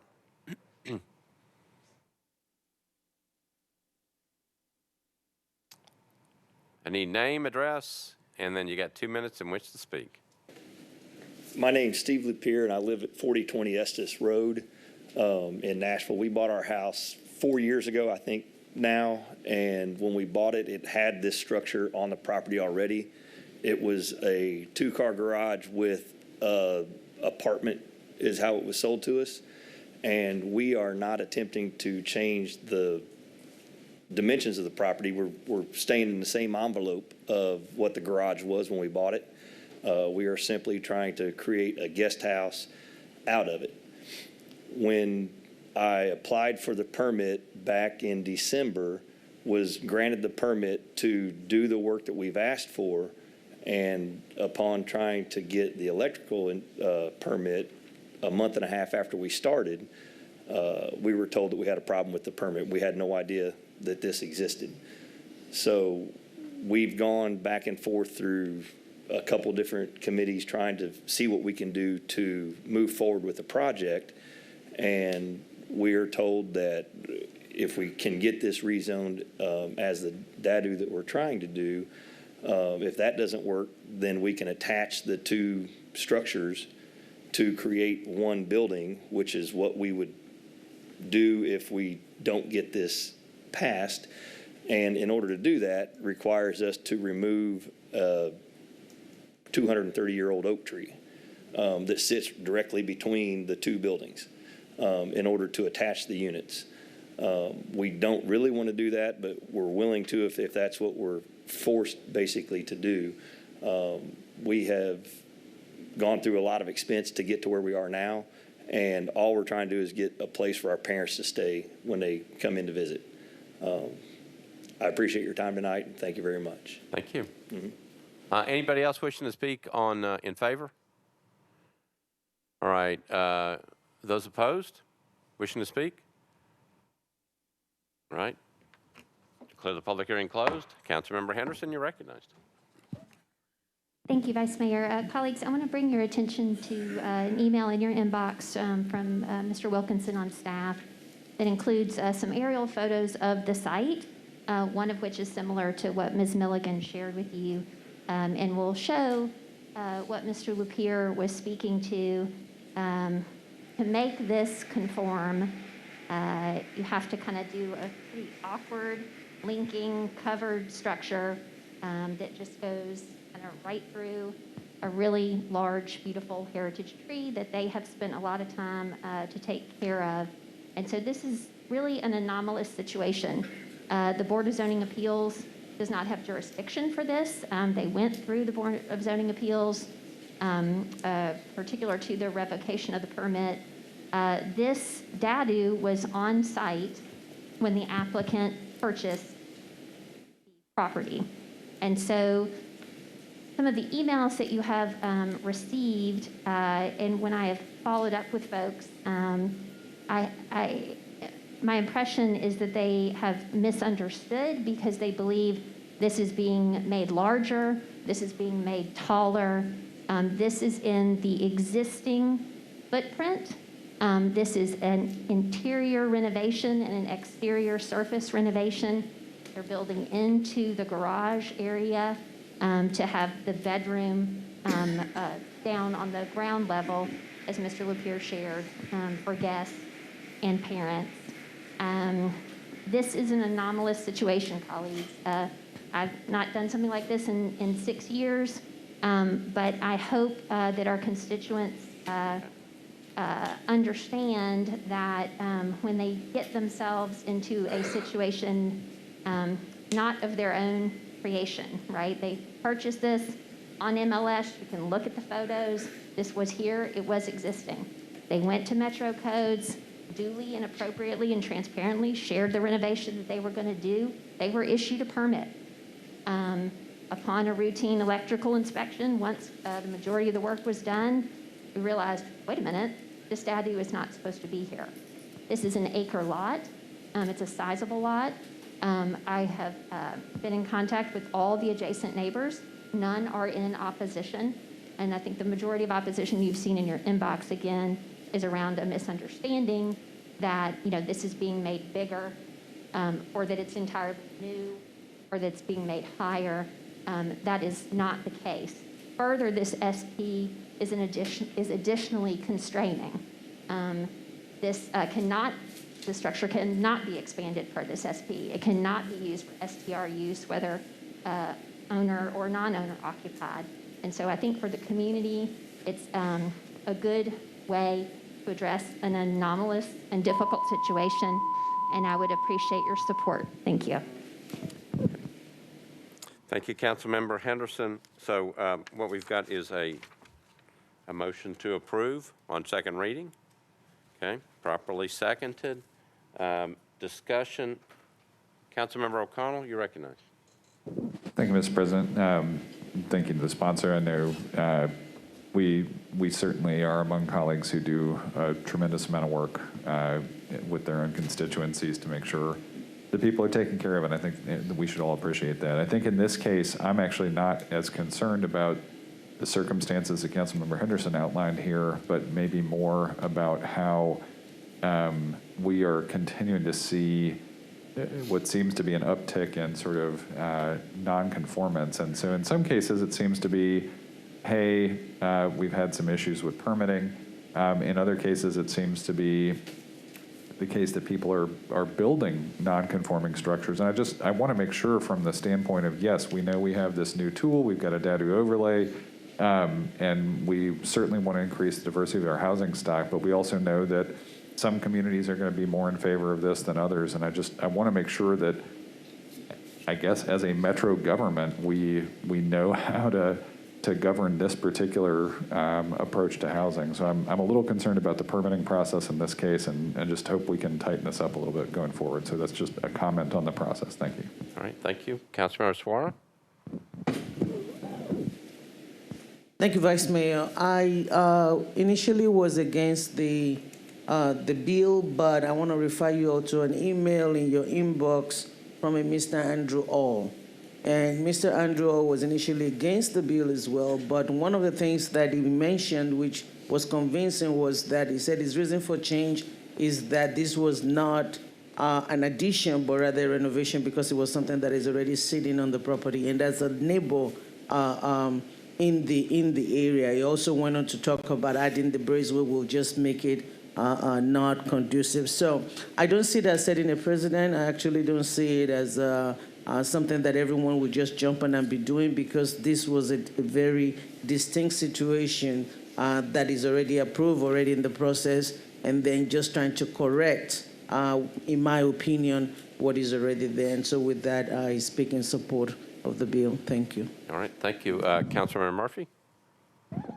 Thank you. I wanted to share a little bit more about the Planning Commission process and how they explained to us that they had gone to the BZA, and I think that they had requested some sort of setback variance.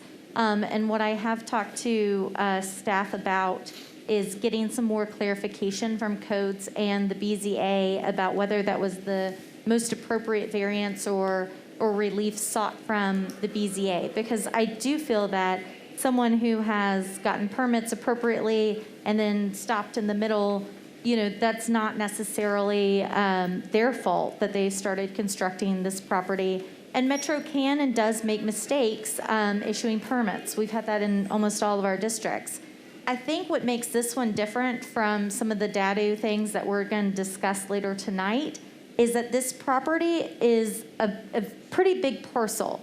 And while, and Lisa can correct me if I'm wrong on this because I flip-flop it all the time, I think this is in neighborhood maintenance, and so there is lot compatibility when you're talking about subdivision and things. But the thing is the square footage of this lot is big enough to, if you did not have to do lot compatibility, that it could be two separate lots.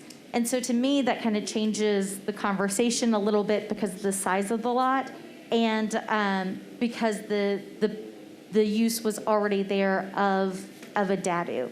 And so while tonight I'm going to support it, I did not support it at planning, because at planning we feel very strongly, the commission talked about this, about our precedent on DADUs and things like that.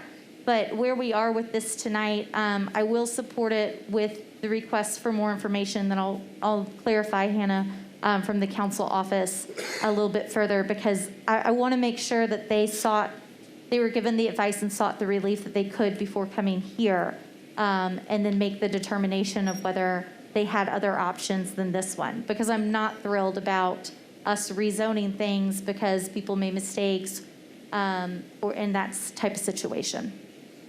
All right, Thank you, Councilmember Murphy. I got Councilmember Cash.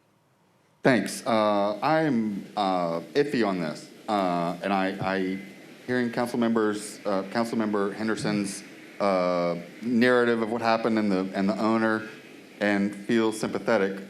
But like Councilmember Murphy said, I worry about doing rezonings because of a mistake, essentially. And I kind of have a question about. So the owner came and has told us that it's like he wants to use it, or they want to use it for family members.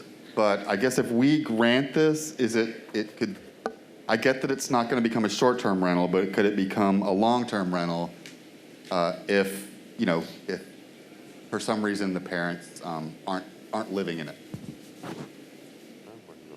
I guess I'm asking if there's a distinction in having relatives live there rent-free versus using it as a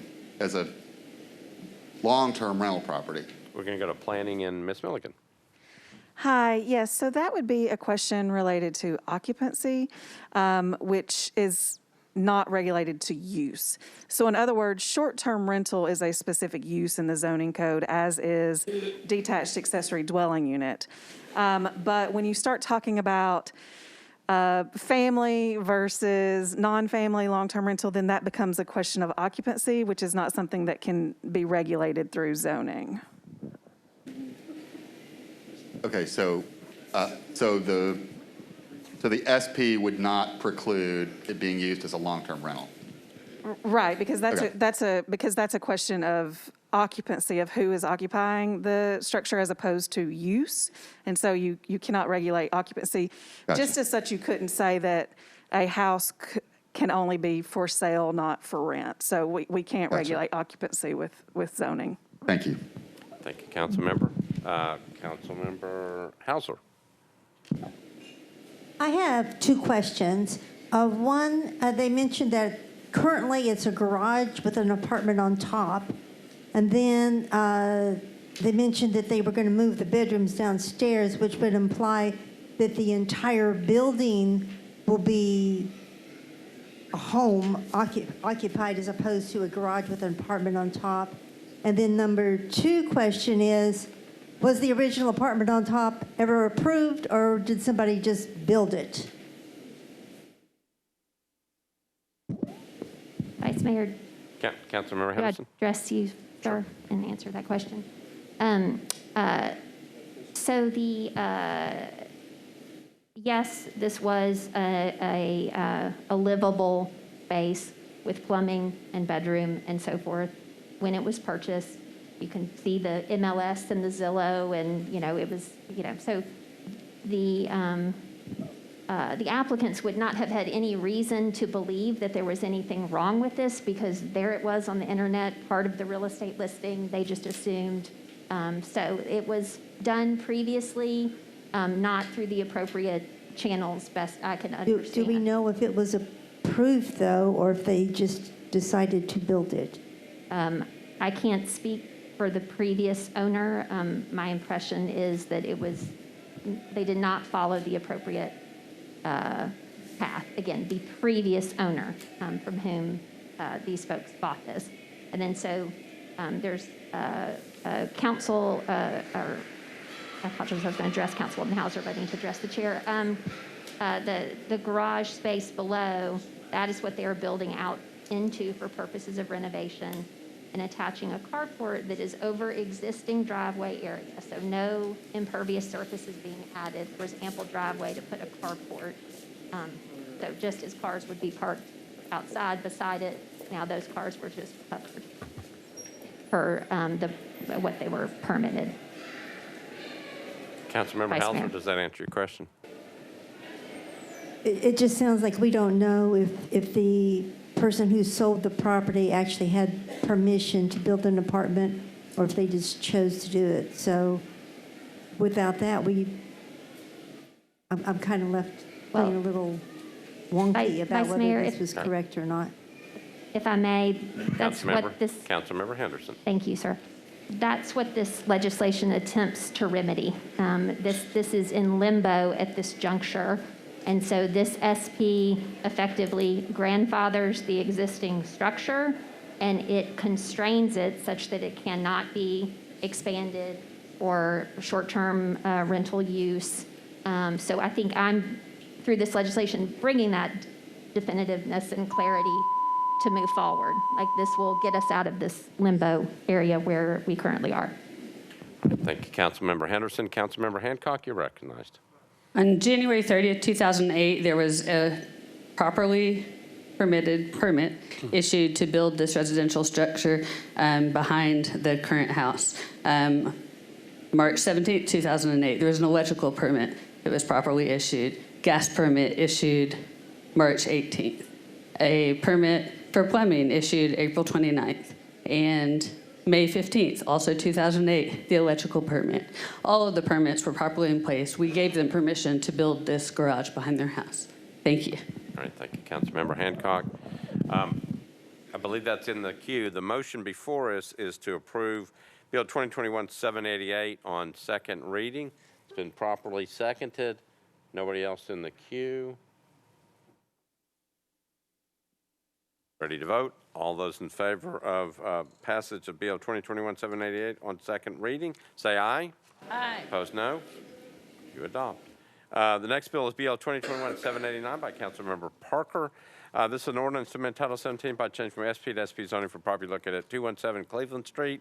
Permit all uses allowed under RM15A&S zoning. Councilmember Parker, you're recognized. Thank you, Vice Mayor. I'd like to open the public hearing, please. Okay, declare the public hearing open. We're on Bill 2021-789. All those folks who are here in favor, if you would raise your hand. Okay, thank you. Please raise your hand if you're opposed. I see nobody opposed. Anybody in favor wish to speak? If you do, you're welcome to come up. Nobody wishes to speak? All right. They're checking. No. Declare the public hearing closed. Councilmember Parker, you're recognized. Thank you, Vice Mayor. I'd like to move this for approval. Okay. The motion is to approve, properly seconded. Any discussion? Seeing none, all those in favor say aye. Aye. No. You adopt. Next one is also by Councilmember Parker. It's Bill 2021-790.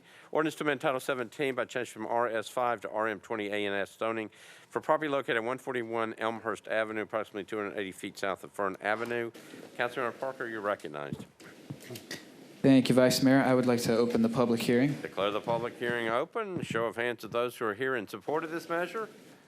See a couple of hands up. Show of hands of those who are here in opposition of this measure. Don't see anybody in opposition. Those in favor wish to speak? Good to go. Declare the public hearing closed. Councilmember Parker, you're on your bill. Thank you, Vice Mayor. I'd like to move for approval. Motion is to approve on second reading, properly seconded. Any discussion? Seeing none, all those in favor say aye. Opposed, no. You adopt. Item number 11, Bill 2021-791 by Councilmember Parker. This is a disapproved bill. Ordinance to amend Title 17 by applying a detached accessory dwelling unit to various properties located south of East Trinity Lane, north of Douglas Avenue, east of Dickerson Pike, and west of Ellington Pikeway.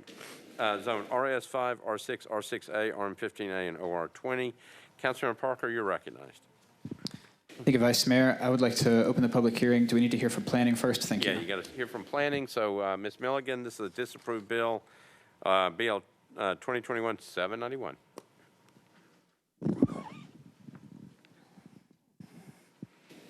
This is a request to apply a detached accessory dwelling unit overlay district onto properties located within the Highland Heights neighborhood. The Planning Commission recommendation was to disapprove. The current zoning of the property is RS5, R6, R6A, RM15A, OR20. There are also areas of MUNA in the lower portion of the site. This proposal would be to apply a DADU overlay. The DADU overlay was established by BL 2021-620, which would allow for the construction of DADUs within certain restrictions in areas otherwise zoned for single family.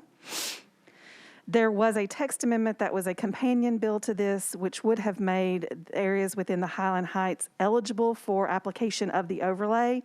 The Planning Commission also recommended disapproval of the text amendment. As such, the Planning Commission recommended disapproval of this proposal to apply the Dadu overlay to the Highland Heights area. Thank you, Ms. Milligan. Councilmember Parker, you're recognized. Thank you, Vice Mayor. I'd like to open the public hearing. Okay, declare the public hearing open. Show of hands of those who are here in favor of this measure. All right, thank you. Show of hands of those who are here in opposition to this measure. Okay, we have one hand in opposition. Those in favor wish to speak, come on up to the podium. Go ahead and line up. Before I start my comments, I have 9 emails sent to me by fellow residents in support of this bill. I'd like to submit them into public record. Okay, that's fine. Still need your name, address, and you got 2 minutes. Yes, sir. My name is Gordon Stacy Harmon. I reside at 1826 Joy Circle within the Highland Heights neighborhood. Is it not ironic that tonight we hear of folks losing homes while we petition for the chance to add housing options? Several years back, we were beset by a number of developments that brought significant changes in density to our 1 square mile of Nashville. Neighbors banded together to fight such drastic density increases by seeking a growth plan that pushed dense projects to the edges while favoring more manageable density within our well-established patterns of single-family homes. Cleveland Park, to our immediate south, had a similar Dadu overlay passed into zoning law on February 2nd, 2015 under BL 2014-896. To my knowledge, it is yet to create the multitude of problems that some people fear from this particular overlay application. I'd like to remind everybody here tonight that building a Dadu is actually possible under the current Highland Heights supplemental policy based on Title 17, Article 2, 17.16.030, Section G. This bill makes no changes to the ability of a property owner to pursue such an addition for such a use if their lot qualifies. This bill does, however, streamline the process. It allows this usage to be permissible without rezoning applications, without planning having to report and commission having to approve, without yet having another bill come before this council body. One less SP application is a benefit to all concerned, as it allows our city resources to be focused on larger and more impactful rezoning considerations than one single lot. I stand in support of this bill for several reasons, but the biggest of these is it provides neighbors opportunities to add housing density to our neighborhood in a much more controlled manner based on their decisions. No one will be forced to build a Dadu to comply with this overlay. No developer swooping in to build 32 units where 4 homes once stood. There will be no wholesale proliferation of Dadus packed into every possible open space. Growth that such an overlay will provide is much more manageable, helps preserve existing homes, and gives choices to neighbors to use their properties in yet another way beneficial to them. All right, thank you. Next person. Hi there, my name is Daniel Pratt. I reside at 342 Edith Avenue with my family. We own the property and we live there. Development in Highland Heights is inevitable at this point. And if you just take a walk around my neighborhood, there's an awful lot of single-family homes being torn down, multiple units being erected on these lots. And I think this is an opportunity for the city to invest in the homeowners here, to invest in the residents of Nashville, specifically of Highland Heights, and give us an opportunity to build equity and build value in our homes. And for me specifically, this would be a really cool thing to not be able to, to not have to jump through the hoops to get a Dadu. I just had a daughter with my wife who's 8 months old. My parents are staying with us a lot of the time while I'm on tour with my band, and to be able to build a dwelling like this where my parents could live, I think it would just be such a cool thing and allow us to continue investing in our neighborhood. I thank you for your time. All right, thank you. Next person. Hi, my name is Andrew Demelot. I live at 318 Pullen Avenue. I won't repeat everything I said earlier, but once again, I know it's tough to sit here and try and vote yes on something that, planning has recommended against. What I will say is If you actually drive through our neighborhood, you will see the benefit of this. I encourage you to go see roads like Stainback Avenue and see that they have been effectively turned into one-way streets by all of the tall and skinny construction. The single-family homes are gone, and they have basically been replaced with dangerous situations that even our opposition have brought up and that I've brought up as well. I know some of you are very against DADUs in your area, and I encourage you to at least come and look how it would affect our community. There is a reason so many of us are up here fighting for this, not only for the affordable housing aspect, but from what it can bring to our neighborhood as far as maintaining its original character. 30 minutes ago, everybody is saying, you know, I agree with Councilman Parker. I want to listen to him. He seems to do right by his district. You have his constituents in line right now saying the same thing and just asking that you keep to that. He is working for us, trying to provide opportunities to keep us in our homes and keep our neighborhood intact. Please work with him. Thank you. All right, thank you. I believe I'm starting to recognize people who were up here before. All right. I'm not going to reread this, but I get very nervous, so y'all cut me some slack. Courtney Williams, 1303 Lishy Avenue. The testimony from my neighbors who live currently in the trailer park was very compelling. I know it was compelling to you all. That is our story. It is a story of density, but yet we have lost neighbors. We're losing them over and over again because it's not affordable.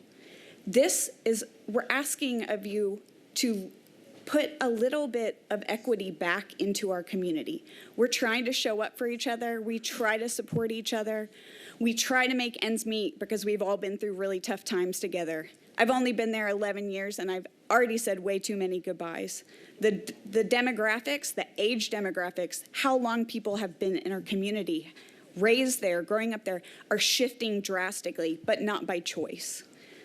When we ask for this exception or this consideration, it is to the benefit of our neighbors. Development has been allowed to come in, but yet the community has not received affordability. We have not been the benefactors of those decisions. We are asking, can we personally have that same consideration? Can we decide for ourselves to add these opportunities for long-term residents so we can stay, so we can welcome people into our neighborhood, so they have places to go? Yes, it's a burden that we're asking for you to put on individuals in that choice, but developers are showing up and they're not giving us the answers for affordability and for housing and for the struggles of these communities. And we're just asking for a little bit of consideration. Like, this is very reasonable. Please, I'm somebody who loves my single family footprint home. I love my neighbors. Just throw us a freaking bone, guys. We need some help. Thank you, Councilman. Always appreciate you. All right, thank you.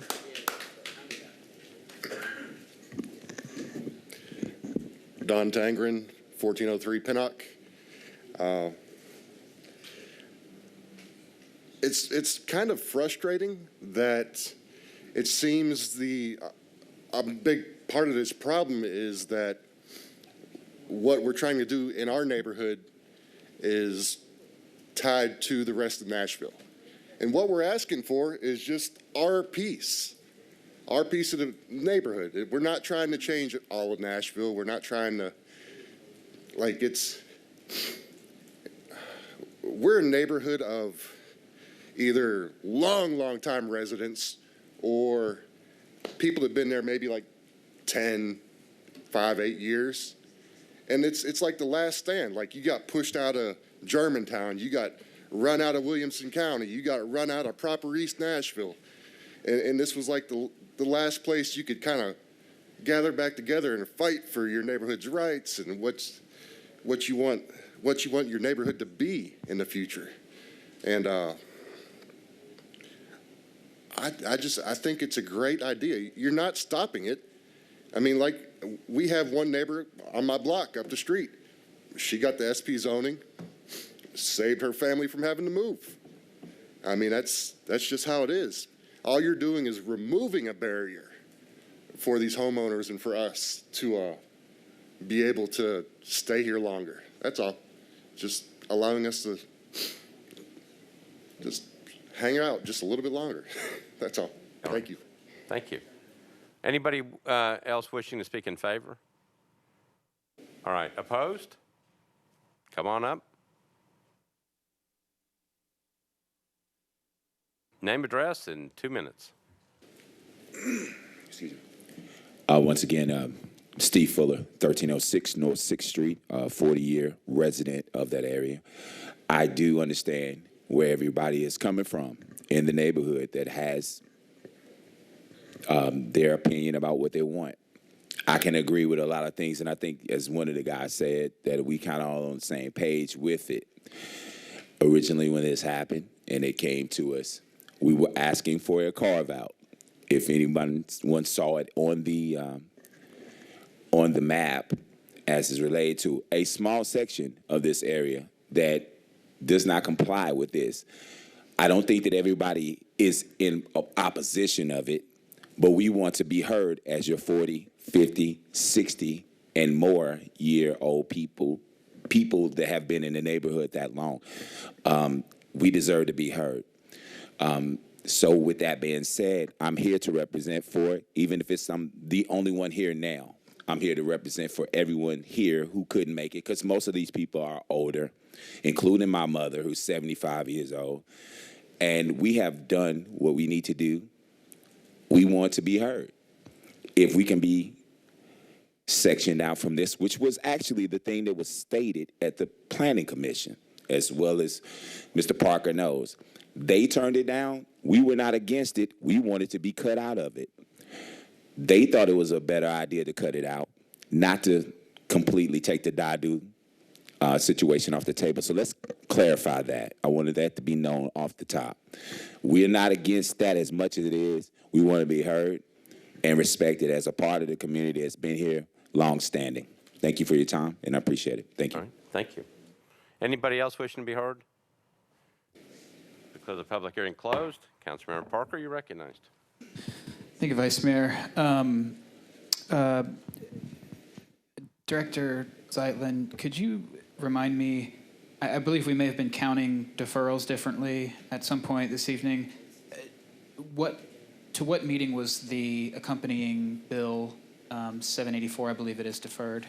Bill 784 was also deferred to the October 5th meeting, the first meeting in October. I'm gonna move to track this with that and also defer this to the first meeting in October, primarily to give myself and the residents of Highland Heights a little more time to figure out the exact map. We've heard from Mr. Fuller and his neighbors on 5th and 6th. We've heard from some folks on Rosebank Avenue. I want to make sure that we have more time for folks to weigh in on this. So we'll be discussing it at the next 2 Highland Heights meetings. And Mr. Fuller, if you would like to, we can do another meeting outside of that if you'd like. If you'll shoot me an email to sean.parker@nashville.gov, I'd be more than happy to set up another meeting as well, if the neighborhood association meetings aren't great for everyone. So with that, yeah, I'm just moving for deferral to the first meeting in October on this. Okay. Thank you. So the motion is to defer to the first meeting in October, properly seconded. Councilmember Cash, you're recognized. Thank you, Chair. And I thank Councilman Parker for deferring and giving more time for community conversation.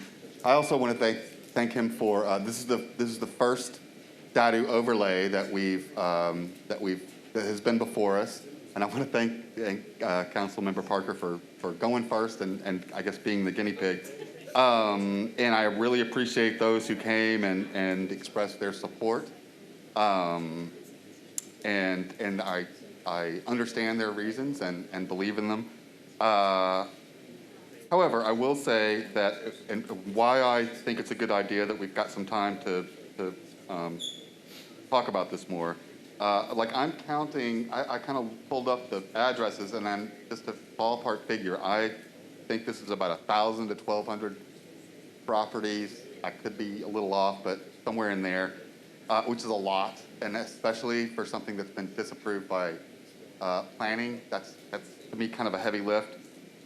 So, and I just want to, like when we talked about the Dadu overlay, I voted in favor of it. I was a little nervous about it, but I voted in favor of it, and I did say when I spoke about it back at the Music City Center that we need to be really careful with the process and just make sure that we're thorough and transparent and inclusive. And so I'm glad that this deferral will offer more time for that.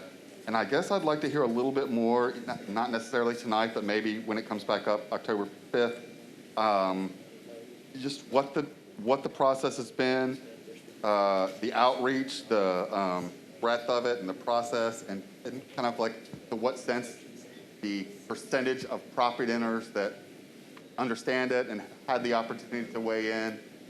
I think, like I said, this is the first time we've used this tool, and so I think just having a good understanding of the process that Councilman Parker is going through and how it's working well, and what the rest of us, when we bring one for council, might consider as good practice. So I thank him for the deferral, and will support it. All right. Thank you, Councilmember Cash. Councilmember Murphy. Thank you. I think these might be for Lisa or for legal.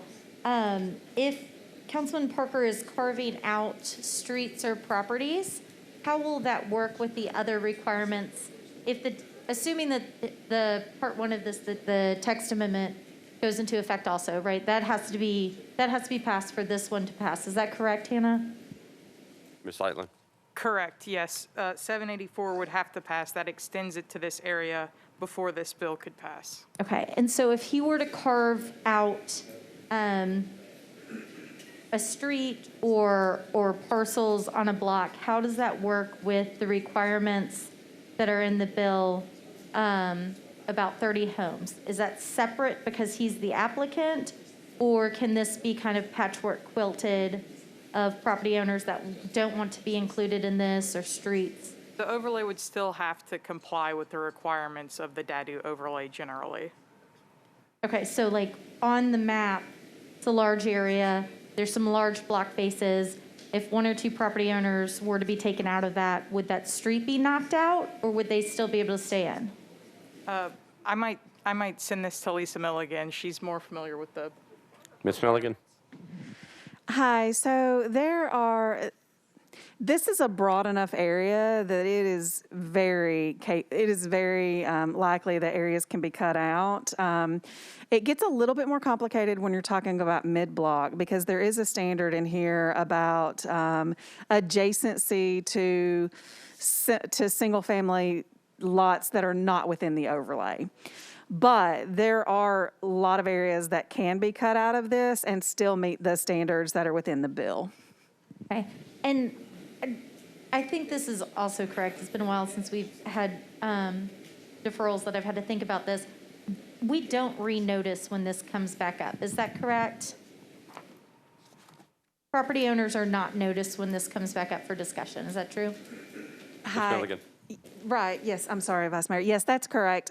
So the noticing is specifically for the public hearing, and since the public hearing has been held and it's being deferred to whatever date certain it is, but there is no more public noticing required beyond this. Since this was double filed, was there only one mail out, or was there two mail outs, one for the Planning Commission and one for the public hearing tonight? No, as is standard with most large area zone changes, especially ones that are council member led, you'll note, or the zoning code actually tells us to organize things in a way so as to do dual notices if possible.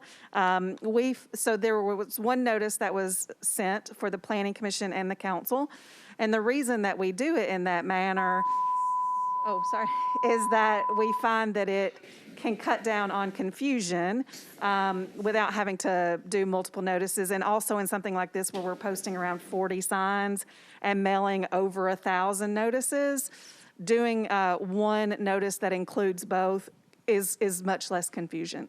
I think, if I may, Vice Mayor, let me just get through a quick thought. I've got two concerns. One, going back to the text amendment, is that we had serious opposition and conversation around that bill.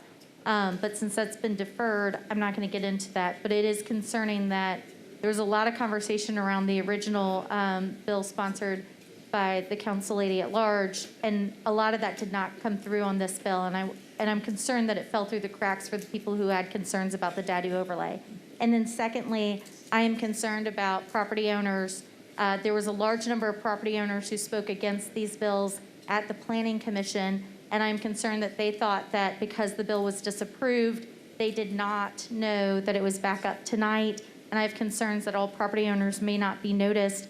And so I think moving forward, I would just recommend and hope that the council office can work with the councilman to potentially do some public noticing of whatever community meetings he's having, if he's offering the ability to opt out. Because we all know that when we start doing that on overlays and other rezones, somebody may come 2-3 months later when they find out that others were opted out and they did not know that. So I think that might be just a little bit of something that could give some of us a little bit more peace of mind on this. All right, thank you, Councilmember Murphy. Councilmember O'Connell. Thank you, Mr. President. I know we've heard at least one or two members of the community express that they, I think Councilmember Murphy was asking some questions along these lines, that there might be, that effectively they don't have an objection to the application of the overlay. And I just wonder if the sponsor would be willing to speak to a willingness to continue to adjust the boundaries to better suit the community preferences. Councilmember Parker. Yeah, thank you, Councilmember O'Connell, for the question. I mean, absolutely. I mean, the folks that showed up at the Planning Commission meeting were pretty clear. Mr. Fuller's here again this evening.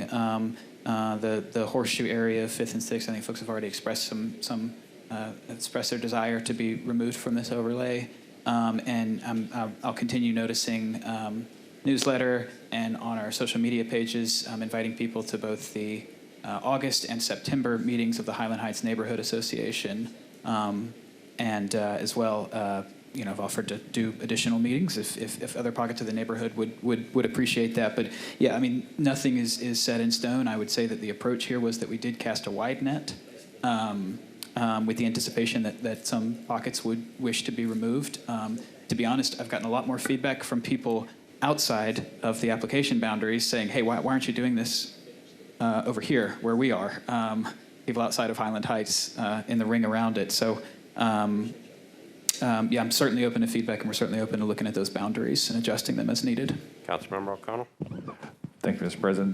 The only other thing I would is regarding that adjustment is also noting that in the way that this is being proposed, and I think one of the just my observations is why this is maybe a little more complicated, is that this area is basically adjacent to the outer boundary of the UZO, and so it's very close. It's not as though we're looking to, go out to a neighborhood far removed from where this tool is already existing. So I just, as we consider this, I think that's a point worth noting.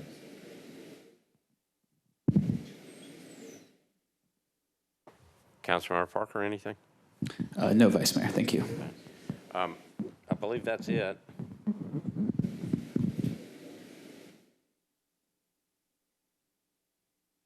All right, so here's where we are. We're on BL 2021-791. It's a motion to defer to the first meeting in October. It was properly seconded. Nobody else in the queue. We're ready to vote. It's a deferral motion. All in favor of the deferral motion, say aye. Aye. Opposed, no.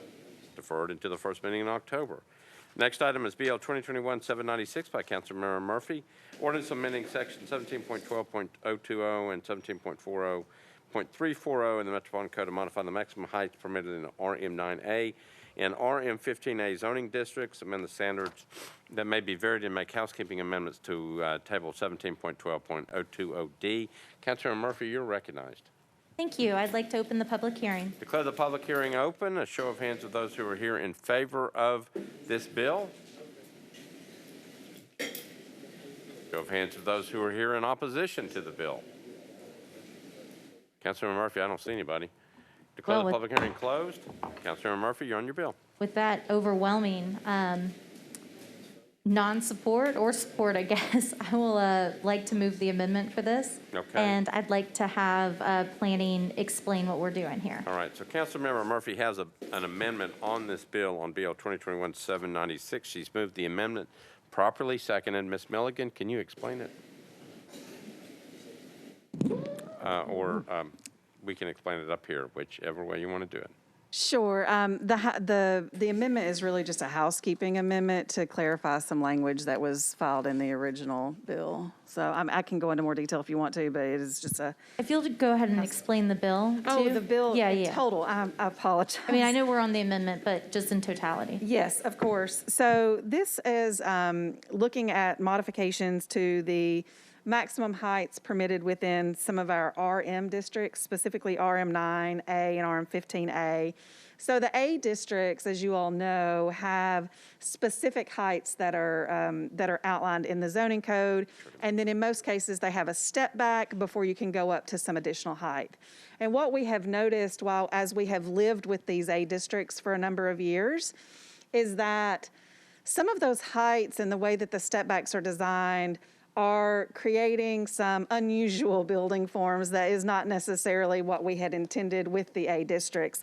And so as we have lived with this a little bit, we took a step back, realized that in some cases we've got people that are asking for districts that are more intense than what they actually need to avoid these odd step back situations. And so this is cleaning that up into what is really a more really a better form for urban design and development. And so that's the first thing that it does. It also does some housekeeping in regards to the jurisdiction of the BZA in relating to variances, where when we've updated some tables, there were some notes that didn't carry through and get updated throughout the ordinance. So we're just trying to clean that up. And clarifying the alley access requirement for developments within alternative districts. The way that the alley standards were written was somewhat confusing, and so this just allows for more clarity that if you have an alley and you're in an A district, you actually have to use the alley. And so just, it was a lot of understanding that we needed to clean up the height. We took a broader look and cleaned up some of the other things that we have found are difficult to enforce as we've lived with the A district. So that's it. Councilmember Murphy? Thank you. I'd like to renew my motion on the amendment. Okay, so let's go back to the amendment. Ms. Milligan explained the bill. The amendment, it's my understanding, it's just a housekeeping amendment. He addressed it in the before It changes E the to an bill. F. That's what it does. All right, so we're just on the amendment. We're not on the bill. Councilmember Murphy has moved the amendment. Councilmember Sledge on the amendment. Sorry, Vice Mayor, I want to be on the bill. Sorry. We are on the amendment. Nobody in the queue. We're voting on the amendment. All in favor of the amendment, say aye. Opposed, no. Amendment passes. Councilmember Murphy, you're on your bill as amended. Thank you. With Lisa already explaining this, I feel pretty good that it is really what this is kind of a housekeeping of unintended consequences. And so I appreciate the staff putting this together and bringing it to me, since I'm the committee chair.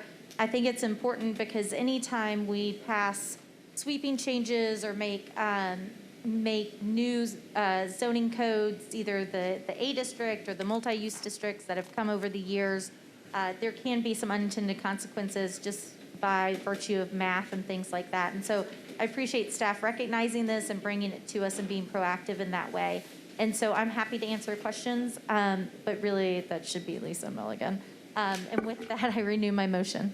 Okay, Councilmember Murphy has renewed her motion to pass Bill 2021-796 as amended, properly seconded. Councilmember Sledge, you're recognized. Thank you, Vice Mayor, and I'm supportive of the bill. If you don't mind, I'd like to ask Ms. Milligan, noting that it's RM9 and RM15, are we not seeing, as somebody who's in a district that's got a lot more RM20 and RM40, are we not seeing these same issues in those? Or could you just elucidate a little bit? Ms. Milligan?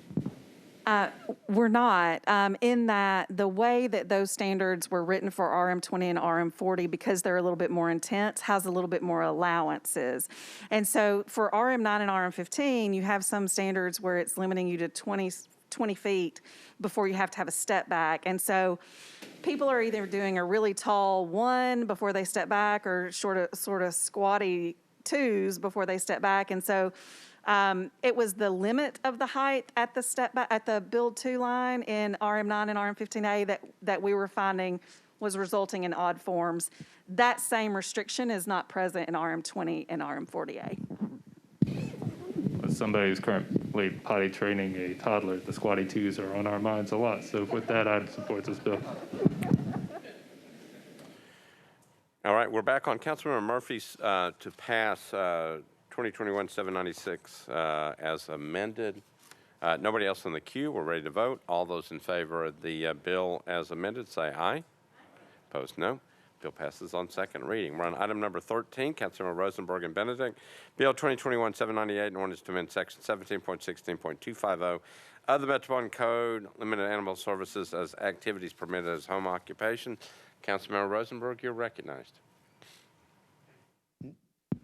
Thank you, Mr. President. Committee, open the public hearing. All right, declare the public hearing open. Show of hands of those who are here in support of this bill. Show of hands of those who are here in opposition to this bill. Ray, you wish to speak? No, thank you. All right, anybody else wish to speak? Declare the public hearing closed. Councilmember Rosenberg, you're recognized on your bill. Thank you, Mr. President. So as you might recall, there are really two, when it comes to business uses, there are kind of two pieces to our home occupation ordinance. There's a piece that lays out things you can do and have clients over, and then there's a list of things that you can never do, whether you have clients over or not. This bill was brought to me by Codes because they were getting requests to include animal grooming services and that kind of thing as personal care services, even though the word person is right in there. So they wanted to clarify that. The other piece is that they're recommending removing animal grooming activities entirely as an allowed use, whether you have humans come over to your place or not. I am pretty agnostic on that. And I'm open to whatever conversations happen, but in the meantime, on second reading, I move approval. So the motion is to approve on second reading, properly seconded. Nobody in the queue, ready to vote. All in favor of the BL 2021-798 on second reading, say aye. Opposed, no. Bill passes. Item number 14, BL 2021-808 by Councilmember Welsh. Ordinance to amend Title 17 by change from RS 7.5 to RM 20A NS zoning. Properties located at 473 and 475 Timmons Street, southeast corner of Timmons Street, and Meade Avenue. It's 0.48 acres. Councilmember Welsh, you're recognized. Thank you. I'd like to open the public hearing. Declare the public hearing open. A show of hands of those who are here in favor of this bill. See a hand in the back. Show of hands of those who are here in opposition to this bill. Councilmember Welsh, do you see anybody back there? Okay. All right. Those in favor wish to speak? Nope. Declare the public hearing closed. Councilmember Welsh, you're on your bill. Thank you. Move to approve. Motion is to approve, properly seconded. Any discussion? Seeing none, all those in favor of 2021-808 on second reading, say aye. Opposed, no. 808 passes. BL 2021-809, this is item number 15 by Councilmember Lee. Ordinance to amend Title 17 by amending ordinance number BL 2006-1303 as amended by amending the SP zoning for various properties located north of Maxwell Road, approximately 430 feet east of Flagstones Drive, to delete a condition in the SP pertaining to the construction of turn lanes at the intersection of Maxwell Road and Laverne Catchwell Pike, except a financial contribution in lieu of construction from the developer of the Davenport Downs SP. Councilmember Lee, you are recognized.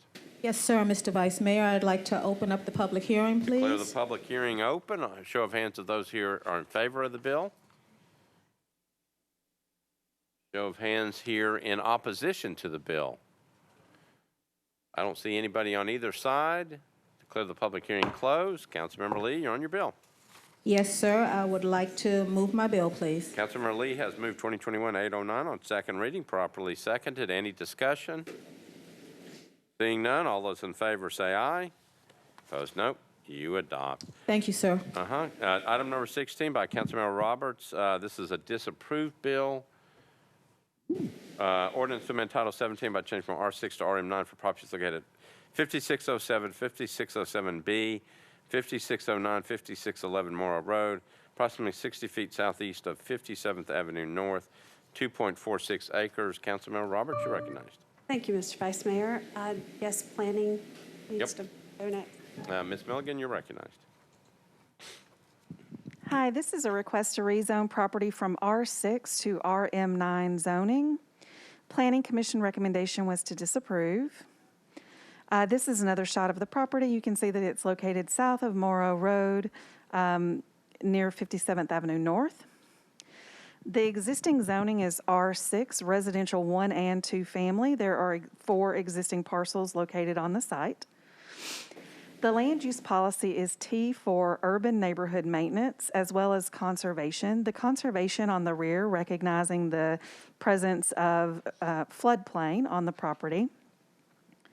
The Planning Commission recommended disapproval as there was concern related to the ability of the requested zoning to take into account the floodplain that is located on the property. Okay, thanks, Ms. Milligan. Councilmember Roberts? Should I open up the public hearing first? Declare the public hearing open. Show of hands of those who are here in favor of the measure. I see a hand in the back. Show of hands of those who are here in opposition to the measure. Okay, I don't see anybody in opposition. Those in favor wish to speak? Okay. Declare the public hearing closed. Councilmember Roberts, you're on your bill. Thank you, Mr. Vice Mayor. So this is my first disapproved bill in 6 years. This is a builder who has been building in the nation since 2008. He has a proven track record for doing what he says he's going to do. And this was, we had multiple community meetings with 100% support on this.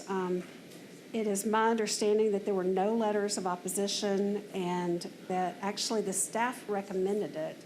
And then it was pulled off consent, and it was then disapproved. I firmly believe that this builder will respect the 75-foot floodway buffer, and I know there were concerns about another council district getting flooded, but I feel like since it's upstream, that's probably not going to happen. So I'm asking for your support and approval. So, Councilmember Roberts, I assume you want to move passage on second reading. I would like to move for passage. Okay. So Councilmember Roberts moves for passage on second reading, properly seconded. Councilmember O'Connell, you're recognized. Thank you, Mr. President. I'm glad the sponsor mentioned the staff support for this, which is maybe relevant to my question. So on the conservation pieces, I'm always, I guess I always want a little more clarification, especially with base zoning districts. Can you help me understand, was this consistent with or inconsistent with the policy for the area and how the conservation policy plays into that? Ms. Milligan? Sure. So the Planning Commission found that it was inconsistent with the policy as it was applied to the property. There are standards related to floodplains and floodways that are reviewed by the Stormwater Division when building permits are applied, but the Planning Commission recommended disapproval, finding that it was inconsistent. And did staff analysis differ from that? Was the flooding, I guess, would staff have considered the flooding policy there as well? Staff recommended approval given the current context, but the Planning Commission did recommend disapproval. Okay, thank you. All right, thank you, Councilmember O'Connell. Councilmember Murphy, you're recognized. Thank you. I just wanted to follow up and kind of clarify what some of the Planning Commission concerns were. Looking at the sketch of this that shows the floodwater or floodplain, I'm not sure exactly which is which on this map, but the concern was, if you're looking at it, is there's a back parcel of the 4 parcels that are looking to be rezoned. There's one that we had concerns about access to that parcel that's not a part of the rezone or this project as it was presented at planning. There was a lot of discussion at the Planning Commission and concern about the creek and how it flows, and the fact that on the other side of this property and creek, I'm not sure if it's listed on here, but Metro has bought out several of those properties on the other side of the creek here. And then also the known concerns that Morrow Road floods pretty much any time that it rains. And so that's where it was coming from, was the concern for the immediate area in this council district that does currently flood, and we've already spent significant money buying out just across the creek on Height Road. So those were the main concerns, in addition to if we felt like if there was a site plan that was attached to this, then it might make more sense and alleviate those concerns, but without that, the Planning Commission felt we needed to disapprove. Okay, thank you, Councilmember Murphy. I don't have anybody else in the queue. We've got a motion before us to approve on second reading, 2021-811. Anybody else in the queue wants to be heard? All right, we're on 2021-811, voting on second reading. All those in favor say aye. Opposed, no. Okay, so I know Councilmember Murphy votes no. So it's approved on second reading. And I'll move on to third reading. BL 2021-812 by Councilmember Welsh. Ordinance to amend Title 17 by changing from IWD to MUGA zoning. Properties located at 504, 508, 510, 512, 514, 518, and 520 Thompson Lane and 2807 Grandview Avenue at the northwest corner of Grandview Avenue and Thompson Lane. Councilmember Welsh, you are recognized. Thank you. I'd like to open the public hearing. Okay, declare the public hearing open. Show of hands of those who are here in favor of this measure. See a hand in the front. Show of hands of those who are here in opposition to this measure. Don't see anybody in opposition. Those in favor wish to speak. Mr. Sloan? Nope. Declare the public hearing closed. Councilmember Welsh, you're recognized. Move to approve. Move to approve, properly seconded. Any discussion? We're on 2021-812, voting for it on second reading. All those in favor say aye. Opposed, no. You adopt. Item number 18 by Councilmember Toombs. This is an ordinance to amend Title 17 by change from RS10 and R8 to SP zoning for properties located at 1105 and 1107 West Trinity Lane. West Trinity Lane unnumbered and Old Buena Vista Road unnumbered, permit 193 multifamily residential units. Councilmember Toombs, you are recognized. Thank you, Mr. Vice Mayor. Request to open the public hearing. Declare the public hearing open. A show of hands of those who are here in favor of this measure. Show of hands of those who are here in opposition to this measure. Seems like the same person who was in favor of the last one is in favor of this one. Those in favor wish to speak? Nope. Anybody else? Declare the public hearing closed. Councilmember Toombs, you're recognized. Thank you. Move for approval. Motion is to approve, properly seconded. This is on 2021-813 on second reading. All those in favor say aye. Opposed, no. You adopt.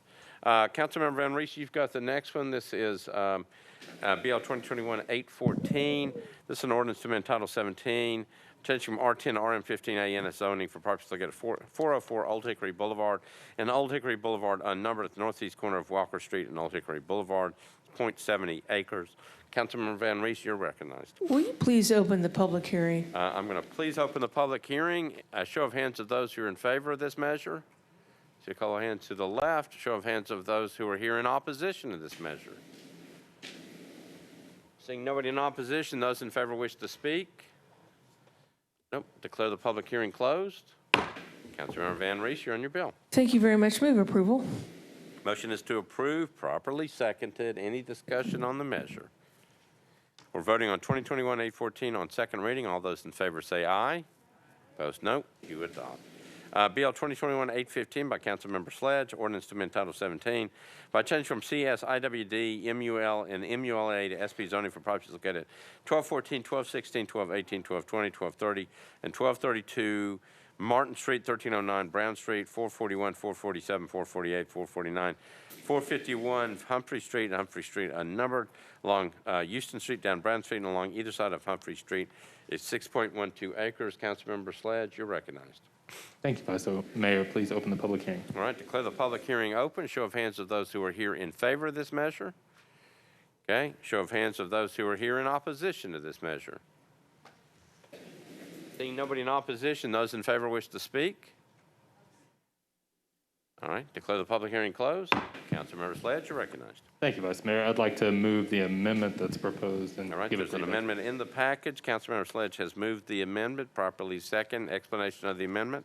Thank you. So, colleagues, this is, it's a lot of addresses, but maybe the best way to explain this is a rezoning that involves the Merritt Mansion in Wedgewood, Houston, and then several industrial properties around it and in the commercial area of Wedgewood, Houston. So what the amendment does is the amendment incorporates many items that have been negotiated between the community and the applicant over the last several months.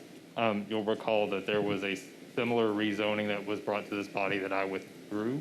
So once those negotiations have taken place, this is, I think, the bulk, the majority of things. They are still talking about a few remaining items, but this amendment covers the majority, I think, of those negotiations. And very briefly, I'll mention that the applicant has is going to be funding and constructing a bike lane on Chestnut Street, basically from 8th, it's listed as 1st to 8th, that will actually become Lafayette Street in a third reading amendment. There will be a public access easement on the Merritt Mansion. For those of you who are not familiar, this is the site where Captain John Rain's cabin is, and then a later structure was built onto it. It has a massive, basically great lawn in the middle of it that will be publicly accessible under this rezoning. Right now it is private property. The developer is going to have a phasing and parking plan that the neighborhood has asked for. This construction will be built to LEED Silver standards. And then within the retail space, there will be set aside of 2,000 to 3,000 square feet for community engagement and education spaces, 2,000 square feet within the SP for artisan manufacturing space, what we commonly call maker space. And then there will be at least 5 live-work residential units within the maximum 429 residential units in rezoning. So I'd renew my motion for the amendment. Okay, so Councilmember Sledge has renewed his motion to pass the amendment on Bill 2021-815. It's been properly seconded. We're on the amendment, not on the bill. Nobody in the queue already vote on the amendment. All in favor of the amendment say aye. Aye. Opposed, no. Amendment passes. Councilmember Sledge, you're on your bill as amended. Thank you, Vice Mayor. I move approval just with one additional comment that I really want to thank everybody, one, who stayed tonight in support of this legislation, and for those who have worked so hard over the last few months in these negotiations with the applicant. I think we've come to something that's going to be really special in the community and the district. And with that, I would ask for colleagues' support. All right. So Councilmember Sledge has moved passage of amendment of BL 2021-815 as amended. This is passage of the bill on second reading. It's been properly seconded. Any discussion on the bill? Seeing none, we're ready to vote on BL 2021-815 as amended. Excuse me. All those in favor of the bill as amended say aye. Aye. Those no. Bill passes as amended on second reading. Councilmember Welsh has the next bill. This is 2021-816. An ordinance to amend Title 17 by changing from RS 7.5 to RA zoning for properties located at 460, 464, 468 Radnor Street, approximately 170 feet west of Nolensville Pike. It's 0.78 acres. Councilmember Welsh, you're recognized. Thank you. I'd like to open the public hearing. Declare the public hearing open. A show of hands of those who are here in favor of this measure. See a hand way in the back. Show of hands of those who are here in opposition to this measure. Everybody in opposition? Those in favor wish to speak? Okay, declare the public hearing closed. Councilmember Welsh, you're on your bill. Thank you. I'd like to move to approve. The motion is to pass, properly seconded. Any discussion? Seeing none, all those in favor say aye. Aye. Opposed, no. You adopt. Bill 2020-817 by Councilmember Toombs. This is an ordinance to amend Title 17 by changing from R10 to SP zoning for property located at 3051 Stokers Lane at northwest corner of Stokers Lane and Buena Vista Pike, 10.74 acres, to permit 96 multifamily residential units. Councilmember Toombs, you're recognized. Thank you, Mr. Vice Mayor. Request to open the public hearing. Declare the public hearing open. A show of hands of those who are here in favor of this measure. All right, thank you. A show of hands of those who are here in opposition to this measure. Got a hand in the back who's in opposition. Those in favor wish to speak. Come on up.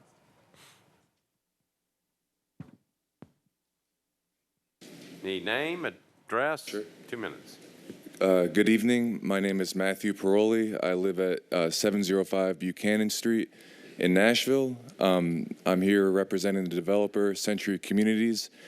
And I just want to say that, we are committed to meeting the conditions of approval set forth by all the departments, Councilmember Toombs, and we are committed to working with the community now and in the future to benefit the surrounding neighborhood. Thank you.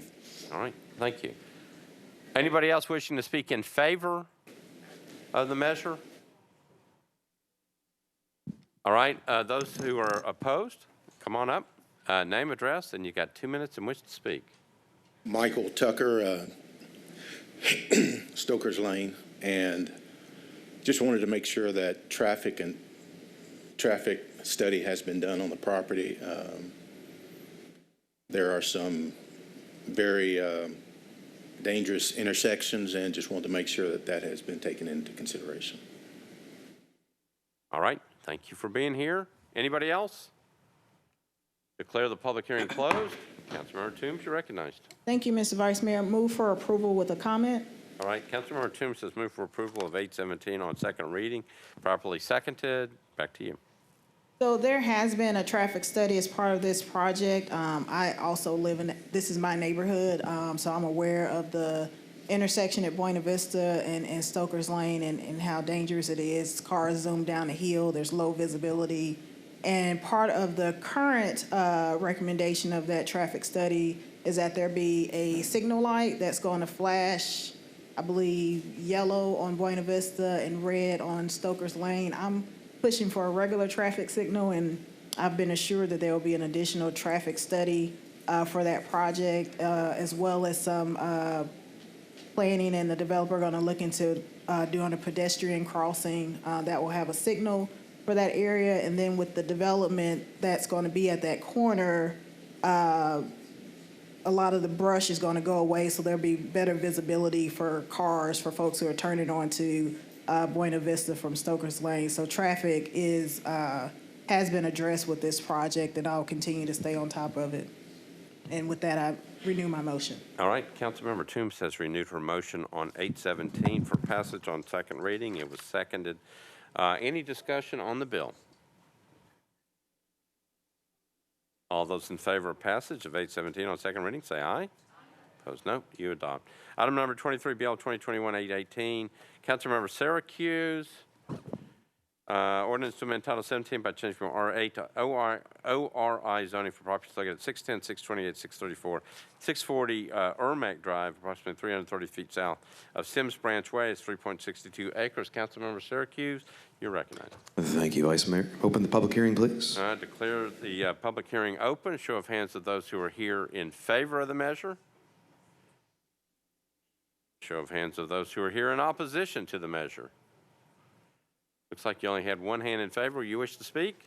Nope. Declare the public hearing closed. Councilmember Syracuse. Thank you, Vice Mayor. Move approval. Councilmember Syracuse has moved approval of 818 on second reading, properly seconded. Any discussion? Seeing none, all those in favor say aye. Opposed, no. You adopt. BL 2021-819 by Councilmember Syracuse. Ordinance to amend Title 17 by canceling a portion of a planned unit development overlay for properties located at 646, 700, 704, 706, 708, and 712 Ermac Drive, zoned ORI. A lot of stuff going on Ermac Drive. Councilmember Syracuse, you're recognized. Thank you, Vice Mayor. I guess I could have taken these together. Open the public hearing, please. Declare the public hearing open. A show of hands of those who are here in favor of this measure. It's the same guy back there, Councilmember Syracuse. Those in opposition, raise your hands. The same people in opposition. You wish to speak this time? Nope. Declare the public hearing closed. Councilmember Syracuse, you're recognized. Thank you, Vice Mayor. Move approval. Motion is to approve 2021-819 on second reading, properly seconded. Any discussion? Seeing none, all those in favor say aye. Opposed, nope. You adopt. BL 2021-820 by Councilmember Parker. This is an ordinance to amend Title 17 by amending the 111 North 1st Street specific plan to include property located at 151 North 1st Street, approximately 900 feet north of James Robertson Parkway, zone IR, 1.42 acres. Increase the specific plan boundary to a total of 17.94 acres for mixed-use development. Councilmember Parker, you're recognized. Thank you, Vice Mayor. I'd like to open the public hearing. Close the public hearing open. Show of hands of those who are in favor of this measure. See a hand in the back. Show of hands of those who are here in opposition to this measure. Seeing none, you wish to speak, ma'am? All right, declare the public hearing closed. Councilmember Parker, you're recognized. Thank you, Vice Mayor. Move for approval. The motion is to pass BL 2021-820 on second reading, properly seconded. Any discussion? Seeing none, all those in favor say aye. Opposed, no. You adopt. BL 2021-821 by Councilmember Hager and Evans.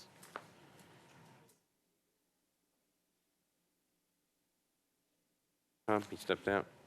All right, so we'll move on, and the next two bills are together. 821 and 822 are both Hager and Evans. Let's go to item number 28, BL 2021-823 by Councilmember O'Connell. Ordinance to amend Title 17 by change from IR to SP zoning Property located at 1227 3rd Avenue North, southwest corner of Monroe Street and 3rd Avenue North. Councilmember O'Connell, you recognized. Thank you, Mr. President. I'd like to open the public hearing, please. All right, declare the public hearing open. A show of hands of those who are here in favor of this measure. Show of hands of those who are here in opposition to this measure. Seeing nobody on either side, declare the public hearing closed. Councilmember O'Connell, you're recognized. Thank you, Mr. President. I'd like to move approval. Motion is to approve on second reading BL 2021-823, properly seconded. Any discussion on 823? Seeing none, all those in favor of 823 say aye. Opposed, no. You adopt. All right. Councilmember Evans, can you handle these two bills?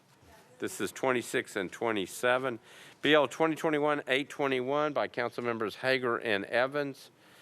This is an ordinance to amend Title 17 by changing from R10 to RS10 zoning for various properties located north of Highland View Drive, from Juneau Drive to Baton Rouge Drive, northwest to Trenton Drive, eastward to Concord Drive, 120.84 acres. Can we take the second one together? Please. I know that 821 has a substitute order. We'll just keep them separate. Okay. Bill 2020-821, Hager and Evans. Councilmember Evans, going to come to you on 821. I'd like to open the public hearing. Okay, declare the public hearing open. Show of hands of those who are here in favor of that measure. We're on 821. Show of hands of those who are in opposition to that measure. Seeing nobody on either side, declare the public hearing closed. Councilmember Evans, you're recognized on 821. I'd like to move approval. Okay, so this was the disapproved. No, we didn't get the slides. Okay, so Councilmember Evans, this one is a weird one because you've got a substitute order that takes care of the disapproval, but Ms. Milligan, do you need to show the slides just to be on the safe side? Ms. Milligan? Hi. So the way which is a typical way that we handle large area zonings that are from an R district to an RS, is that planning will go through and identify either larger lots or lots that are located on corners. And so planning have submitted the substitute, which is in the packet, which would then make the bill be an approval recommendation. So it is disapproved as submitted. We don't typically do the slides. I can find them and pull them up really quickly if I need to. But this is a standard way that we handle all of the down zonings to allow for some diversity in housing. All right, so assuming that she gets a substitute order on, that takes care of the disapproval part. Okay. All right, so Councilmember Evans. I need to move the substitute? You need to move the substitute. I'd like to move the substitute. Okay, so the substitute is moved, properly seconded. I think Ms. Milligan just explained it. Councilmember Evans, anything else on this? I'd like to move approval. Okay, so Councilmember Evans has moved approval of the substitute on BL 2021-821. Properly seconded. Any discussion? Seeing none, we're ready to vote on the substitute. All those in favor of the substitute say aye. Aye. Opposed, no. Substitute passes. You're on your bill as substituted, which makes the bill an approved bill through planning. Councilmember Evans. I'd like to move the bill, Bill as please. substituted. As substituted, thank BL you. 2021-821 is substituted, moved by Councilmember Evans, properly seconded. Any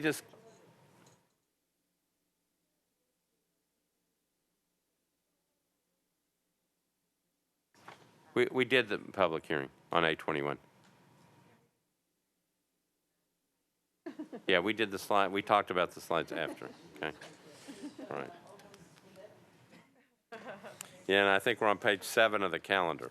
All right, so Councilmember Evans has moved BL 2021-821 as substituted on second reading. It's been properly seconded. Any discussion? Seeing none, all those in favor of BL 2021-821 as substitute say aye. Aye. Opposed, no. You adopt. We're on BL 2021-822 by Councilmember Hager and Evans.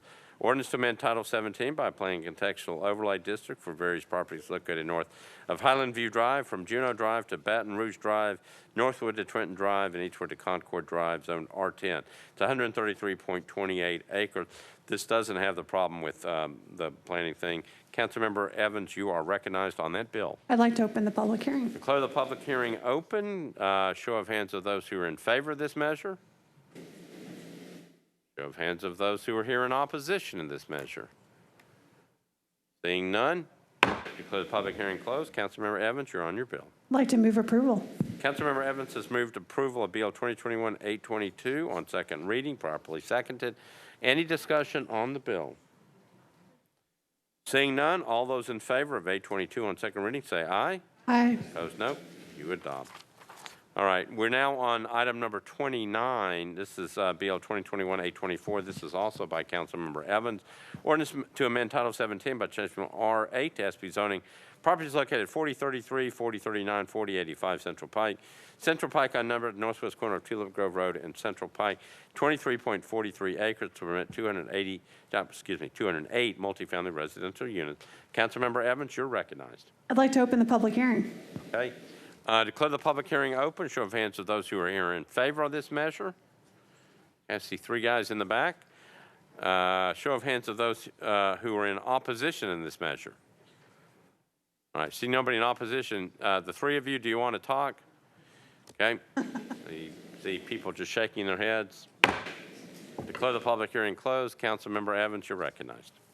I'd like to move approval with a brief comment. All right, Councilmember Evans has moved approval on second reading of BL 2021-824, properly seconded. Back to you, Councilmember Evans. I just wanted to comment. I know this has been a project that several residents in my area have asked me questions about, but basically one of the reasons why I'm supporting it is because it's at a very challenged intersection. This is a decent-sized parcel of land, almost about 23 acres.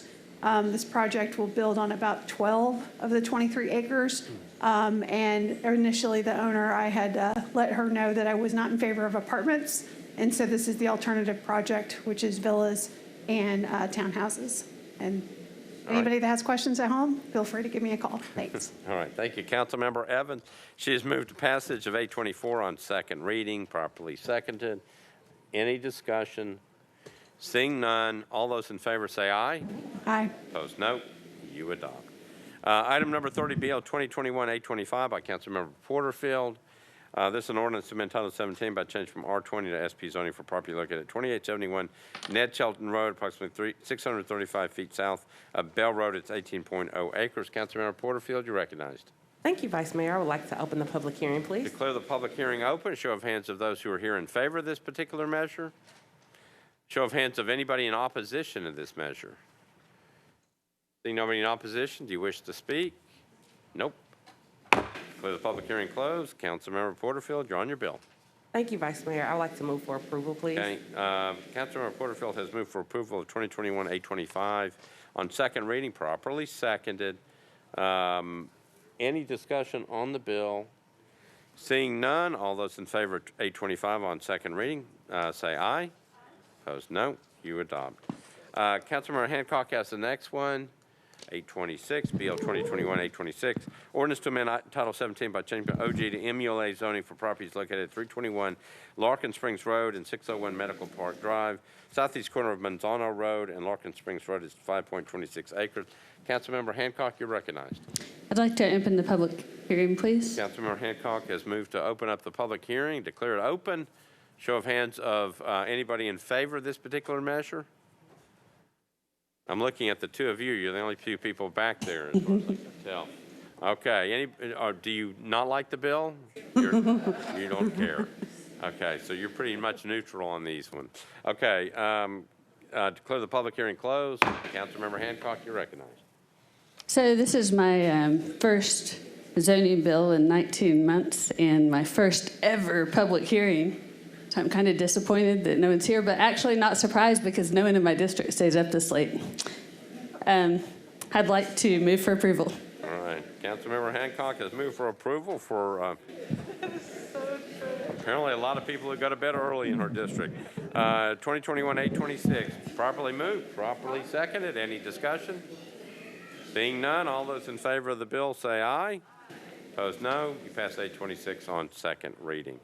Next one is item 32, Bill 2021-827 by Council Members Hauser and Rosenberg, an ordinance to amend Title 17 by changing from SP to RS80 zoning for properties located at 8733, 8811 Newsom Station Road, approximately 1,700 feet northwest of Coley Drive to Coley Davis Road, Zone SP, 131.06 acres. Councilmember Hauser, you're recognized.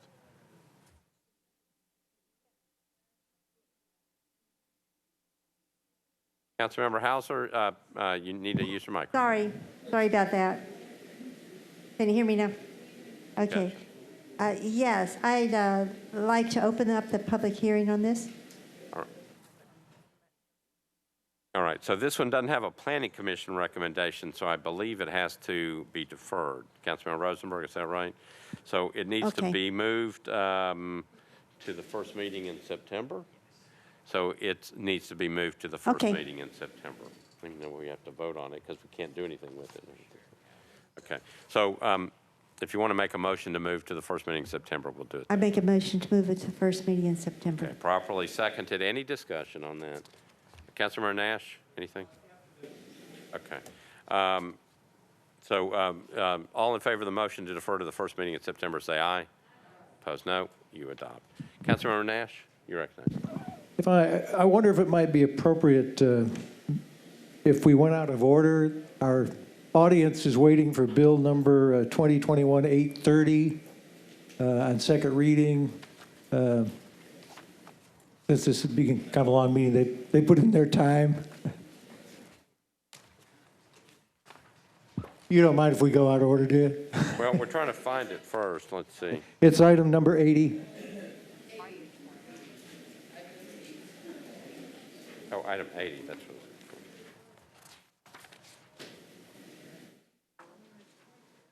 All right. Any objection to going out of order so we can take up item 80, Bill 2021-830? Any objection? Seeing none, we're on Bill 2021-830 on second reading. This is a measure by Councilmember Hurt, Toombs, Rutherford, and others. Ordinance amending Title III of the Metropolitan Code to delete obsolete provisions and add certain Department of Emergency Communications employees to the Fire and Police Service Pension Plan. Councilmember Hurt, you're recognized on your bill. Vice Mayor, committee reports, please. Okay, I got Budget and Finance. Councilmember Toombs, you're recognized. We're on BL 2021-830. It's item number 80. So it's on second reading.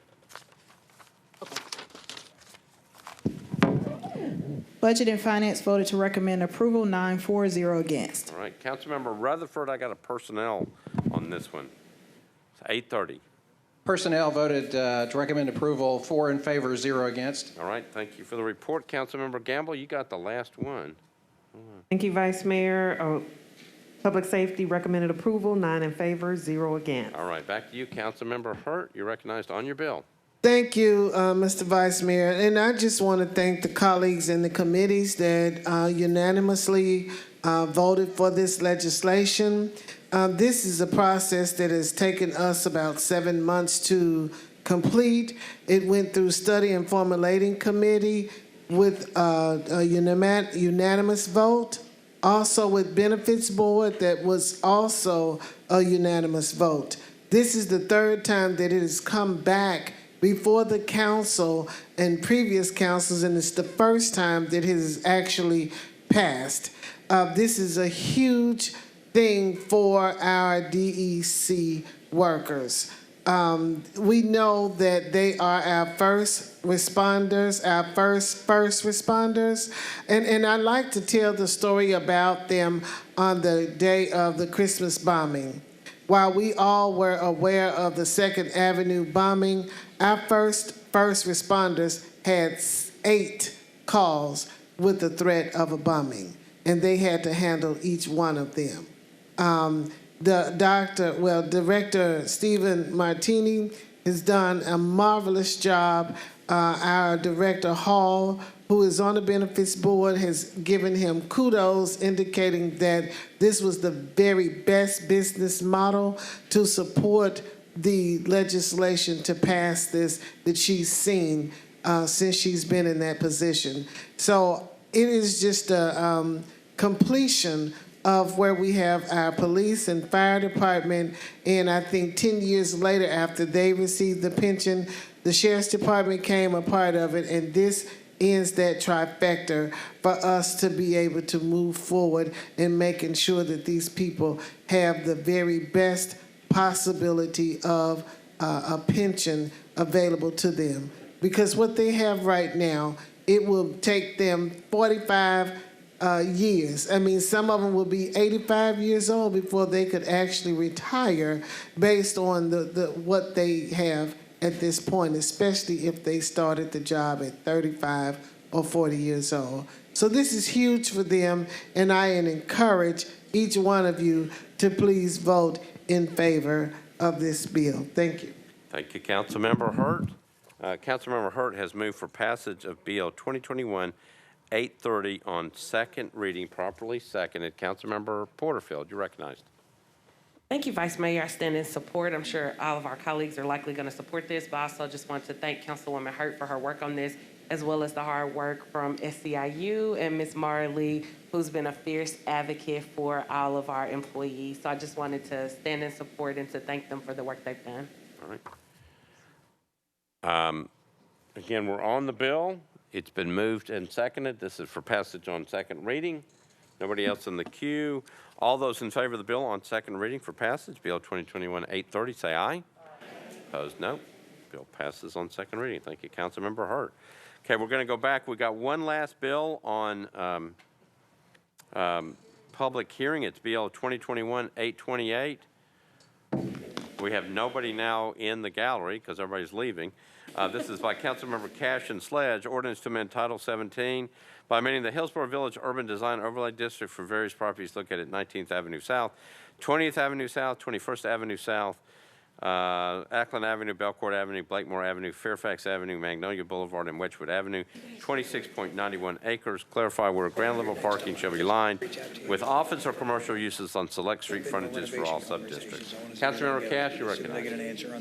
Open the public hearing. Shall open the public hearing. A show of, there's nobody back there. So I thought I needed to say it. you do. Anybody for it or against it? I see no hands at all. So I declare the public hearing closed. Councilmember Cash, you're on your bill. Thanks. Move approval with a brief comment. Councilmember Cash has moved approval of 828 on second reading, properly seconded.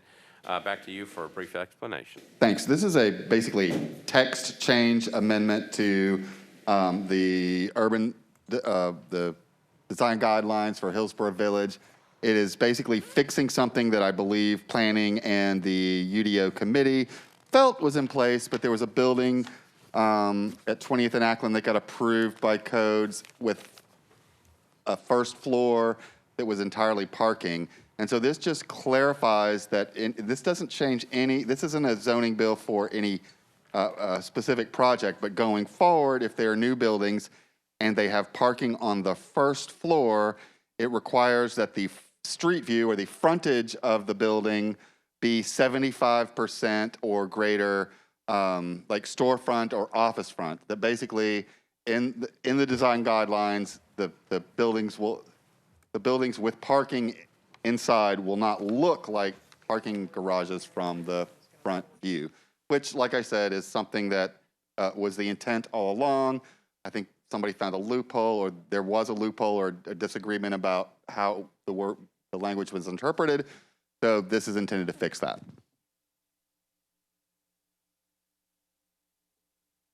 Okay, so Councilmember Cash, this is Bill 2021-828.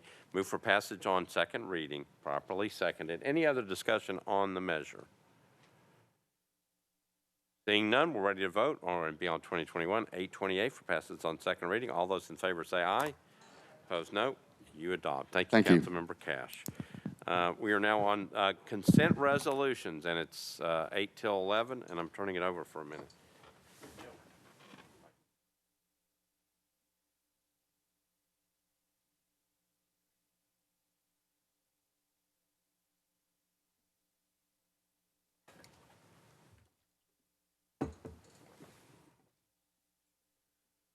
All right, everybody, we're going to have the resolutions on consent.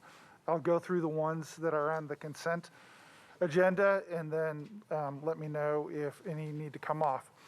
We'll start with item 34, RS 2021-1059, then 1063, 1064, 1065, which is going to require an abstention from Councilmember Allen, 1067, and then they're in a row for a while, so I'm going to pick up the pace.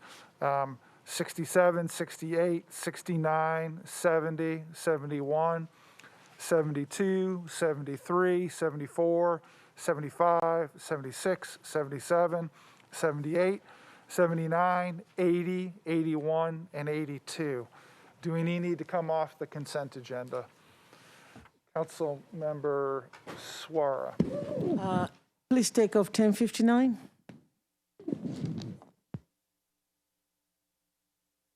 Okay, so 1059 is coming off. Any others? All right, I'm going to read the captions. We'll do committee reports and get through it. So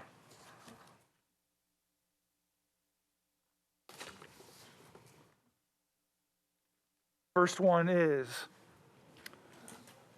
number 35, RS 2021-1063, Toombs, Gambles, and others, approves a substance use disorder grant from the United States Department of Justice to Davidson County Sheriff's Office to serve men with histories of SUD who are housed in DCSO facilities during their period of incarceration and upon reentry into the community.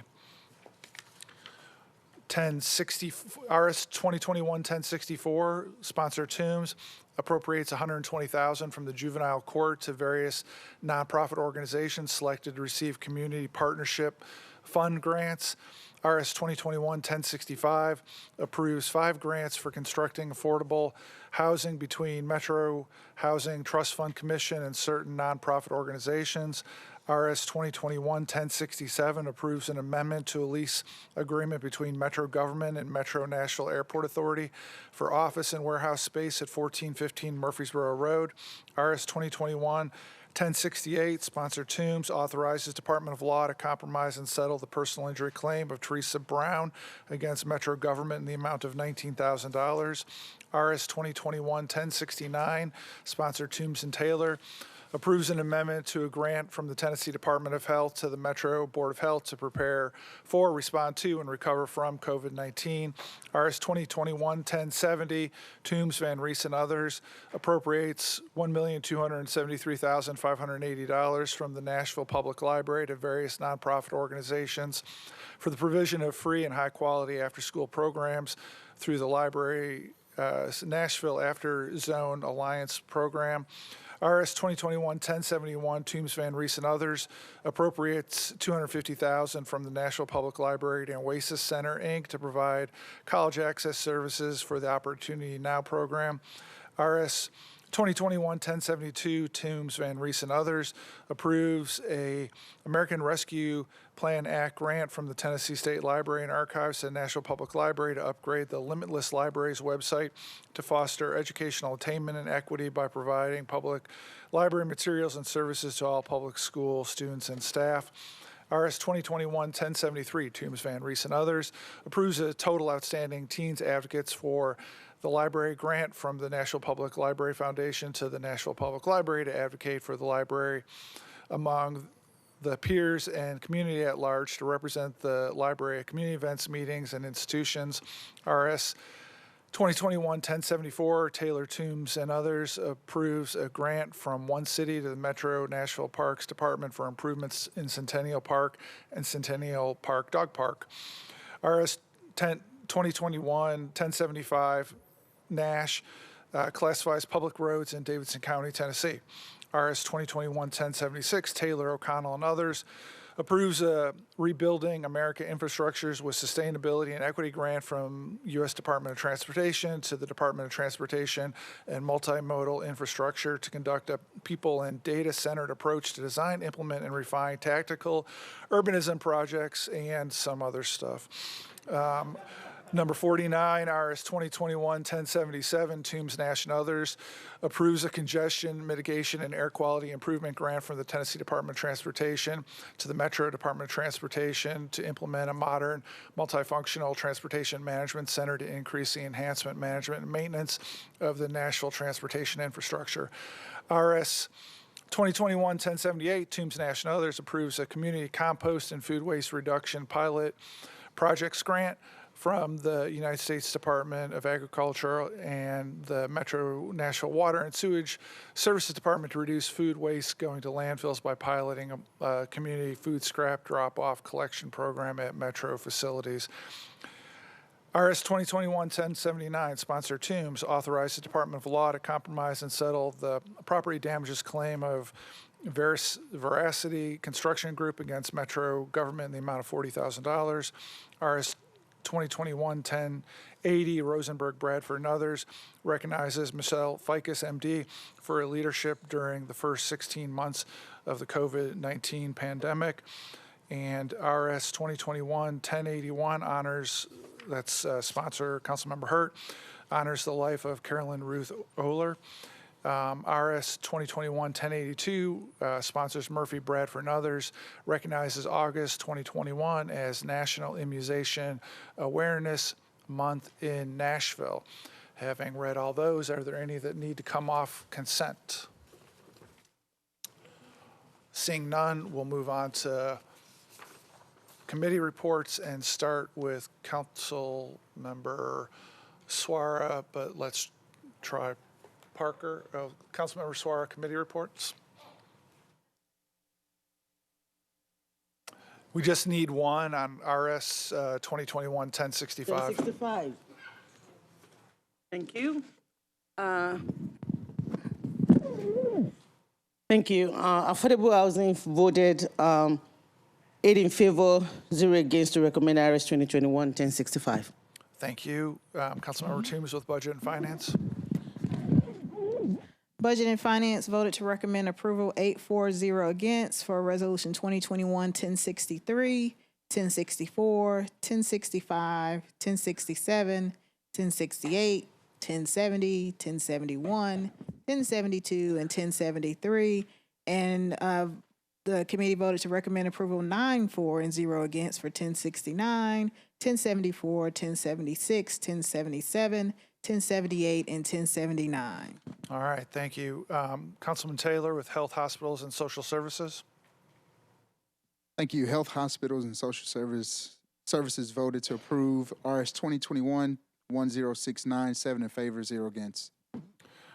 Thank you. Councilmember Van Rees, Parks, Library, and Arts. Parks, Library, and Arts Committee met and approved 7 in favor, 0 against Resolution 1070, 1071, 1072, and 1073, and voted in favor, 6 in favor, 0 against on 1074. Thank you. Councilmember Murphy, Planning, Zoning, Historical. I did not catch that you had. 1067. Oh, I'm sorry about that. It would have been 13 in favor, 0 against. All right, thank you. Councilmember Gamble with Public Safety, Beer, and Regulated Beverages. Thank you, Pro Tem. Public Safety recommended approval, 9 in favor, 0 against for 1063 and 1066. What about 1062? Yes. Yes, 1062 as well. All right, thank you. Councilmember Nash with Public Works.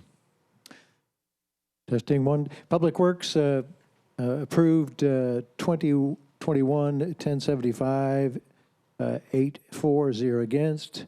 And then we took up RS 2021-1076, 1077, and 1078 and recommended approval, 10 in favor, 0 against. Thank you. Councilmember Johnson, Rules, Confirmation, Public Elections. Thank you, Pro Tem. We voted 7 in favor, 0 against on RS 2021-1080, 1081, and 1082. Am I the last? I'd move the consent agenda, please. Is there a second? All right, the consent agenda has been properly moved and seconded. All in favor say aye. Any opposed? All right, you approve the consent agenda. Thank you.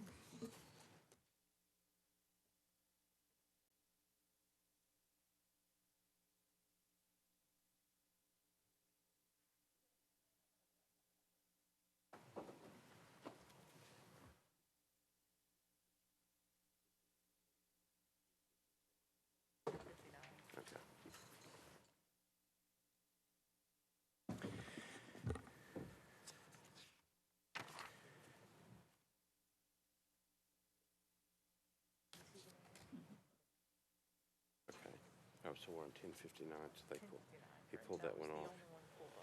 Along with, what about this one, 1066? Those are the only two, okay. All right, we're on RS 2021-1059 by Councilmember Suarez, Syracuse, Sledge, Welsh, and others. Resolution recognizing the retirement of Metro Nashville Public Schools teacher Lindell Edmondson. Councilmember Suarez, you're recognized. Thank you, Vice Mayor. Committee reports, please. Rules and confirmation, Councilmember Johnston.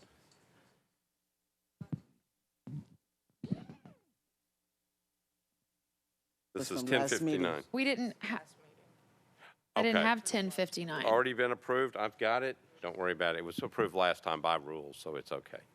All right. Thank so you. It got rolled 1 week. That's what it, or rolled 1 meeting. Councilmember Suarez, you're recognized. Thank you. I'd like to move for approval with a brief comment. All right. Councilmember Suarez has moved RS 2021-1059 for approval properly. Seconded. Back to you. Thank you, Vice Mayor. I had to defer this last week because I really wanted the opportunity to speak to it. A lot of you have heard me talk about John Early Elementary. It is a school in Nashville that I believe that is a rare gem that many people don't know about. Because it's in 37208, a lot of people write it off. And I was one of those people when I first came to town trying to look for a place for my daughter. Many told me not to go there. But I was glad that I went. And one of the reasons why she ended up going there was because of Miss Edmondson. Miss Edmondson was the curator for the museum.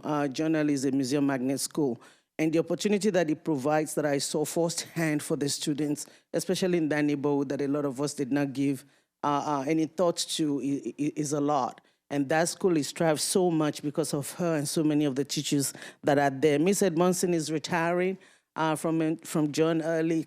I know she'll be missed, but I wanted to recognize her for things that she's done way before my daughter.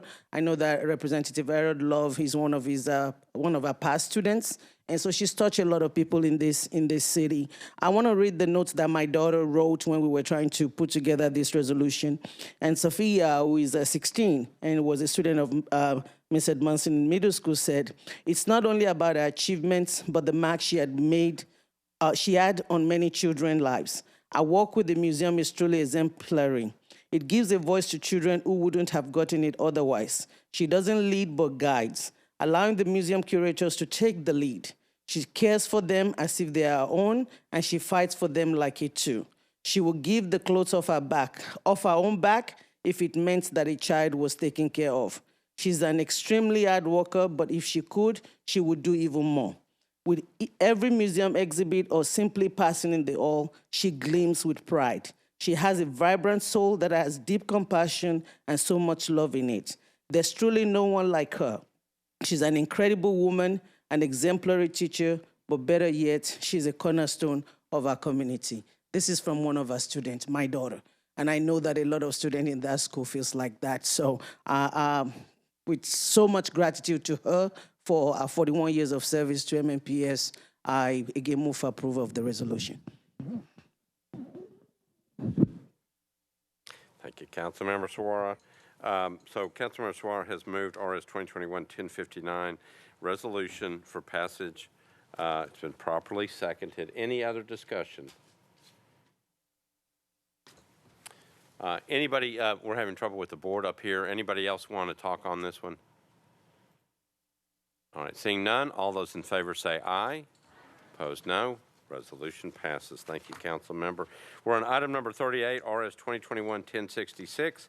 Council Members Toombs, Gamble, and Allen. This is a resolution appropriating a total of $85,000 from a certain account of the general fund of the General Services District to various nonprofit organizations selected to receive public safety violence reduction pilot grant funds. Councilmember Toombs, you're recognized. Thank you, Mr. Vice Mayor. Committee reports. Councilmember Gamble, Public Safety. Thank you, Vice Mayor. Public Safety recommended approval, 9 in favor, 0 against. Okay, thank you. And back to you, Councilmember Toombs, for Budget. Budget and Finance recommended approval as substituted, 9 for, 0 against. Okay, and Councilmember Toombs, you're on your resolution. I'd like to move the substitute. Okay, so Councilmember Toombs has the substitute on RS 2021-1066. Councilmember Toombs has moved the substitute, properly amended. Back to you for an explanation of the substitute. Thank you, Mr. Vice Mayor. So the Public Safety Violence Reduction Pilot Grant funds are from the $2 million state grant that the city received. And this, the substitute removes one nonprofit and adds several others so that the total is $105,000 rather than $85,000. Okay, any questions on the substitute? Okay, Councilmember Toombs has moved the substitute on RS 2021-1066 and properly seconded. Any questions on the substitute? We're voting on the substitute. All in favor of the substitute say aye. Opposed, no. Substitute passes.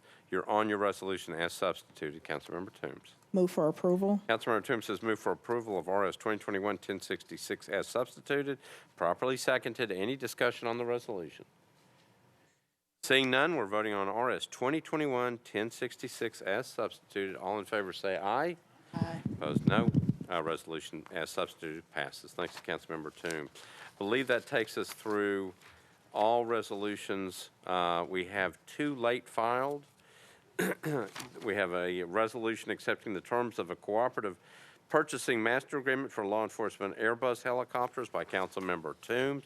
Councilmember Toombs, you're recognized on your late filed resolution. Thank you, Mr. Vice Mayor. Move to suspend the rules. All right, rules, did this go before rules today? Councilmember Johnston. It did, and we had no objection. All right, thank you, Councilmember. Councilmember Toombs has moved for suspension of the rules to get this measure before us tonight. Any objection to suspending the rules to get this matter before us tonight?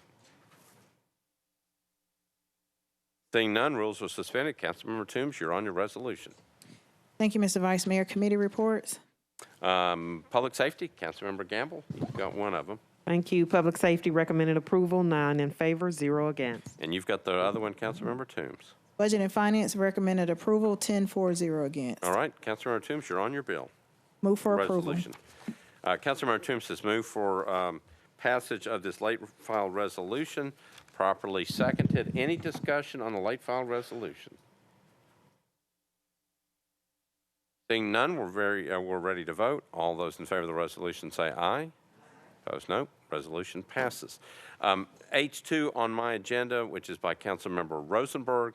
That's also a late file resolution appropriating a total of $850,000 from the general fund of the General Services District for a grant to Community Care Fellowship and authorizing a grant agreement. Councilmember Rosenberg, you're on your late file resolution. Thank you, Mr. President. I'd like to suspend the rules, please. All right. Councilmember Johnston, this come before rules? It did, and we had no objection. Okay, thank you, Councilmember. Councilmember Rosenberg has moved for suspension of the rules to get this resolution before us tonight. Is there any objection to suspension of the rules? Councilmember Taylor, is that an objection or you got something else later? Okay, all right. Any objection to suspension of the rules? Seeing no objection, Councilmember Rosenberg, rules are suspended. You're on your late file resolution. Thank you, Mr. President. This allocates money for mobile housing navigation centers to help with helping homeless folks find housing. And I'd like to move approval pending an amendment from Councilman Taylor. All right, so let's get a couple of budget, committee reports. Budget and Finance, Councilmember Toombs. This is the late file resolution by Councilmember Rosenberg. Budget and Finance voted to recommend approval, 10 for, 0 against. Okay. Affordable Housing, Councilmember Suara.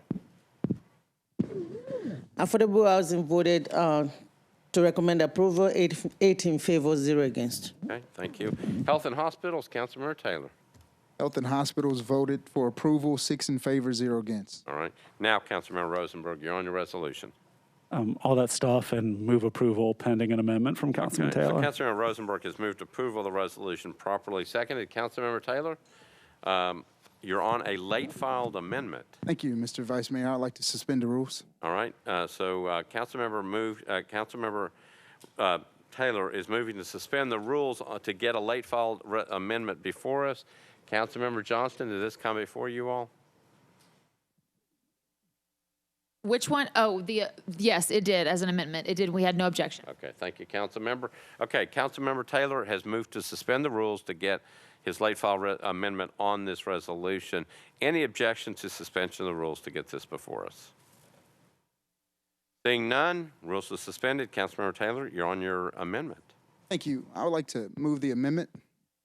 All right, so Councilmember Taylor has moved an amendment to the late file resolution by Councilmember Rosenberg. Properly seconded. Back to you for an explanation of what your amendment does. Thank you. So this amendment is very simple. It asks the Metro Homeless Impact Division to give us, the council, an update after 90 days of adoption. And then it also just kind of clears up the additional 2 to 3. Currently, right now, Brookmead is the only organization that we have listed. In this, we also change the contract as well. And in the amendment, we add additional sites that will include Madison, partnering with City Road Chapel. And then also, currently right now, we're trying to identify a partner in the Southeast region. But we don't have a partner, but we wanted to clarify what the additional 2 to 3 sites would be. All right, so Councilmember Taylor has explained the amendment. Again, it's been properly seconded. Questions about the amendment? All right, ready to vote on the amendment? All in favor of the amendment say aye. Opposed, no. Amendment passes. All right, so we are on now Councilmember Rosenberg's late file resolution as amended. Councilmember Rosenberg, you're recognized. Thank you, Mr. President. Move approval. Okay, so Councilmember Rosenberg is moving approval of his late file resolution as amended. Properly seconded. Discussion on the late file resolution as amended. Seeing none, we're ready to vote. All those in favor of the late file resolution as amended say aye. Opposed, no. Late file resolution as amended passes. All right, we are now on bills on introduction and first reading. I think there's a couple bills that may need to come off. I'm looking at item number 56, BL 2021-842 by Councilmember Cash. Does that need to come off, Councilmember Cash? Okay, so that one's coming off. BL 2021-843 by Councilmember Roberts. Councilmember Roberts, is this one coming off? That one's coming off as well. Anything else that needs to come off of first reading?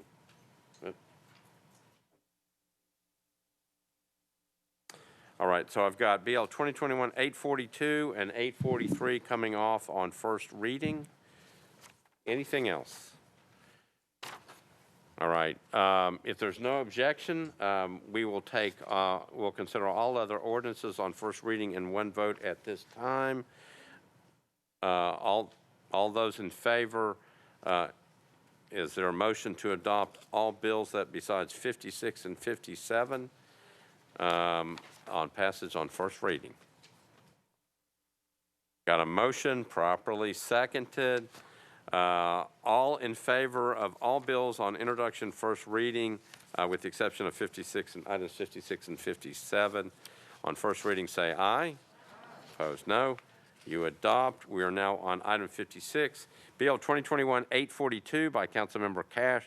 Ordinance amending Chapter 16.28, Section 17.40.430 of the Metropolitan Code to amend the regulations of the demolition of potentially historic structures and sites. Councilmember Cash, you're recognized. Thank you. This bill does a few things. It sets some new procedures for permitting the demolition of historic buildings, especially pre-1865.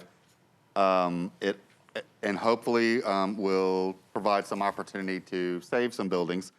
And it also, I guess, changes the length of time. Once an overlay, a historic or conservation overlay zoning bill is filed, it kind of gives a little extra time or like puts the pending legislation concept in place and gives a little extra time if the bill is deferred along the process. Anyway, we're still working on it. and I would like to defer until the first meeting in October. Wait, Yeah. do I see a hand? Hold on, yes. I'm sorry? Oh, I want to pass today, Yeah. but then defer public hearing until October 5th. All right, so the motion is to pass on first reading tonight and then defer the bill to the first meeting in October. Okay, that's the motion, properly seconded. Any discussion on the motion? Seeing none, all those in favor of the motion say aye. Opposed, no. You adopt. Item number 57, BL 2021-843, an ordinance to amend section 17.36, 110, 120, and 17.40, 550 of the Metropolitan Code of Laws relative to historic signage. Councilmember Roberts, you're recognized. Thank you, Mr. Vice Mayor. I'd like to pass on first reading and defer it to the October 5th meeting, please. To the first meeting in October? Yes, please. Okay. So the motion is to pass on first reading tonight and defer to the first meeting in October. Properly seconded. Any discussion on that motion? Seeing none, all those in favor of the motion say aye. Opposed, no. You adopt. We have two late filed bills on first reading. Is that correct? And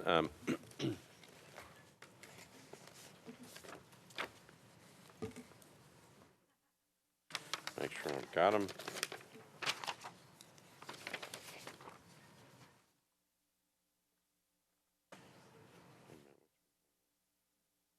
Three in my packet.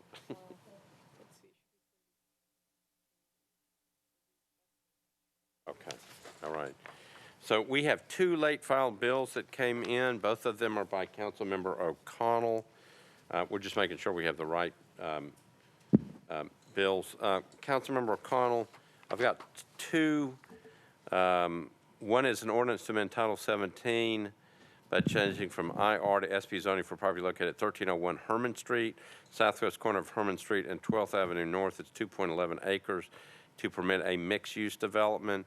And then another one, which is also tied to Herman Street, ordinance to amend Title 17 of the Metropolitan Code of Laws by changing from IR to SP zoning for properties located at 1212, 1300, 1302, 1304 Herman Street, and Herman Street unnumbered, and a portion of 907 12th Avenue North, northwest corner of Herman Street and 12th Avenue North, 1.79 acres, to permit up to 250 multifamily residential units.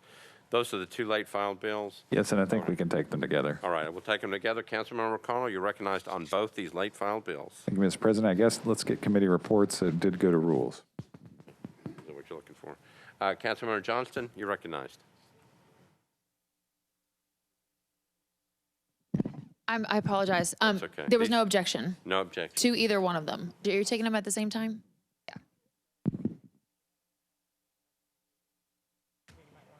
Okay. Getting lots of good information over here. So it had to come to you all because they were late filed, and they're also SPs, right? And so there is no plan filed with them. There's no planning recommendation, so they also had to be, you have to suspend the rules Yes. for both of those things. So no objections from rules. Councilmember O'Connell is asking for suspension of the rules to get them That's on, correct. to suspend all those rules to get them in front of us tonight so he can pass them on first reading. Any objection to suspension of the rules? Seeing none, rules are suspended. You're on both your bills for passage on first reading. Thank you. I'd like to move approval of brief comment. All right, so Councilmember O'Connell has moved both these bills for passage on first reading. Properly seconded. Back to you. Thank you, Mr. President. As explained in rules, this all kind of started with a technical difficulty at the Planning Commission and wound up with, these were requested timely, but we had just some, between that technical issue and some later administrative issues, we'd like to keep these on schedule, so I had requested the bill from planning. The only reason they're late filed was administrative. Everything else about the process should be timely, and I would encourage colleagues to support just so we can keep this process moving forward.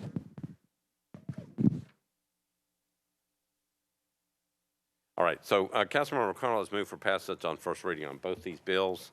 Properly seconded. Any discussion? Seeing none, all those in favor of passage of both those bills on first reading, say aye. Opposed, no. Both bills are passed on first reading. We are now on bills on second reading. There is a second reading consent calendar. We're going to go through those. Just hang with me. Okay, so if you're looking at your bills, sure.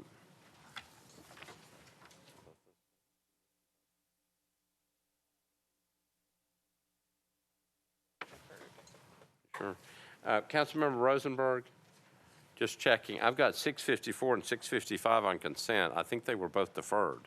Okay, all right. All right, just checking, thank you. All right, so here are the bills on consent calendar. Watch these closely in case we had any mistakes. I've got item number 79 on consent. That's 829. Item 80, 2021-830 is on consent.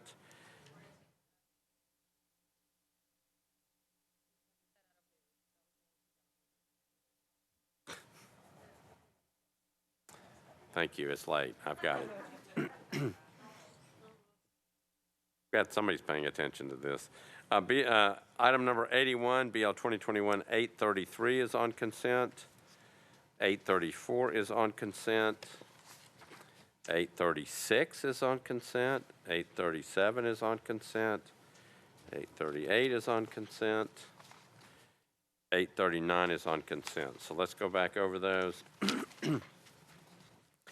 Item 79, 829 is on consent. 830, we've already handled, Councilmember Johnston, right? There you go. 833 is on consent. 834 on consent. 836, 837, 838, and 839 is on consent. Any objections to any of that? Okay, let's go through those. Let me read the captions. Item 79, 2021-829 by Syracuse, Bradford, and Roberts. Ordinance to establishing tree protection replacement procedures for trees on the properties of certain metro departments. BL 2021-833, Sledge, Toombs, and Cash. Ordinance approving the Fourth Amendment to an agreement between the Metropolitan Government of Nashville and Davidson County and Atkinson Associates Architects, Inc. BL 2021-834, this is by Taylor, Gamble, and Suara. An ordinance approving an agreement between the Mental Health Cooperative and the Metropolitan Government of Nashville and Davidson County through the Police Department for the purposes of ensuring the provision, integration, and coordination of behavioral health services to individuals who are mutually served by both organizations. Item 84, BL 2021-836, Gamble, Murphy, and Nash. Ordinance authorizing the Metropolitan Government to accept new sanitary sewer and water mains, manholes, fire hydrant assemblies, easements for 3 projects located on Bridge Church Pike and Dickerson Pike. BL 2021-837 by Roten, Murphy, and Nash. Ordinance authorizing the Metropolitan Government to accept a new public water main and fire hydrant assembly for property located at 3634 Central Pike. And BL 2021-838, ordinance authorizing the Metropolitan Government to abandon existing public sanitary sewer mains and easements and to accept new sanitary sewer and water mains, sanitary sewer manholes, assemblies, easements for property located at 218 Maplewood Trace. And BL 2021-839, Hager, Murphy, and Nash. Ordinance authorizing the Metropolitan Government of Nashville to negotiate and accept permanent and temporary easements for the Rayon Drive Stormwater Improvement Project for 8 properties located on Rayon Drive, Scenic Peak Road, and Bridgeway Avenue. Those are the measures on second reading. I've got a couple of committee reports.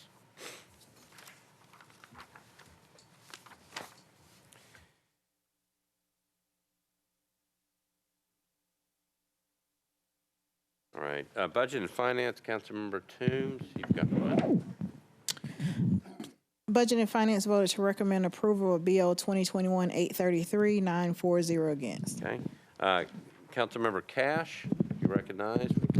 829, we approved or voted to approve 7-0, and 833, we voted to approve 7-0 as well. All right, thank you. Councilmember Taylor, Health and Hospitals. Health and Hospitals voted to approve 834, BL 2021, 834, 6 in favor, 0 against. All right, thank you. Councilmember Van Rees, Parks and Library. Parks, Library, and Arts voted to approve 6 in favor, 0 against on Bill 829. All right, thank you. Councilmember Murphy, you've got several. Thank you. 829, 833, no, I'm sorry, that's not ours. 836, 837, 838, 839 were all 13 in favor, 0 against. That's right. Thank you. Public Safety, Councilmember Gamble, you've got one. Thank you, Vice Mayor. Public Safety recommended approval for 834, 9 in favor, 0 against. Okay. 834, she got that one. And Councilmember Nash, you've got the last group. As Public Works took up Bill 2021-829 and recommended in favor, 10-4, 0 against. We took up Bills 2021-836, 837, 838, 839, recommended approval, 8 in favor, 0 against. All right. And Councilmember Nash, give me a motion to approve all bills on the second reading consent agenda. I would like us to approve all the motions on consent, second reading. That would be great. That's the motion, properly seconded. Any discussion? Seeing none, all those in favor say aye. Opposed, no. You adopt. Okay, so let's go back. We're on item number 76. This is by Councilmember Rosenberg. It's BL 2021-654 and 655. We'll take them together. Councilmember Mendez has to abstain. The first one is an ordinance to amend Title 17 by changing RM2 to RS40 property located at 6,000 River Valley Drive, the southeast corner of River Valley Drive and Newsom Station Road, located within a planned unit development overlay. And then 2021-655, that's item 77 by Rosenberg. Ordinance to amend Title 17 by canceling a portion of the Riverwalk Plan Unit Development District located at 6,000 River Valley Drive, southeast corner of River Valley Drive and Newsom Station Road. Councilmember Rosenberg, on both those measures, you're recognized. Thank you, Mr. President. Committee reports, please. Councilmember Murphy, Planning and Zoning for both. Thank you. On both of them, we were deferring one meeting, 13 in favor, 0 against. All right, Councilmember Rosenberg. One meeting, please. All right, the motion is to defer one meeting, properly seconded. Any objections to that? All those in favor of the motion to defer one meeting say aye. Opposed, no. Both those bills, 654 and 655, are deferred one meeting. I'm on item number 78 by Councilmember Porterfield, ordinance to amend section 16.24.330 pertaining to the intermodal containers on residential properties. Councilmember Porterfield, you're recognized.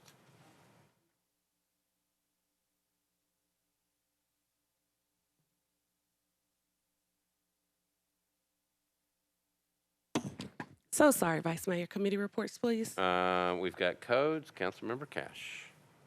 We voted for 7-0 for a deferral. I believe it was a one-meeting deferral. Okay, Councilmember Yes, Porterfield. one meeting deferral, 7-0. All right, thank you, Councilmember Cash. Councilmember Porterfield.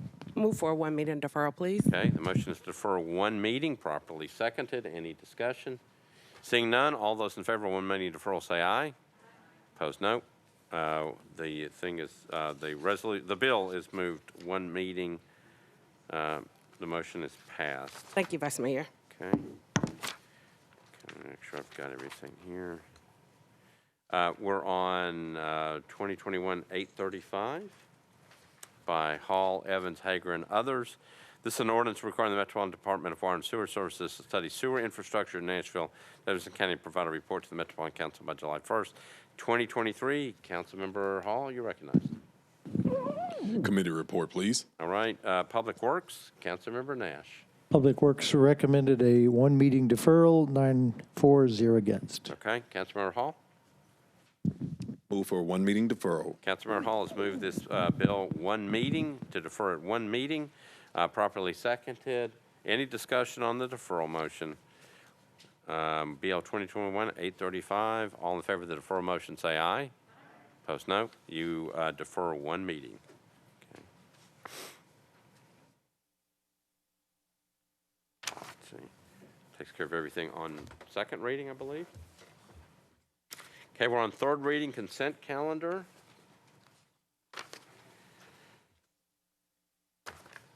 Let's go through those.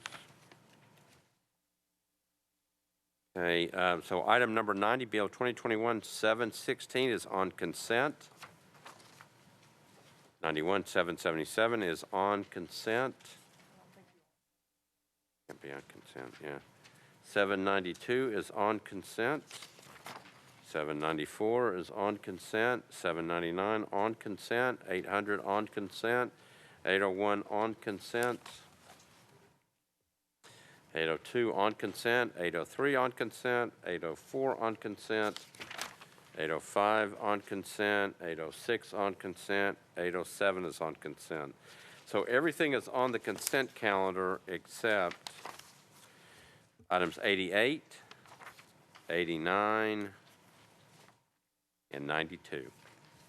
Anything that needs to be bumped off consent on third reading? All right, here we go. Bills on third reading. These are on the consent agenda. Item number 90, Bill 2021-716 by Councilmember Taylor, ordinance to amend Title 17 by changing specific plan on property located at 401 Clay Street, approximately 310 feet southwest of 3rd Avenue North, to add a .87 acre parcel to the existing SP to allow for a parking lot. Item number 91, Bill 2021-777 by Councilmember Roberts, ordinance to amend Title 17 by changing SP to R8 zoning for properties located at 6017 O'Brien Avenue, approximately 170 feet east of Eastboro Drive, .78 acres. BL 2021-792, that's item number 93, Allen, Bradford, Porterfield, and others.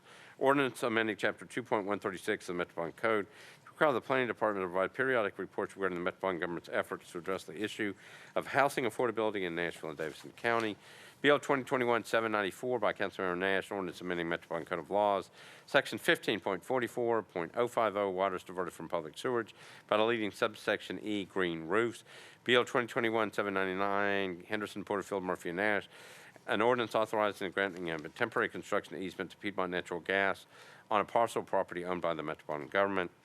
BL 2021-800 by Councilmember Johnston, ordinance readopting the Code of the Metropolitan Government, including supplemental replacement pages thereof containing certain ordinances of a general and permanent nature enacted on or before March 22nd, 2021.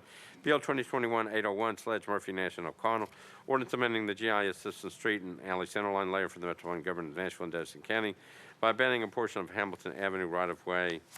Bill 2021-802 by Roberts, Murphy, and Nash, ordinance authorizing the Metropolitan Government to abandon existing public sanitary sewer mains, manholes, and easements, except new sanitary sewer mains, sanitary sewer manholes, and easements for two properties located at 6001, 6003 B O'Brien Avenue.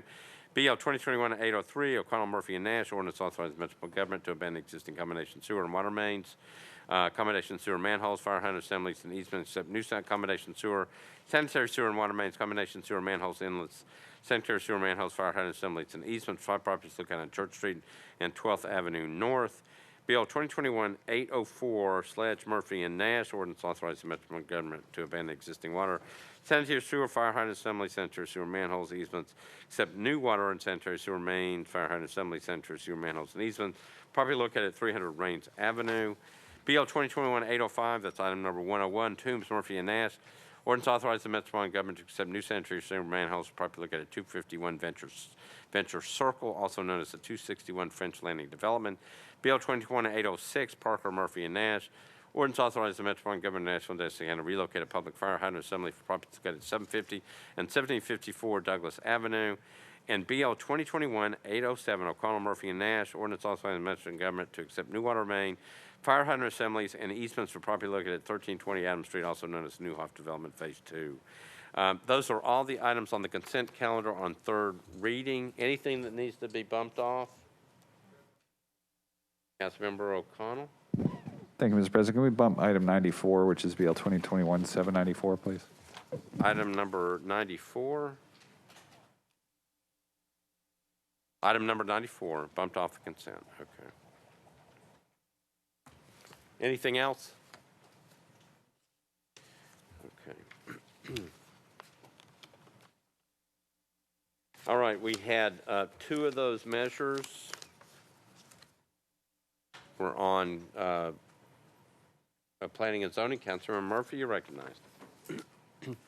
Thank you. We had 716, 777,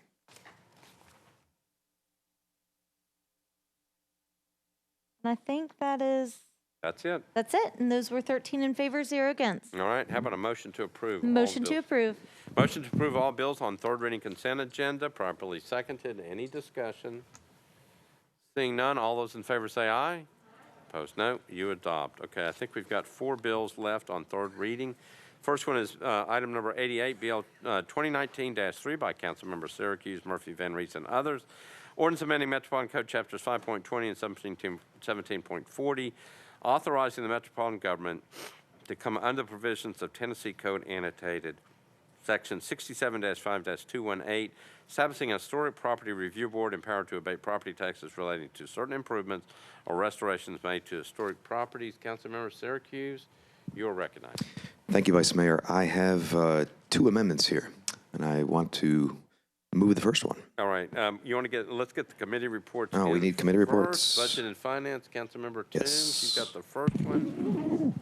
Budget and Finance voted to recommend approval as amended, 8-4-0 against and 1 abstention. All right. Thank you. Councilmember Murphy, you've got the other one, Planning and Zoning. 13 in favor, 0 against on the bill as amended. All right. Thank you. Back to you now, Councilmember Syracuse. All right, thank you, Vice Mayor. Sorry about that. Yes, I have two amendments, and I'd like to move Amendment 1. Okay. So, Councilmember, we're on BL 2019-3. Councilmember Syracuse has moved Amendment number 1. Properly seconded. Back to you for explanation of the amendment. Thank you, Vice Mayor. So this is really an Exhibit A, as you've seen on the attachment. Last week, you received an email from Hannah explaining that we could have just implemented this bill, the Tennessee Code, and then it would have authorized the Historic Zoning Commission to then put the standards and guidelines in place. Well, what I wanted to do was go ahead and have those guidelines put in place, have them put before the Historic Zoning Commission, have them bless it, and then have it come back here. So that's what we did. And so this is really just an exhibit to show everybody that the guidelines have been set. They're very conservative to start this program out. And so it's an amendment that is really just an exhibit with this as an attachment to show those guidelines. And with that, I'd like to move that amendment. All right. So Councilmember Syracuse have moved Amendment number 1 to BL 2019-3, properly seconded. Discussion on the amendment. Seeing none, we're voting on Amendment number 1. All those in favor of the amendment say aye. Opposed, no. Amendment number 1 goes on. Councilmember Syracuse, you're on amendment number 2. Thank you, Vice Mayor. Amendment 2 is a friendly amendment from the administration. It simply moves the effective date of this legislation to October 1 of this year, and I'd like to kick it to the administration to explain the importance of it. Administration, Mr. Jameson. Thank you, members of council. Were this to be adopted tonight, because the Assessor's Office prepares the tax rolls by mid-September and submits them on to the trustee for distribution by October, first week of October. An effective date of October 1st on this bill would mean there would be no impact on the current fiscal year. And to the extent there's any lingering concern with finance about the potential implications of the abatement, we would not have that immediate consequence and would have time to offer any curative ordinance if necessary in the future. Thank you. All right. Councilmember Syracuse. Thank you. With that, I'd like to move the second amendment. Okay. So Councilmember Syracuse has moved Amendment number 2, properly seconded. Discussions on the amendment. All right, seeing none, we're ready to vote on Amendment number 2. All those in favor of the amendment say aye. Opposed, no. Amendment number 2 is adopted. Councilmember Syracuse, you are on BL 2019-3 as amended, Thank you, Vice Mayor. With that, I'd like to move the bill as amended with a brief comment. All right, so Councilmember Syracuse has moved BL 2019-3 as amended with 2 amendments for passage on third reading. Properly seconded. Back to you for an explanation. Thank you very much, Vice Mayor. We have witnessed so many historic and cultural assets in this city be destroyed in the name of progress, be it a new hotel, condo, apartment, other development. And we have all heard many times fervently from our neighbors, why can't you do something about this? Well, as we all know, the frustrating reality is that we don't really have any tools in the toolbox to help really encourage preservation at the local level amidst a development boom unlike Nashville has ever really seen. So towards the end of my first term, I worked with planning and historic to look at every single tool we could possibly implement, and I asked for everything ranging from authorized legislation to that which would require a constitutional amendment. So this before you, these next 2 bills, BL 2019-3 and Companion Bill 49, are the only 2 programs available to local municipalities. Rutherford County is the only other municipality who has implemented it. And as you read in the email and the attachment from Hannah last week, this program doesn't dip into our coffers. It encourages investment in qualified historic properties and only abates based on the value of what is invested. So to put it otherwise, investment in historic properties couldn't happen really without this program. It encourages it. It was very intentional that the program guidelines that hopefully you've read were established and are very conservative as we begin to implement this program, and we limit the scope to make sure that we are proceeding very correctly and cautiously. Commercial properties only, 100,000 investment, and only 20 applications a year. But over time, I think that this program will be accompanied by other programs in the state and federal level because there is no silver bullet for preserving history. I think they will have a true meaningful impact to preserving our culture and history and can help stem the tide of us continuing to be a victim of our own success as we grow yet to fail and preserve our history. Be it 2nd Avenue, the Morris Building, Elks Lodge and Jefferson Street, the State Prison, Federal Reserve Bank, Music Row, or any other qualified historic asset in your district, I encourage your support of this program so we can begin to do what our constituents have asked and help preserve our culture and history. Thank you.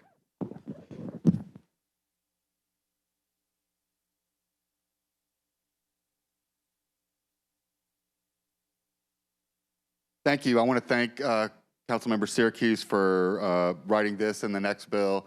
As he kind of referred to, there's a lot of passion in Nashville and a lot of intent to save our history, but we don't have a lot of tools, and I don't know that we've done our best to come up with a plan to do so.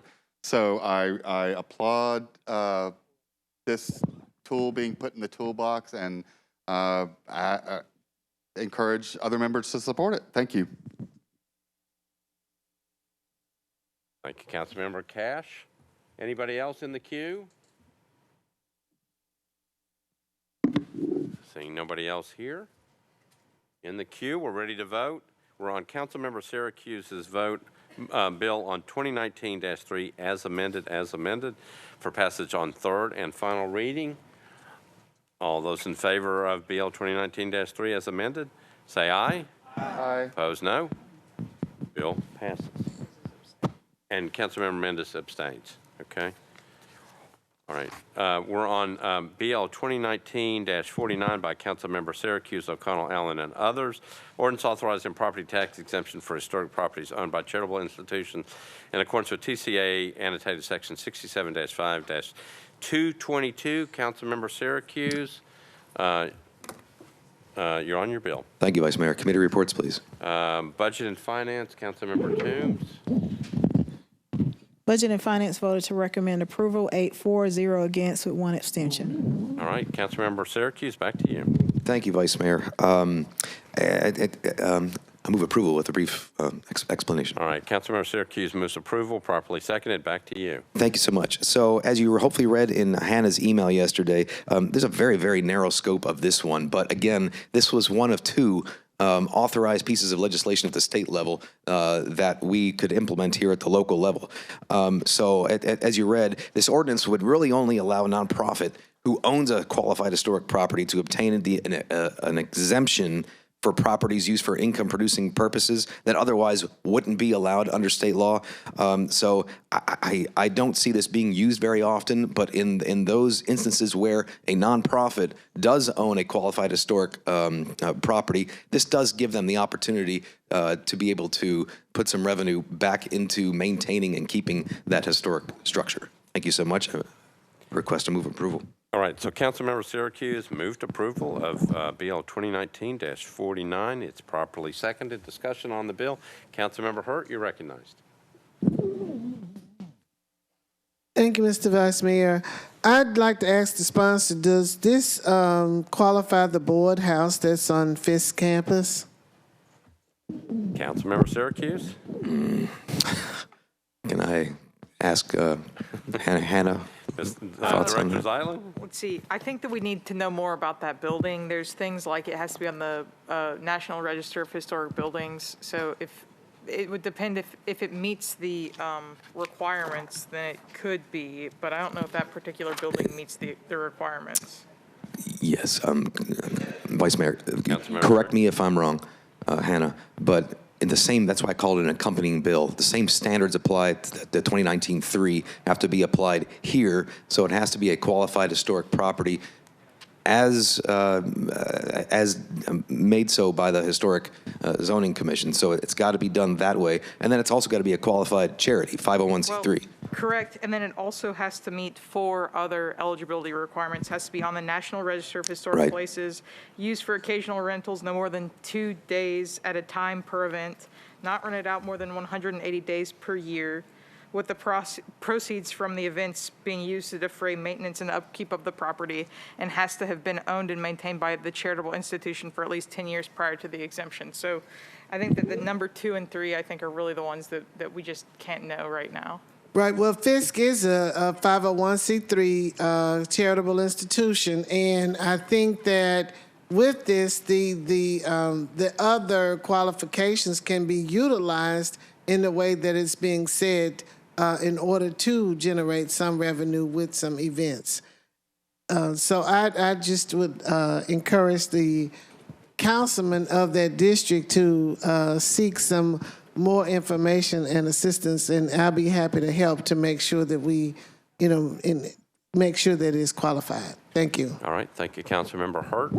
Councilmember Syracuse? I renew my motion for approval. All right, nobody else is in the queue. All right, so this one requires, as my understanding, Director Zeitlin, 2/3 votes of the body. Correct. So we have to have 27 votes. So we're, Councilmember Syracuse, you're giving me that look. Director Zeitlin, explain that to us. No, that's fine. Do we have enough people here? Well, we do. We have at least 27 people here. We have 27 people here. Okay, very good. I believe you have to move your bill tonight. So, Yes, I'd like to do so. yes, you have to move it tonight. So we are on the board. In order for this to pass, it's got to get 27 votes of this body. All right? Oh. So, Madam Clerk, can you get the machines open for me? This has a point of order. Councilmember Mendez? Hold on. Can we get a count of how many of us are in here, just to make sure? We had it just a few minutes ago. If everybody, Councilmember Sledge? 35. We have 35 in chambers. Okay, we're trying to make sure everybody's here. 35. We believe we have 35 members, okay? It's my understanding that this bill has to be passed tonight, based upon the rules. So we're on the board. Madam Clerk? Well, go ahead. It doesn't have to pass, but it has to be voted on. It has to be voted on tonight. If it's going to work, it has to be passed tonight, okay? So it has to come up for a vote tonight. Madam Clerk, tell me when you're ready. Yes. We are ready. We are voting on BL 2019-49 for passage on third and final reading. If you're for the bill, you'd vote yes. If you're against the bill, you vote no. Madam Clerk, open up the machines.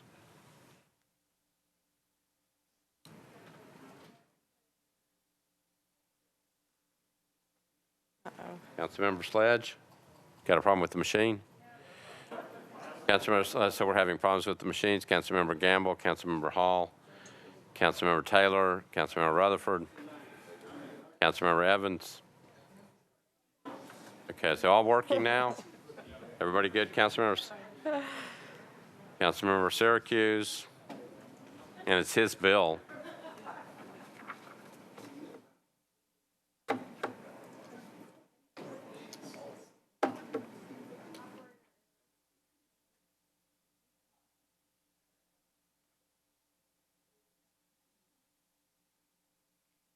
Does everybody have access? Councilmember Sledge does not? Oh, he's marked as absent? I'm not able to get this to scroll. So if I'm trying to do that, and so that I can see if I can enter his vote for him,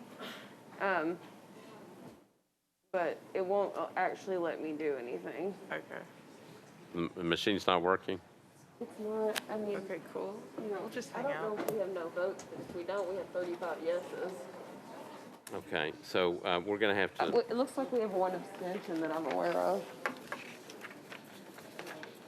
Can you see how it's kind of things, it's just, I don't know why kind of it's popping out. happening. Oh, there it goes. There it's moving.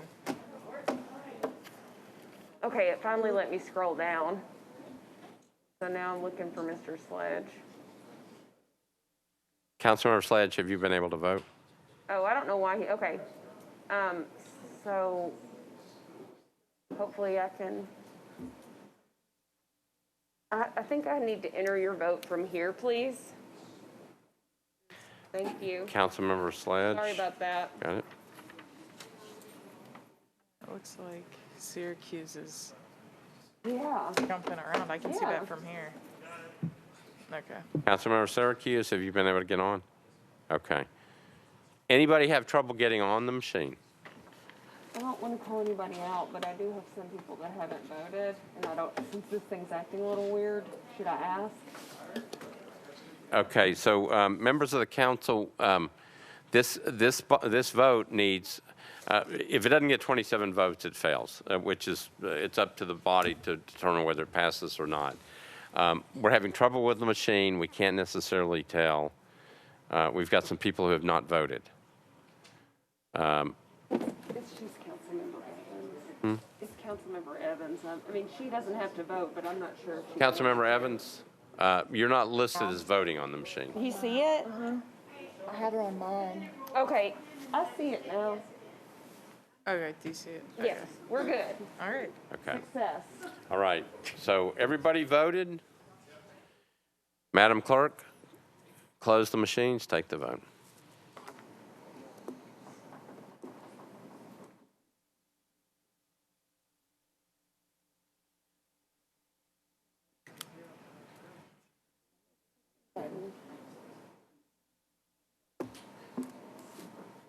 Anticipation is killing me. 34 yeses, no, 0 noes, and 1 abstention. Councilmember Syracuse, your bill passes on third reading. All right, we have 2 more bills left. The next one is item number 92. It's Bill 2021-780 by Councilmember Welsh. Ordinance to amend Title 17 by changing from RES 10 to SP zoning for property located at 2512 Rasco Street, approximately 260 feet south of J Street, 0.28 acres. It is a disapproved bill. Councilmember Welsh, you're recognized. Thank you, Mr. Vice Mayor. This is a bill that's been a little bit confusing, I think, to some members of the body, and there's been a lot of misunderstanding about what this is. The building in question has existed as a secondary dwelling, as a secondary building on this property since the year 2000. It has never been used as a dwelling or as an STR. It is a garage. It was permitted in 2000 for plumbing and electrical and passed, but that is all that is in the building. Nothing will change aesthetically if this DADU is approved, because the only work will be done on the inside. All the parking will be behind the building and in the garage. There are 40 properties within 1,000 feet of this property that are already duplex eligible, including the property in back that shares the property line. No STRs are permitted based on the amendment that we passed at the last council meeting. And the property is small, so no more than 2 people could ever live there at one time. The property owner wants to use it as long-term rental until his parents move here in 2 years to move into the property permanently. It is a thing that we need very much in the 16th district.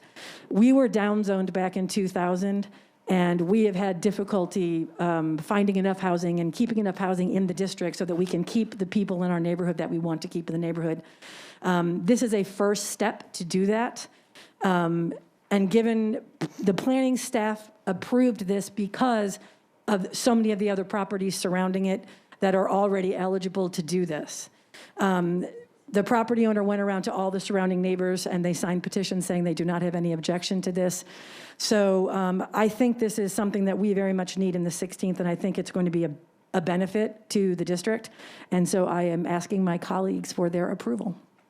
All right, so Councilmember Welsh has moved approval of 2021-780 for passage on third reading, properly seconded. Discussion, Councilmember Murphy, you're recognized. Thank you, Vice Mayor. I can't get behind this bill. There has been too much misinformation or conflicting information given to the Planning Commission at the 2 hearings that were there. at the public hearing here and via email to, I assume other council members got the similar emails. So in 93, it was zoned R10, and it was permitted to build a garage that was 1,008 square feet. And keep in mind that according to the property assessor, the main house is 750 square feet. That's a pretty big dadu. Even if it's 2 stories, we're still looking at it being more square feet than the original main house. It was permitted for an Airbnb in 2018. I'm glad that this is amended where it won't be able to do that. Per the email to myself and potentially others, Joshua McDonald, who I'm not sure is the owner or the developer, said that this was a pre-existing garage with a 2nd-story living space. They also told me that 2 streets over could do dadus. I asked them where and how. The response was 2 examples. One was, again, 2 streets over. It was actually in District 2, and it was BL 2021-667, which is 11 to 12 miles away from this street. And it's also, that property and that bill that we passed is in the T3 neighborhood evolving policy. This is a neighborhood maintenance policy. They also said 2 streets away, you could do dadus, but the bill cited was the dadu overlay. So it's not a guarantee that you can do dadus 2 streets over. So again, misleading information. The petition that they gave us a copy of that was circulated to their neighbors, again, also told their neighbors that neighbors just a few doors away can already have multiple homes on one lot, not necessarily an accurate representation of the zoning in the area. Again, this property is in T3 neighborhood maintenance and was one of the reasons why the Planning Commission, our job, we're tasked with the spirit of the law and the policy, while staff often is following the letter of the law and the policy. And then here, we do have the role at council of putting politics with policy and law. And at the end of the day, they are asking us to do a spot zoning. Spot zoning is not legal and should not be allowed or something that we entertain. The owner's petition also states that this is the first step in helping getting other neighbors their own SP and dadus. I think what needs to happen here is that if they are interested in dadus, if they are interested in having 2 on 1 lot, a rezoning would be more appropriate. A change in the policy would be more appropriate potentially, depending on staff recommendation and things. But at the end of the day, the commission decided that this did not meet the spirit of the policy. And I think as we are looking at it from a political point of view, this is a spot zoning that should not be approved tonight. Thank you, Councilmember. Councilmember Parker.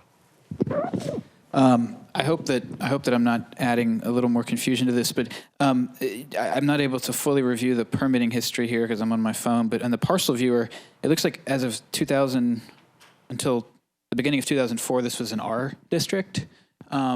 And so, how does it impact if it was permitted for electrical and whatnot? While it was an R district.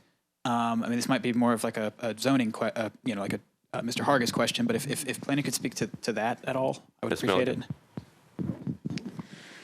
Sure. So the zoning and the permit are somewhat related, although in this instance a little bit unrelated. When they came in for the permit for the garage, they got a permit for a garage.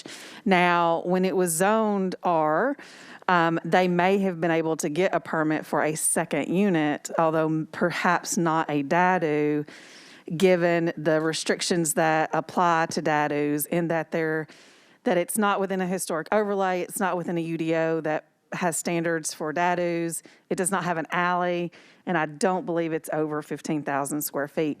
And so it may not have been eligible for a dadu, it may have been eligible for a full second unit. But I would have to do deed research in that to see when it was first created. And so they got a permit for a garage. Could they have gotten a permit for a second unit? I can't say for certain without doing additional research. Okay, thank you. I was just curious. I know that stuff gets very complicated, all the layers of different iterations for our zoning that we've had, but thank you for that. All right, thank you, Councilmember. Councilmember Mendez.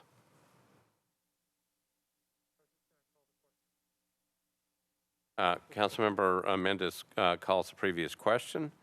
All right, so we're not voting on the measure, we're just voting on the previous question. All those in favor of the previous question say aye. Opposed, no. All right, so we're on the bill. So this is a disapproved bill. It requires 27 votes to pass. Madam Clerk, we have to go on the board.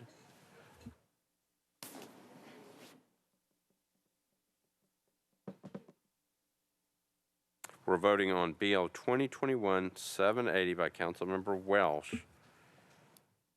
for passage on third reading. You ready? Open up the machines.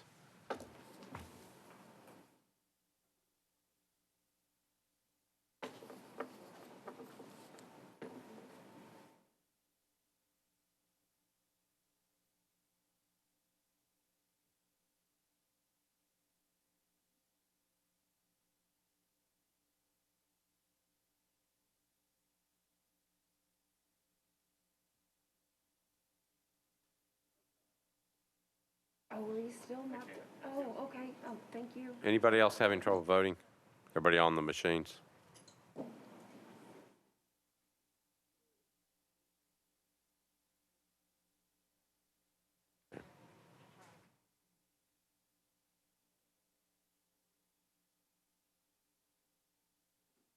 Okay, we have all the votes. All right, Madam Clerk, close machines, take the vote.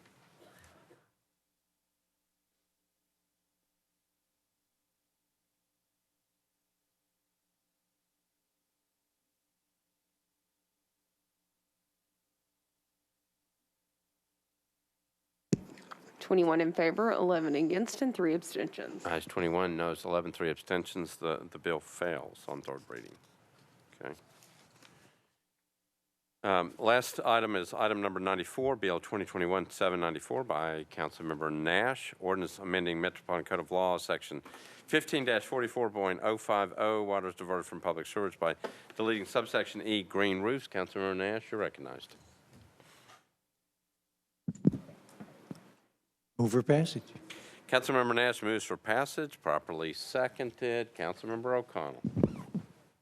Thank you, Mr. President. I had a couple questions that came up after this came through committee, and I'd like to have one more meeting to get those answered by Metro Water. Not a big deal, just wanted to get them before final passage on this one, so I'd actually like to request a one-meeting deferral.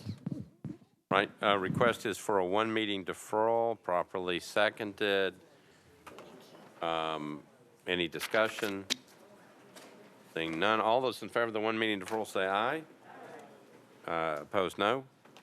BL 2021-794 is deferred one meeting. Anything else before we go? Okay. Hold on. Councilmember Hurt, you're recognized. Thank you, Mr. Vice Mayor. I certainly appreciate this opportunity to address my colleagues. And I want to say that earlier, I really wanted to hug Councilmember Parker for what he did in terms of deferring the legislation because of the outpouring of those individuals who were affected by the proposed bill. But what I want to say is consistency is king. There is no amount of intermittent effort or intensity that will ever make up for being inconsistent. And yet, the biggest issue most people face when it comes to achievement is the thing that matters most, consistency. Something we've not had, especially the second-term council members, as we had 3 mayors and 3 vice mayors in 2 years. It's easy to get caught up in the excitement and emotion of intensity, which would make an act impulsively and not think about the consequences or inconsistency. I urge you, my colleagues, to practice consistency when supporting or not certain legislation. We just displayed nearly 300 long-term residents of Bordeaux Hospital with not the same intensity as we saw tonight to save. Assist them or those who lost their jobs of 30-plus years. Currently, a takeover of North Nashville and Bordeaux, especially Districts 1, 2, and 21, is in the works. Instead of there being questions, we are assisting with the gentrification of the communities. It is being disguised as cleaning up, righting a wrong, but in reality, it's taking from those who were there to maintain the community when no one wanted it, to a highly sought after investment community close to downtown and amazing green space. That includes 4 HBCUs who have helped build this community, this city, for as long as 155 years. Consistency is king and necessary. Councilman Hall wanted to make a statement as well. Councilmember Hall, you're recognized. And I appreciate Councilmember Hurt's words because earlier I was feeling some type of way also. And I know we started this term talking about we were going to work diligently toward equity and inclusion. And we do get caught up sometimes as prisoners of the moment in certain issues. And, you know, it is all about consistency and equitable application of the law, the resources, and the rules. And we need to sometimes take a step back and look at how we're actually approaching some of these things. And I find that we're too often now pitting one group in this city against another group in this city. And even interest within these chambers, the same thing happens. And we need to take a step back and look at how we kind of work with one another and how we get caught up in some of those issues. And it's never about trying to out-trump one another or outplay the race card or anything like that. But we've got to be realistic about what's happening. I mean, we are genuinely ignoring how redlining is still an everyday practice in this city. And until we start to do what the very first thing I said, my very first meeting in this chamber was, at some point the budget has got to reflect the priorities of the people. And we keep having mayors and different people come through this process to talk about how they're going to do that. We keep having council bodies keep talking about how we're going to do that. But what we're doing is business as usual. And my heart went out to those people tonight. I empathize and sympathize with them, but I also see the exact same thing happening everywhere else or in multiple places in the city, not getting the same attention or reaction from this body. That's wrong. That's inconsistent. And we've got to do a better job about that. How we apply policy in this city needs to be equitable. How we move resources in this city needs to be equitable. And that is not happening. And I know from one incident to the next, one situation to the next, whatever the political climate is, we're going to be moved by it to a certain degree. But what we're charged with in here is something different. I know it's hard not to want to legislate morality or to get caught up in emotional issues at any given moment. But if we're going to approach it that way, we got to be consistent about it. However we approach it, we've got to be consistent about it. And that is just not taking place. And you can look at the last 10 budgets and the last 30 years of data, how resources in this city are being applied to different communities, and it is not equitable and it is not consistent. Thank you, Councilmember Hall.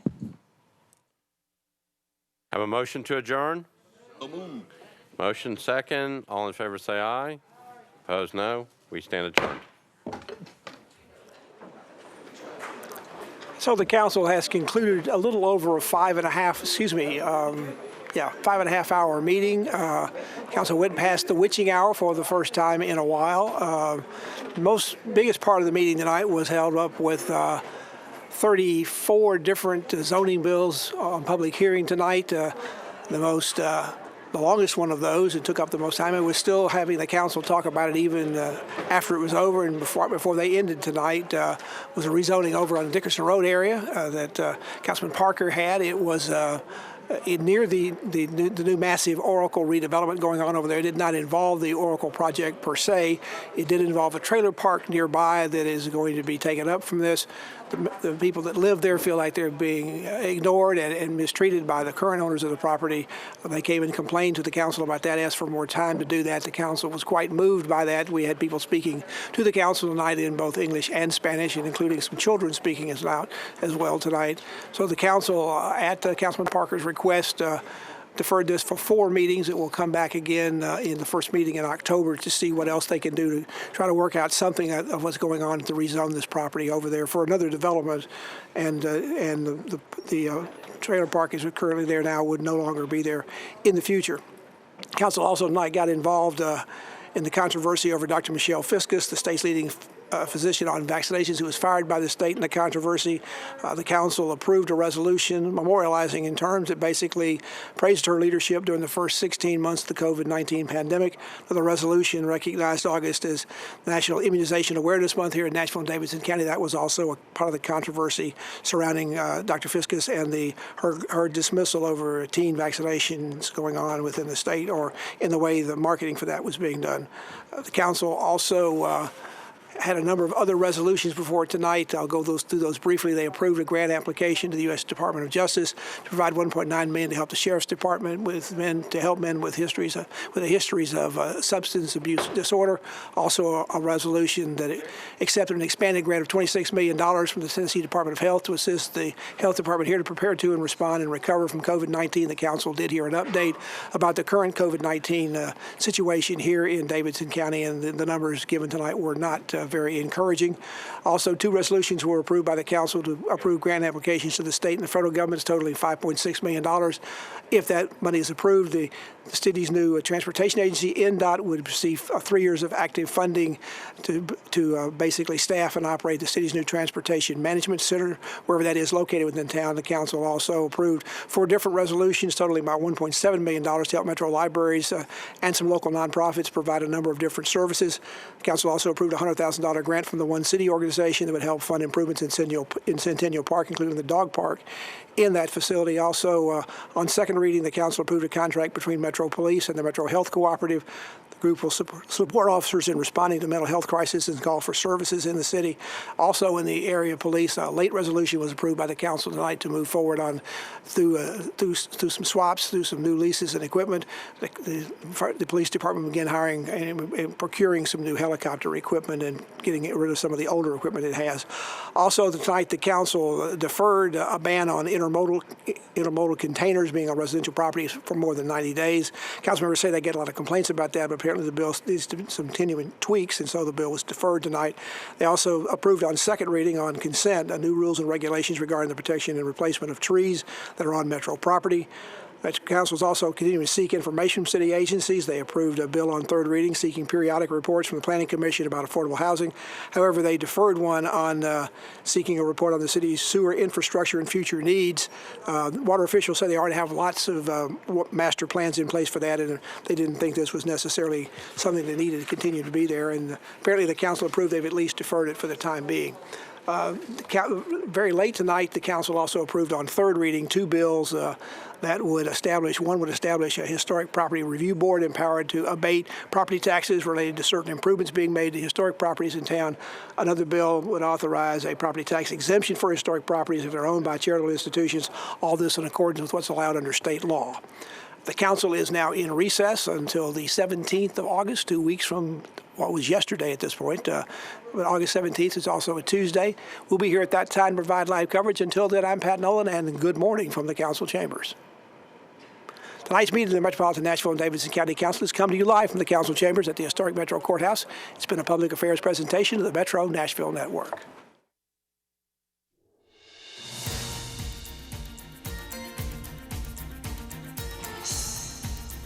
This has been a service of the Metro Nashville Network. If you would like to see this presentation again, or for more information about this and other programs, visit nashville.gov.